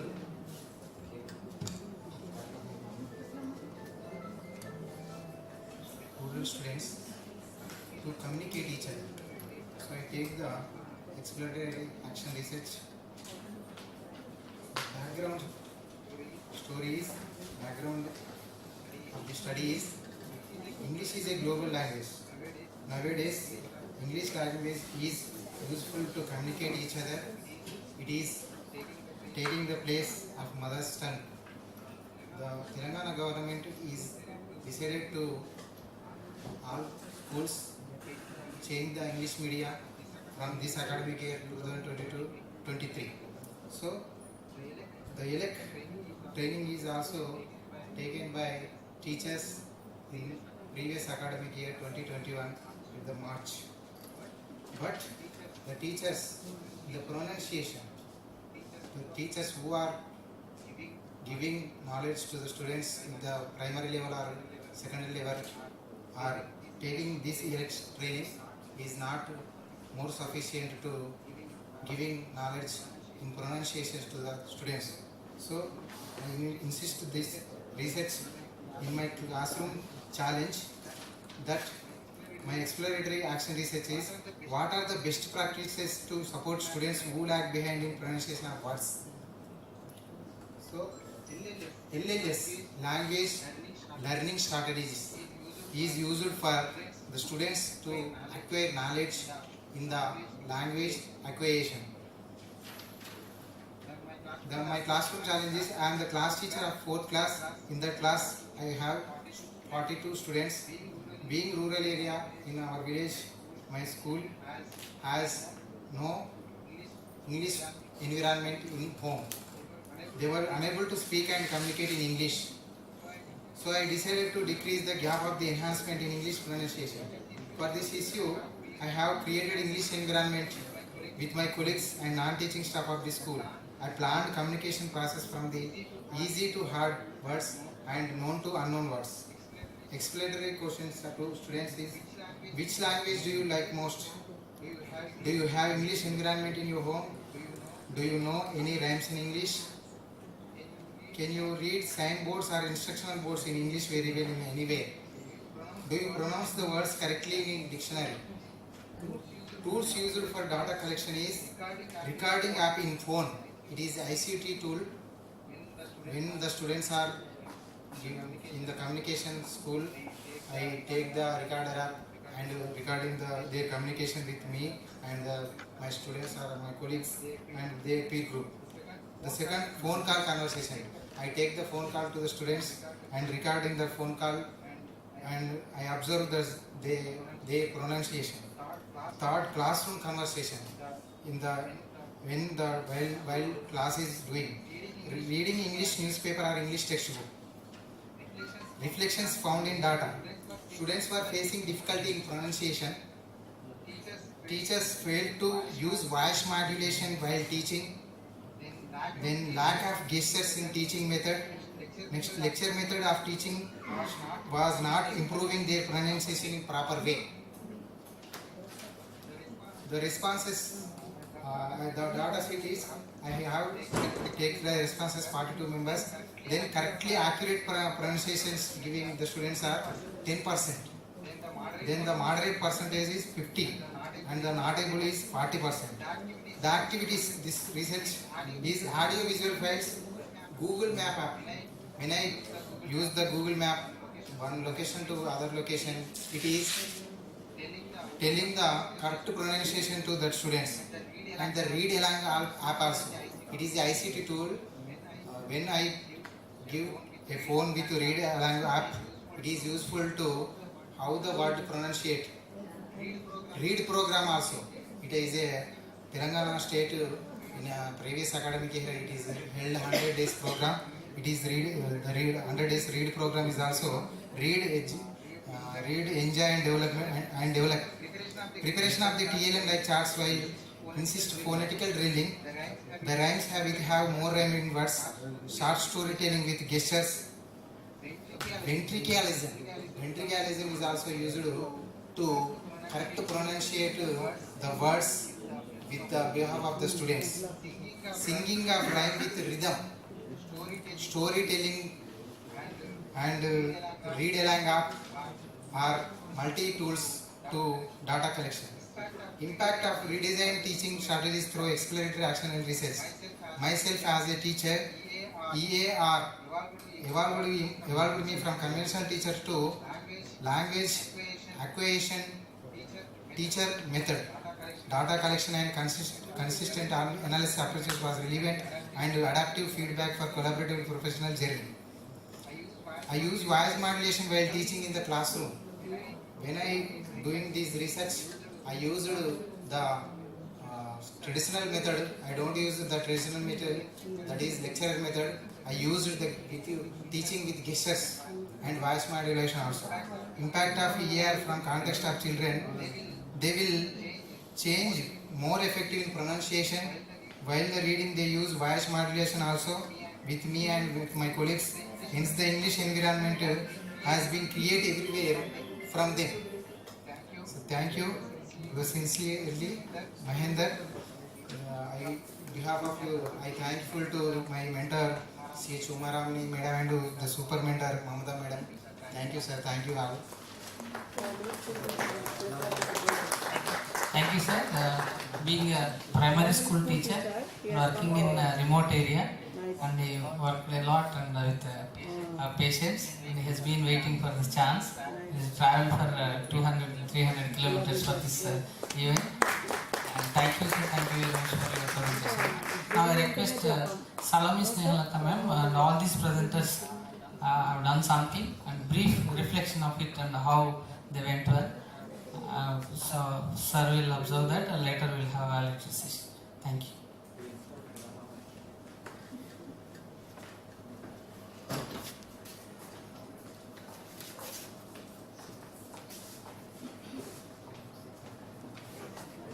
A very warm good evening to all my friends, respected Registrar Sir, respected Madhavi Madam, my dear colleagues, friends and office dignitaries of Elta Telangana. I'm so thankful to all of you for giving me this unexpected and surprising opportunity to chair this session. I'm not supposed to do this, but because of lack of people here, I had got this opportunity. So I will try to do my best, and please forgive me if I do anything wrong or comment anything which is not warranted. Okay. So first of all, I would like to congratulate each and every presenter who presented today, especially in the session that started after the lunch. Narendra Odela sir and Sandhya Rani madam, Vishnu sir, Padmavati madam, and Nakka Chandrika madam, Srinivas Rajakonda sir, and finally Mahendra sir, whom we didn't expect it. It was all of a sudden. So what I would like, I initially thought that I would go person by person for giving my reflections, but Sampath sir told me to be very brief and concise because of time constraint. So I had, what I thought is, I'll just give my brief reflections covering all the important aspects of each of the presentation. First and foremost, my observation is about the themes. So in respect of themes, what I have found is each and, first of all, I feel that the themes are a bit over repetitive. That's what Rama Matthew ma'am also has commented yesterday. It is mostly like reading comprehension skills, speaking skills. Most of us have repeatedly used the same theme. And Padmavati ma'am has presented 3 topics today. I really feel that those topics are more specific and more narrowed down. Like for example, the use of realia in online contexts. That is a very good example of a specific topic. And it is a real problem which the teacher has been facing in the classroom. I don't say that these oral fluency problem or listening problem or reading comprehension problems are not faced by other teachers. They are all there in our context. Every year, every class, we have these problems. They are very genuine problems. But just think of it, are they good themes for action research, exploratory action research? Action research is something which has to be feasible or practical. Just imagine that if some bee is making a disturbance in your ear, do you wait for 1 year, 2 years to get rid of it? You will take some immediate action, isn't it? In the same way, if there is some problem, something that is pricking you, you will take some immediate action to overcome that problem. So action research should also be like that. Problems are very, very general, and some problems are long term while some problems are short term. We can achieve them in a short period of time. So for action research, you have to select certain topics which are practical, which are feasible, and you can see the result within a short period of time. So that way, for example, if you can keep a deadline or a stipulated period of time like 15 days to 1 month, within that period you have to select the topic, pinpoint on some specific topic, and then collect the data, give an intervention and see the result immediately. It will be finished in 1 month. It can be of 2 months also. I am just giving you an example. It can't go on for 2 years. Or because of this Hornby project and because of the pandemic and all that, it got postponed, and we have been continuing with the same theme for these 2 years. But in reality, when you are actually continuing with your classroom research, please don't keep such long deadlines. That is what I am expecting, because I believe that all of you are going to continue doing your classroom exploratory action research. That is why I am suggesting this. So look at the themes, please pinpoint them and narrow down to a specific issue which you can quickly derive a result. And then tools, all of you have used a variety of tools to collect a comprehensive data, like you have collaborated with your colleagues, parents also in some context, and HM sir also, somebody has mentioned HM sir also. We would have loved to listen how you have got the help of HM sir also in your research project. That would have been interesting, but unfortunately we do not have that much time. So I'm very happy with that multiple use of tools, because you have got a comprehensive picture of the problem. And then conclusion. Regarding conclusions, I know that all of you have evidences with you. Your claims are all correct in your context. But when you are presenting here, if your focus had been on that particular evidence which made you conclude or which made you arrive at some claim, like for example, some teachers have said that there is 50 to 60% of improvement and some students are still average, like that. So that you have, it would have been nice if you have presented that data. What is the evidence that made you come to that conclusion? So that evidence part was missing. And in research, it is the evidence which is most important. We have to focus on the evidences, because it is a systematic collection of data or evidences. We have to focus, because the time limit is very little, 5 minutes, 10 minutes. So the focus should be more on the data rather than on the theoretical background. So. And finally, regarding the strategies, I would like to say that all of you have become experts in using games and art integrated learning and puzzles and so many ICT tools. We haven't heard those tools, sir. Platagon, speaking app, and Edu Candy you mentioned. Edu Candy, we haven't heard of them and not even use them anytime, but you have used them and achieved a total transformation in the way you are teaching in your classrooms now. That is really inspiring and encouraging to all of us. And each and every research project is unique in its own way.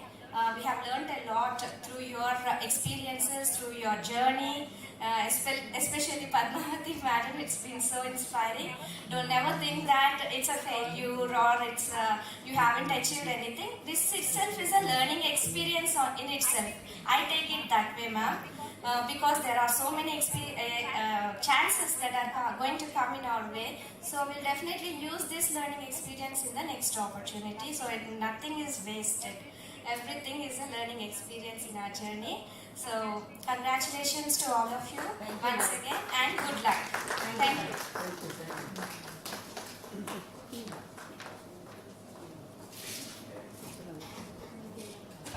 Thank you, ma'am. Salome, ma'am, being a real critic and you observed all the versions and presented well. Thank you very much for that. And now I request Roger and ma'am to invite the guests to the days.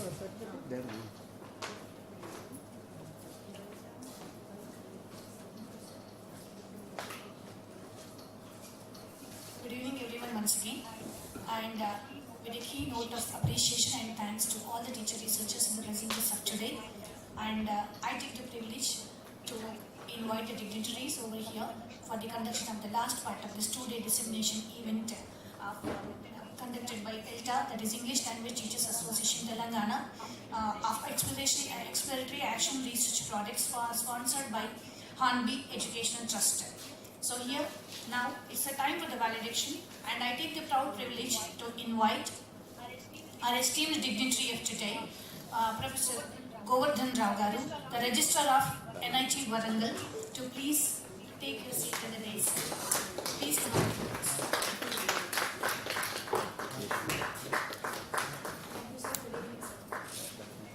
And now, I am pleased to invite the honorary dignitary, Professor Madhavi Ma'am, HUD and HSS of NIT English Department of NIT Warangal. Ma'am, please. We would be grateful if you could be on the dais. Simultaneously, I feel proud to invite all the respected executive body members of Elta Telangana. Firstly, Mr. T.V. Rao, T. Venkateshwar Rao Garu, the President of Elta Telangana, onto the dais. So, please take your chair on the dais. Now, I take the privilege to invite Mr. Vinadhar Raju Garu, Secretary, Elta Telangana. So, please resume your position. Now, I invite Mr. Lakshman Mangara Garu, Joint Secretary, Elta Telangana. Now, I also invite Mr. Sampat Kumar Kokala Garu, President of Elta Hanamkonda.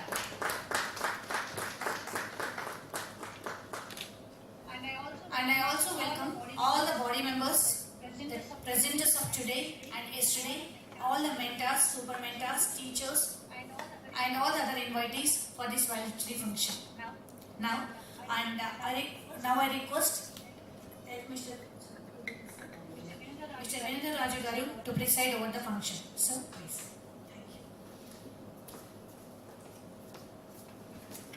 Good evening, all of you and all the dignitaries on the dais. And Elta is an English Language Teacher Association and established a land bank, and it has its own bodies in all the 33 districts. So it is not a teacher organization, and it works for the teachers' professional development. This project is making and encouraging the teachers to take up a classroom-based research. So congratulations everyone, you have done a good job. But the thing is that the key word in the project is the exploratory. So most of the time as a teachers we feel that we are exploring our material, we are exploring our teaching strategies, we are exploring other teachers' opinions, we are exploring our own ideology of teaching. So in the process, we are exploring your thoughts. So the ultimate product of this project is to change in your attitude. So before the project, the textbooks are as it is, and now as it is. There is no change in that. Your students are all same. Your teaching is almost same. And the context where you are working is almost the same. The administration is the same. Then what made you to change? Just think in your own perspective, your own point of view. So that the product outcome is that. So the things are the same, but the way you looked at the things has changed. So if that happens, the project is so successful. Don't think of this product, this strategy, this activity, and all other things. Okay, these are all. It's a journey. The journey has just started now. So it's not an end of our project. So you entered into a new way of teaching. So it will continue in the future so that you will become an effective teacher. So this you need to understand that. The objective of our project is this. And thank you and congratulations everyone again.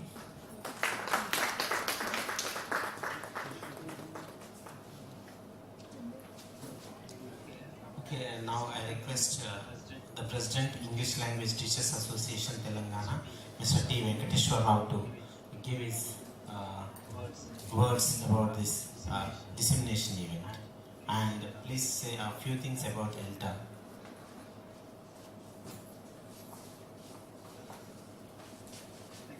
Thank you, Lakshman. Honorable dignitaries in the days, Govardhan Rao Garu, Registrar NIT, Warangal, and Madam Madhavi, HOD Humanities, and our General Secretary Vinedhar Raj, and coordinator of this program Sampath Kumar, and all other dignitaries of the dais and on the dais, and my dear faculty. 2 days we are here. I must thank NIT Warangal for providing such a gorgeous amenity for conducting our program. Really, it gave us a lot of dignity. It's not this day, even our previous events were also conducted in the same campus.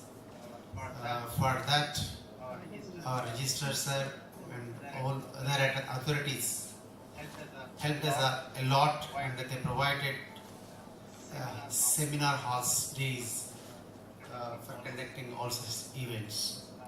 We'll be ever thankful to them for giving such accommodation. Coming to our project, actually it has taken long time due to COVID. As Salome said, it should have been completed in a short span of time.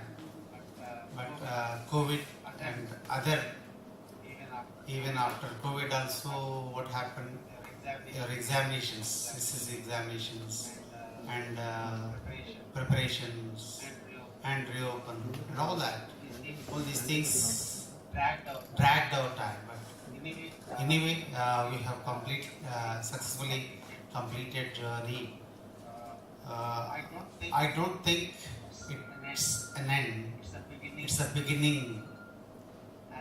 As when I said, maybe formally we have completed this, but we should continue it ever long, as long as we are in this profession. Maybe family or informally we'll be doing all these things. But now we have got an idea how to research on the problems. So far we were doing something else, but we did not know the ways and means. But now some platform is there with us. We can utilize it, and we conduct such programs even future also.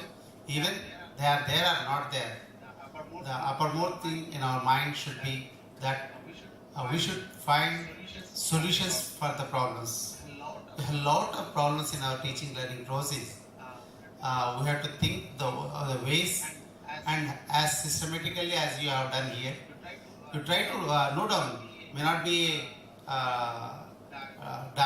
just you make a reflective diary, write a reflective diary and make note of all the things So what is the, suppose if you have taken a certain problem, what is the level of the problem, where the problem is there, and like that you note everything.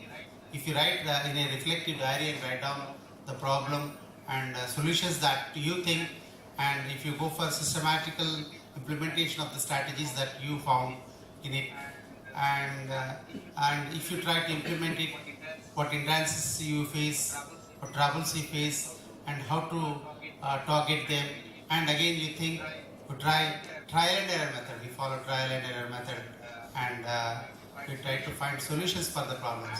And when you find solutions for the problems, then what we need to do is we try to publish it, send to some journal, because your achievements, your solutions may be helpful to some other teaching community, some other areas where many teachers have problems, but they do not find solutions for that. Your research things should be enlightened, and ELTA will be helping you in this regard. Previously we had a journal, but we have stopped. Again, we wanted to restart the journal, and hope that will be a helping hand to you to publish your research items. Not only research items, whatever the activities, that new things that you think of, new activities that you have introduced, that you found that they are helpful for teaching community, for student community, that can be published in that journal. And thank you very much for you all, the long journey that we have traveled, and in this long journey sometimes we might have forced some people to complete the project, and to complete it and submit and give presentations. Sometimes we might have forced you, but don't think otherwise. It's all a part of the program. Now, ELTA, under the banner of ELTA, this academic year, I have talked to our Secretary Education, Karna ma'am. We are planning for English Fest this academic year. Hope let us work on that. Definitely, Madam said that she would help. We'll work on it. And we have also asked the Madam about establishing DC, District Center for English, and State Institute of English, so that the teaching fraternity, not only the teachers of English, other teachers get benefited to the centers. Hope the government will take a good initiative regarding it, and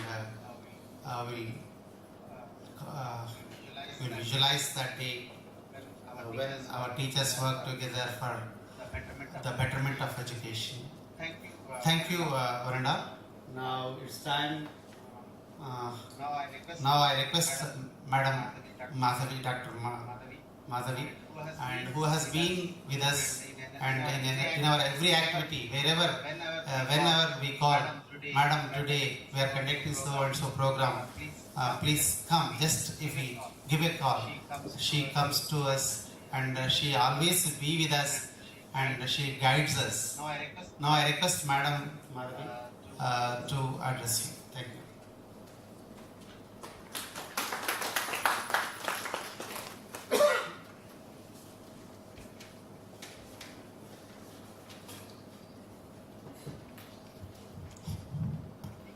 Dignitaries on the days, distinguished guests of today's valedictory function, Shri S. Govardhan Rao sir, Registrar NIT Warangal, other members of the organizing committee of ELTA, Shri T. Venkateshwar Rao Garu, President ELTA, P. Vinayadhar Raju Garu, General Secretary, and Shri K. Sampath Kumar, and other super mentors and other teacher researchers, mentors, and other associates. A very good evening to all of you. I deem it a privilege to be part of this two-day dissemination event organized as part of Hornby Education Trust project titled very interestingly as Exploratory Research in Secondary School Level. I'm glad that it came to a culmination. All your efforts have 2 years or 1.5 years of efforts have come to a culmination today, and you have gained better insights through the expert lectures, especially yesterday from Professor Rama Matthew Madam. And at this platform, I recall the days when teaching was considered to be a gloomy and a non-challenge kind of profession, but now I see that all the teachers are quite enthusiastic and participating in research and going beyond. And we also need to understand, pause and take a pat on the shoulder that teachers' role has been ever evolving and emanating, and it has been very dynamic over a period of time. Because beyond teaching, we not only teach, but then we research, we mentor, we counsel the students. So it has been ever growing, and we also upgrade ourselves by attending to some of the conferences and participating in such beneficial, advantageous programs, and also making self-reflective attempts to grow. I think as teachers we should never forget the fact that continuous professional development is essential. Success rests on this premise. So I'm sure you have contributed adequately, and do not bask on your laurels, I suggest. It's a long way to go. It's just a beginning, as a journey to 1,000 miles starts from threshold or one's doorstep. I think that way it's an amazing beginning that you have made. And there have been some pauses, as already highlighted by one of the teachers who gave her feedback, and I think you need to contemplate on that and try to fill the gaps and then expand this to other schools. I think it's a small group, you have taken only 13 to 15 schools, but it's a long way. And I must admit that Elta Warangal or Hanamkonda Urban is doing a marvelous job in this context. No other districts are privileged with this kind of initiative. Never did I hear about school teachers. There are teachers in my circle as well, my relatives, my cousins who have retired as headmasters and teachers, but never do they talk about such an initiative. So it's definitely an appreciative move, and as I suggested in the morning, let these findings be compiled in a book or in a book of proceedings, or it can be published and disseminated across to the teaching community. So I would like to congratulate you all and wish you good luck, and once again reiterate that teachers should never bask on their laurels, but then every day, if not every day, every week is a challenge. So plan your day on a Sunday, Saturday and Sunday, you relax, and vacation also if you are during vacation or any other free time you could plan for your class, the motivating factors, because students' levels of thinking are quite faster. So it would be difficult for us to capture their attention. So we have to try all means to retain their attention spans at all levels has been a greater challenge. Even at UG level, we also face this kind of challenge, but then through your attempts it could be minimized to a greater extent, and through interaction, which you have already been doing it. So as I said, continue to expand your topics. They have been very narrow, I feel. I understand that some of them are very narrow, and when it comes to inputs, as I mentioned in the morning, so help them become more autonomous. Think beyond, like if you are teaching at a 6th class, now your research is at a primary level, then aim for 8th and 9th standard, how challenging and complex do I make? So start contemplating on it soon after this. Of course, you could take a break for some time. And the task of a modern teacher is no more to cut jungles and trees, but it is to irrigate deserts. That's a major challenge ahead of us. And also to sharpen the axe. Parallelly, it's equally important to sharpen one's axe. So with these few words, I congratulate you all, and I thank the organizers for giving me this opportunity. I thank Registrar Sir also for being kind enough in supporting us always, even earlier I think has been very supportive in conducting these kind of events. So thank you very much, sir, for taking your valuable time off and joining us in this valedictory event. Thank you very much.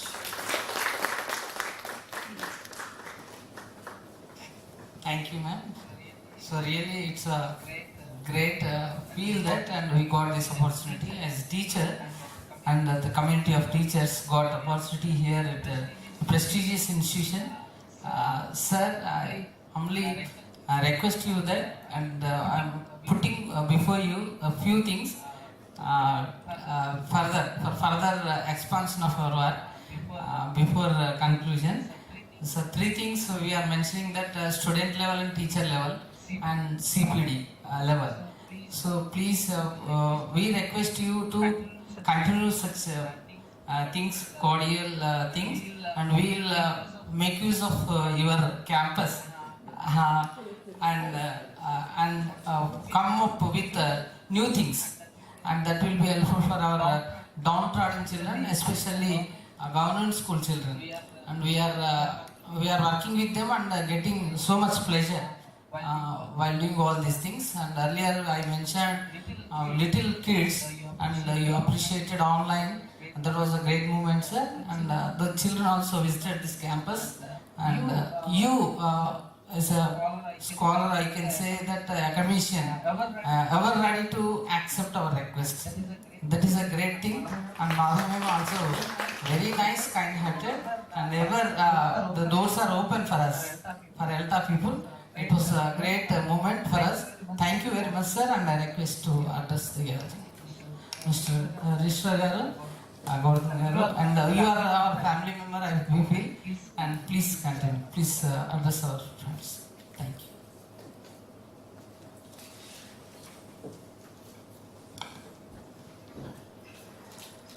Sri T. Venkateshwara Garu, Sri Vinayadhar Raju Garu, Sri Sampath Kumar Garu, Sri Lakshman Wanga Garu, and other friends. It's a privilege given to me to address you on this valedictory address. I must congratulate the Elta for conducting this 2-day dissemination event on exploratory action research project for the last 2 days on our campus. We deem it as an honor that you have chosen to conduct these events in our campus. So, earlier when Mr. Lakshman Rao met me that they wanted to take up some initiatives like this, I have in fact offered that why don't you conduct in our campus, because this will be learning for you as well as for our faculty also, and to understand each other what we are doing and what more we can do it. So in that intention, I think this is the second program we are doing in our campus, and as requested by Mr. Lakshman Rao, our doors and our facilities will always be open for you for conducting any program. And then this event, as I have heard from the summary, it has been quite useful because it is a dissemination event on exploratory action research project. So I think it is both exploratory as well as evolving project. So you have been doing a wonderful job. And then from the vision and mission statement of Elta also, it's quite interesting to see what are all the initiatives the Elta has been taking. And I must also congratulate the Elta for starting from Warangal district in 2003, and now it has become a state level association with 28 districts. So your expansion has been tremendous and worth appreciating. Well friends, the teaching profession you have chosen, it's a very noble one. Being in the National Institute of Technology, we know how much struggle the faculty members and the teachers go through to complete their tasks. I always remember one example. Before coming to the NIT Warangal, I was in the Department of Atomic Energy. I was a director in the Baba Atomic Research Center and other units of the atomic energy. So whether it was real or otherwise, there was one example going on. once there was an interview for a scientist in the Baba Atomic Research Center. So a candidate came, and then he was asked certain questions in his branch.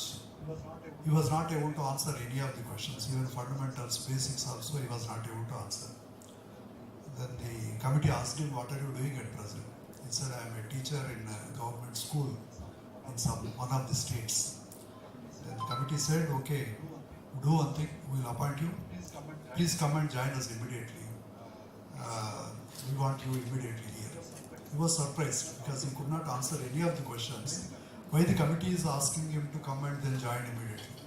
He asked, he said that, I'm sorry, I could not answer any of your questions, but why are you offering me this post? And the committee told him that we have thousands of scientists in our BRC. If we appoint you, we can give you a room, a computer, and some facilities. You don't bother whatever you do during your service here. But if we allow you to continue as a teacher, you will spoil the generations to come. So we don't want you to continue as a teacher in a school. Please come and join. We don't mind having a scientist like you. So you understand the importance of a teacher. So I think you're all wonderful teachers. You have been doing your job very well. And then teaching is not a job. Okay, it should not be treated as a job. It is not a monthly earning instrument whereby we look forward for the salary, and then of course money is important, but as a teaching profession it is not about the money. That's what I keep telling our colleagues in NIT Warangal also, that let us not look for money. Anyway it will come. You know, Pandit Ravi Shankar, if he plays sitar, you ask him that don't you get bored doing this sitar? He says it is not a work for me. It's my passion. I enjoy passion. So that is how I think teaching is also a passion for all of you who are in the profession. If you treat it as a job, then you will get bored. You will always then look for other avenues where from probably I can escape from this and then look for other avenues. But if you see it as a passion and as a facility to develop generations to come, then you will certainly enjoy. I always again ask this question. You know, from NIT, our students, they get very good placements. Last year's highest package was 64 lakhs, the student has. And then I ask our faculty members that even our director's annual salary will be around 35 to 40 lakhs. Whereas a student who is passing out, just passing out, he gets a 64 lakhs. So how do you feel? So then they say that we don't feel jealous at all. We feel so happy that the person whom we have taught is going to be so useful to the society. So likewise, I think you all also derive that pleasure when your own students, they excel in their career and in their lives. So this is a beautiful opportunity. And then we were, one of the, I think, objectives of this project is to make teachers professionally active. So we should also try to understand that this is a profession. So it is not like just any other job. So what is that makes a profession? So to decide or to recognize that teaching is a profession, you must have the professional standards, you must have the professional ethics. There should be norms, and we should have respect for the norms and the ethics of the profession. Then only the profession can excel. Okay. For that purpose, I think you have to be always dynamic and capable. We know, as Dr. Madhavi was telling, the students and their parents, they are all very well informed people. So unless we keep ourselves abreast of the latest developments and we keep ourselves improving, and unless there is a continuous learning for us, we will not be able to face these students. So we have to be always abreast ourselves and then keep up with the latest techniques. I am very happy that last 2 days your teacher researchers have come up with various techniques and tools which will be useful for them. And this has also removed one of my myths, that in general we have a feeling that all the research is done only in higher educational institutions, but not in the lower level schools, primary schools and upper primary schools. I'm really pleasantly surprised that you people have been doing so much of research. So please continue to do that. So and then, as I said, be always productive. Then keep up the professional image. So there is always an image for the teacher in the society. And then, now we are seeing what sort of law and order issues that are going on and how students are not equipped to face the failures. Yes. So I think we need to not only prepare them for success, but also prepare them to face the failures. So failures are part of life. So if they are not able to do that, then there is going to be so much of mayhem in the society. Then take the initiatives as the Elta has been taking, even at your individual level. Take the initiatives and be effective with your habits, time management, integrity, particularly professional integrity and financial integrity. These two are very, very important. So most of the time, people, they don't go to the schools in time or the institutes in time, then while away the time, then they don't complete their syllabus. So these are all certain things you know very well instead of me pointing it out. So we should always maintain that professional integrity. Then there should be excellence in whatever we do it. So there should be a sense of pride in what we are doing. Then we should be always a problem solver. Then resilient to understand what are all the problems and how best we can manage these setbacks. Then, so these are all certain things. There is a general trend about the teachers. In fact, some of our own faculty members, it is said that they are two-legged tape recorders. So a tape recorder comes, then push the button, complete the cassette and then go back. So that should not be the thing. So you should involve yourself, as Dr. Madhavi has said. Our effort should be student-centric. It should be to involve them, to draw their attention to what we are teaching. I think that is very much important. So the 2 days effort that has gone into, I'm sure it is very productive and very useful. I'm sure you will come back with more innovative ideas and then make creative students. It is not just students who are interested only in their grades and marks, but we develop the innovativeness and the creativity in the students so that they will be useful to the society and the country. Thank you very much.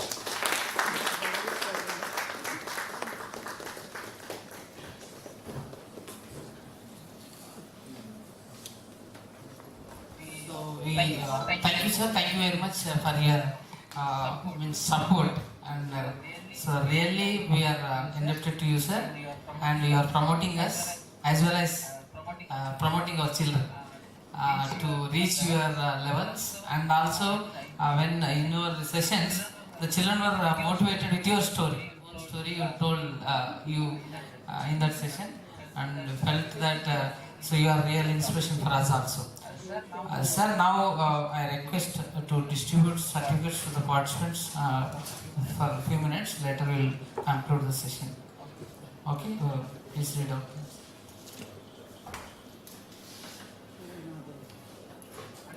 Anita ma'am, B. Anita. School Assistant English from Palampet, Mumbai district.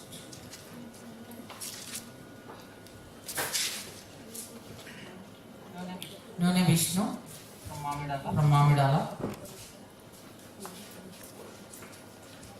Madhavi, you also there. You also. Mr. R. Srinivas. Korvi Charma. That is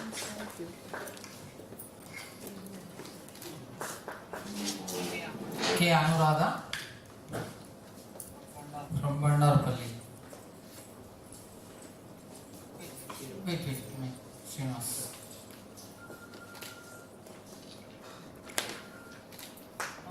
Anuradha ma'am.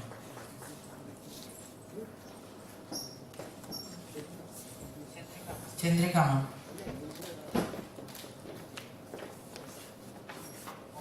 Vasant Lata.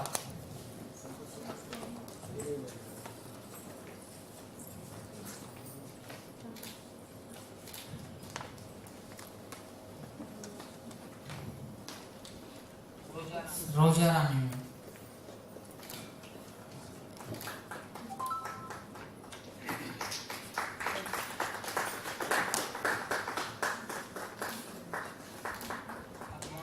Padmavati ma'am.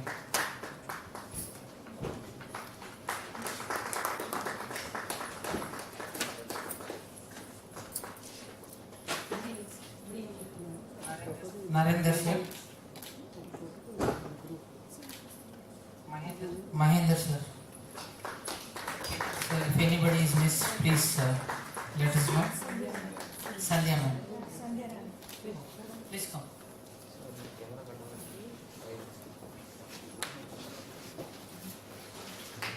అక్కడ నుంచి camera కండమన్నారా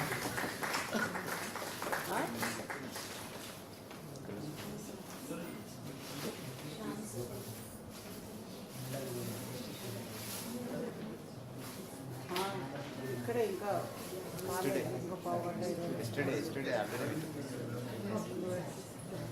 we took yesterday.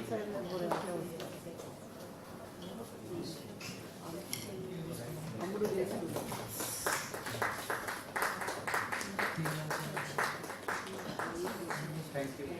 T. Venkateshwar Rao garu also receive certificate from sir as an organizer and manager also.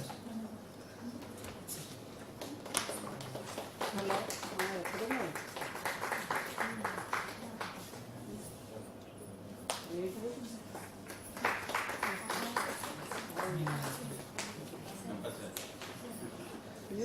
Mr. Sampath, please collect your certificate.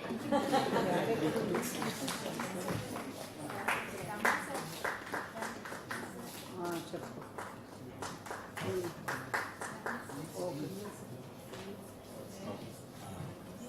So thank you, Registrar sir. Thank you for hand over certificates to all the participants, mentors and mentees. And I humbly request Registrar sir to accept our small field station from Elta Telangana. Please, I request T. Venkateshwar Rao sir and Sampath Kumar, Roja Rani madam and Padmavati madam, please join in hand over field station. Please join. Salome madam, please.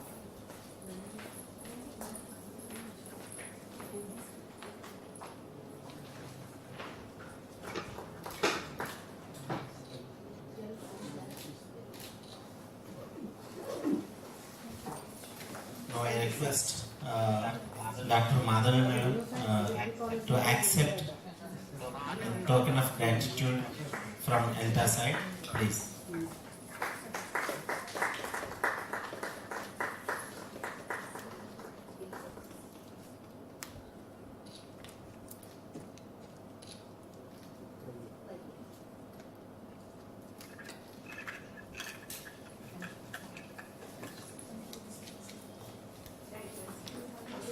Shall we have by groups first? Please. I request all the participants to have a photograph with Honorable Registrar Sir and Professor Madhavi Ma'am. Please join.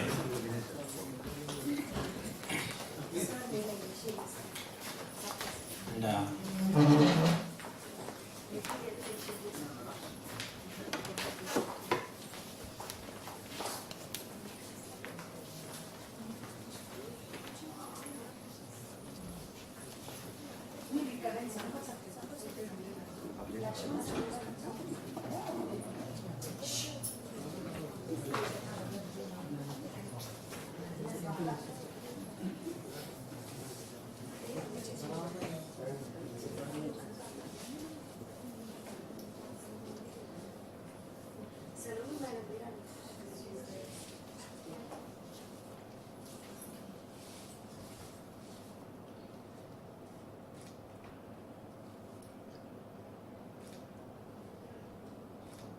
Okay.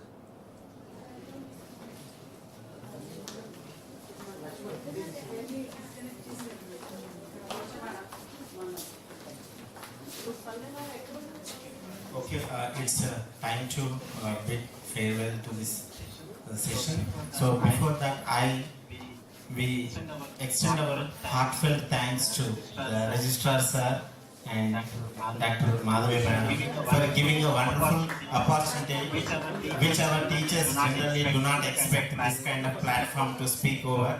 So really because of you people, just most of the people have encouraged, sir. So in future we will certainly conduct such type of programs in a large scale. As you said, we will expand our programs to many districts. Okay, thank you for giving this opportunity. Thank you very much, and we will be with your expected level next time.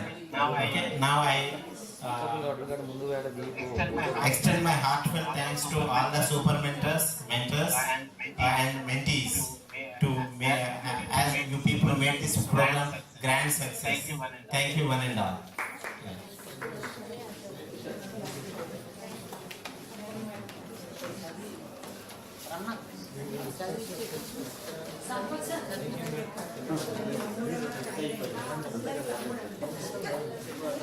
ఇదే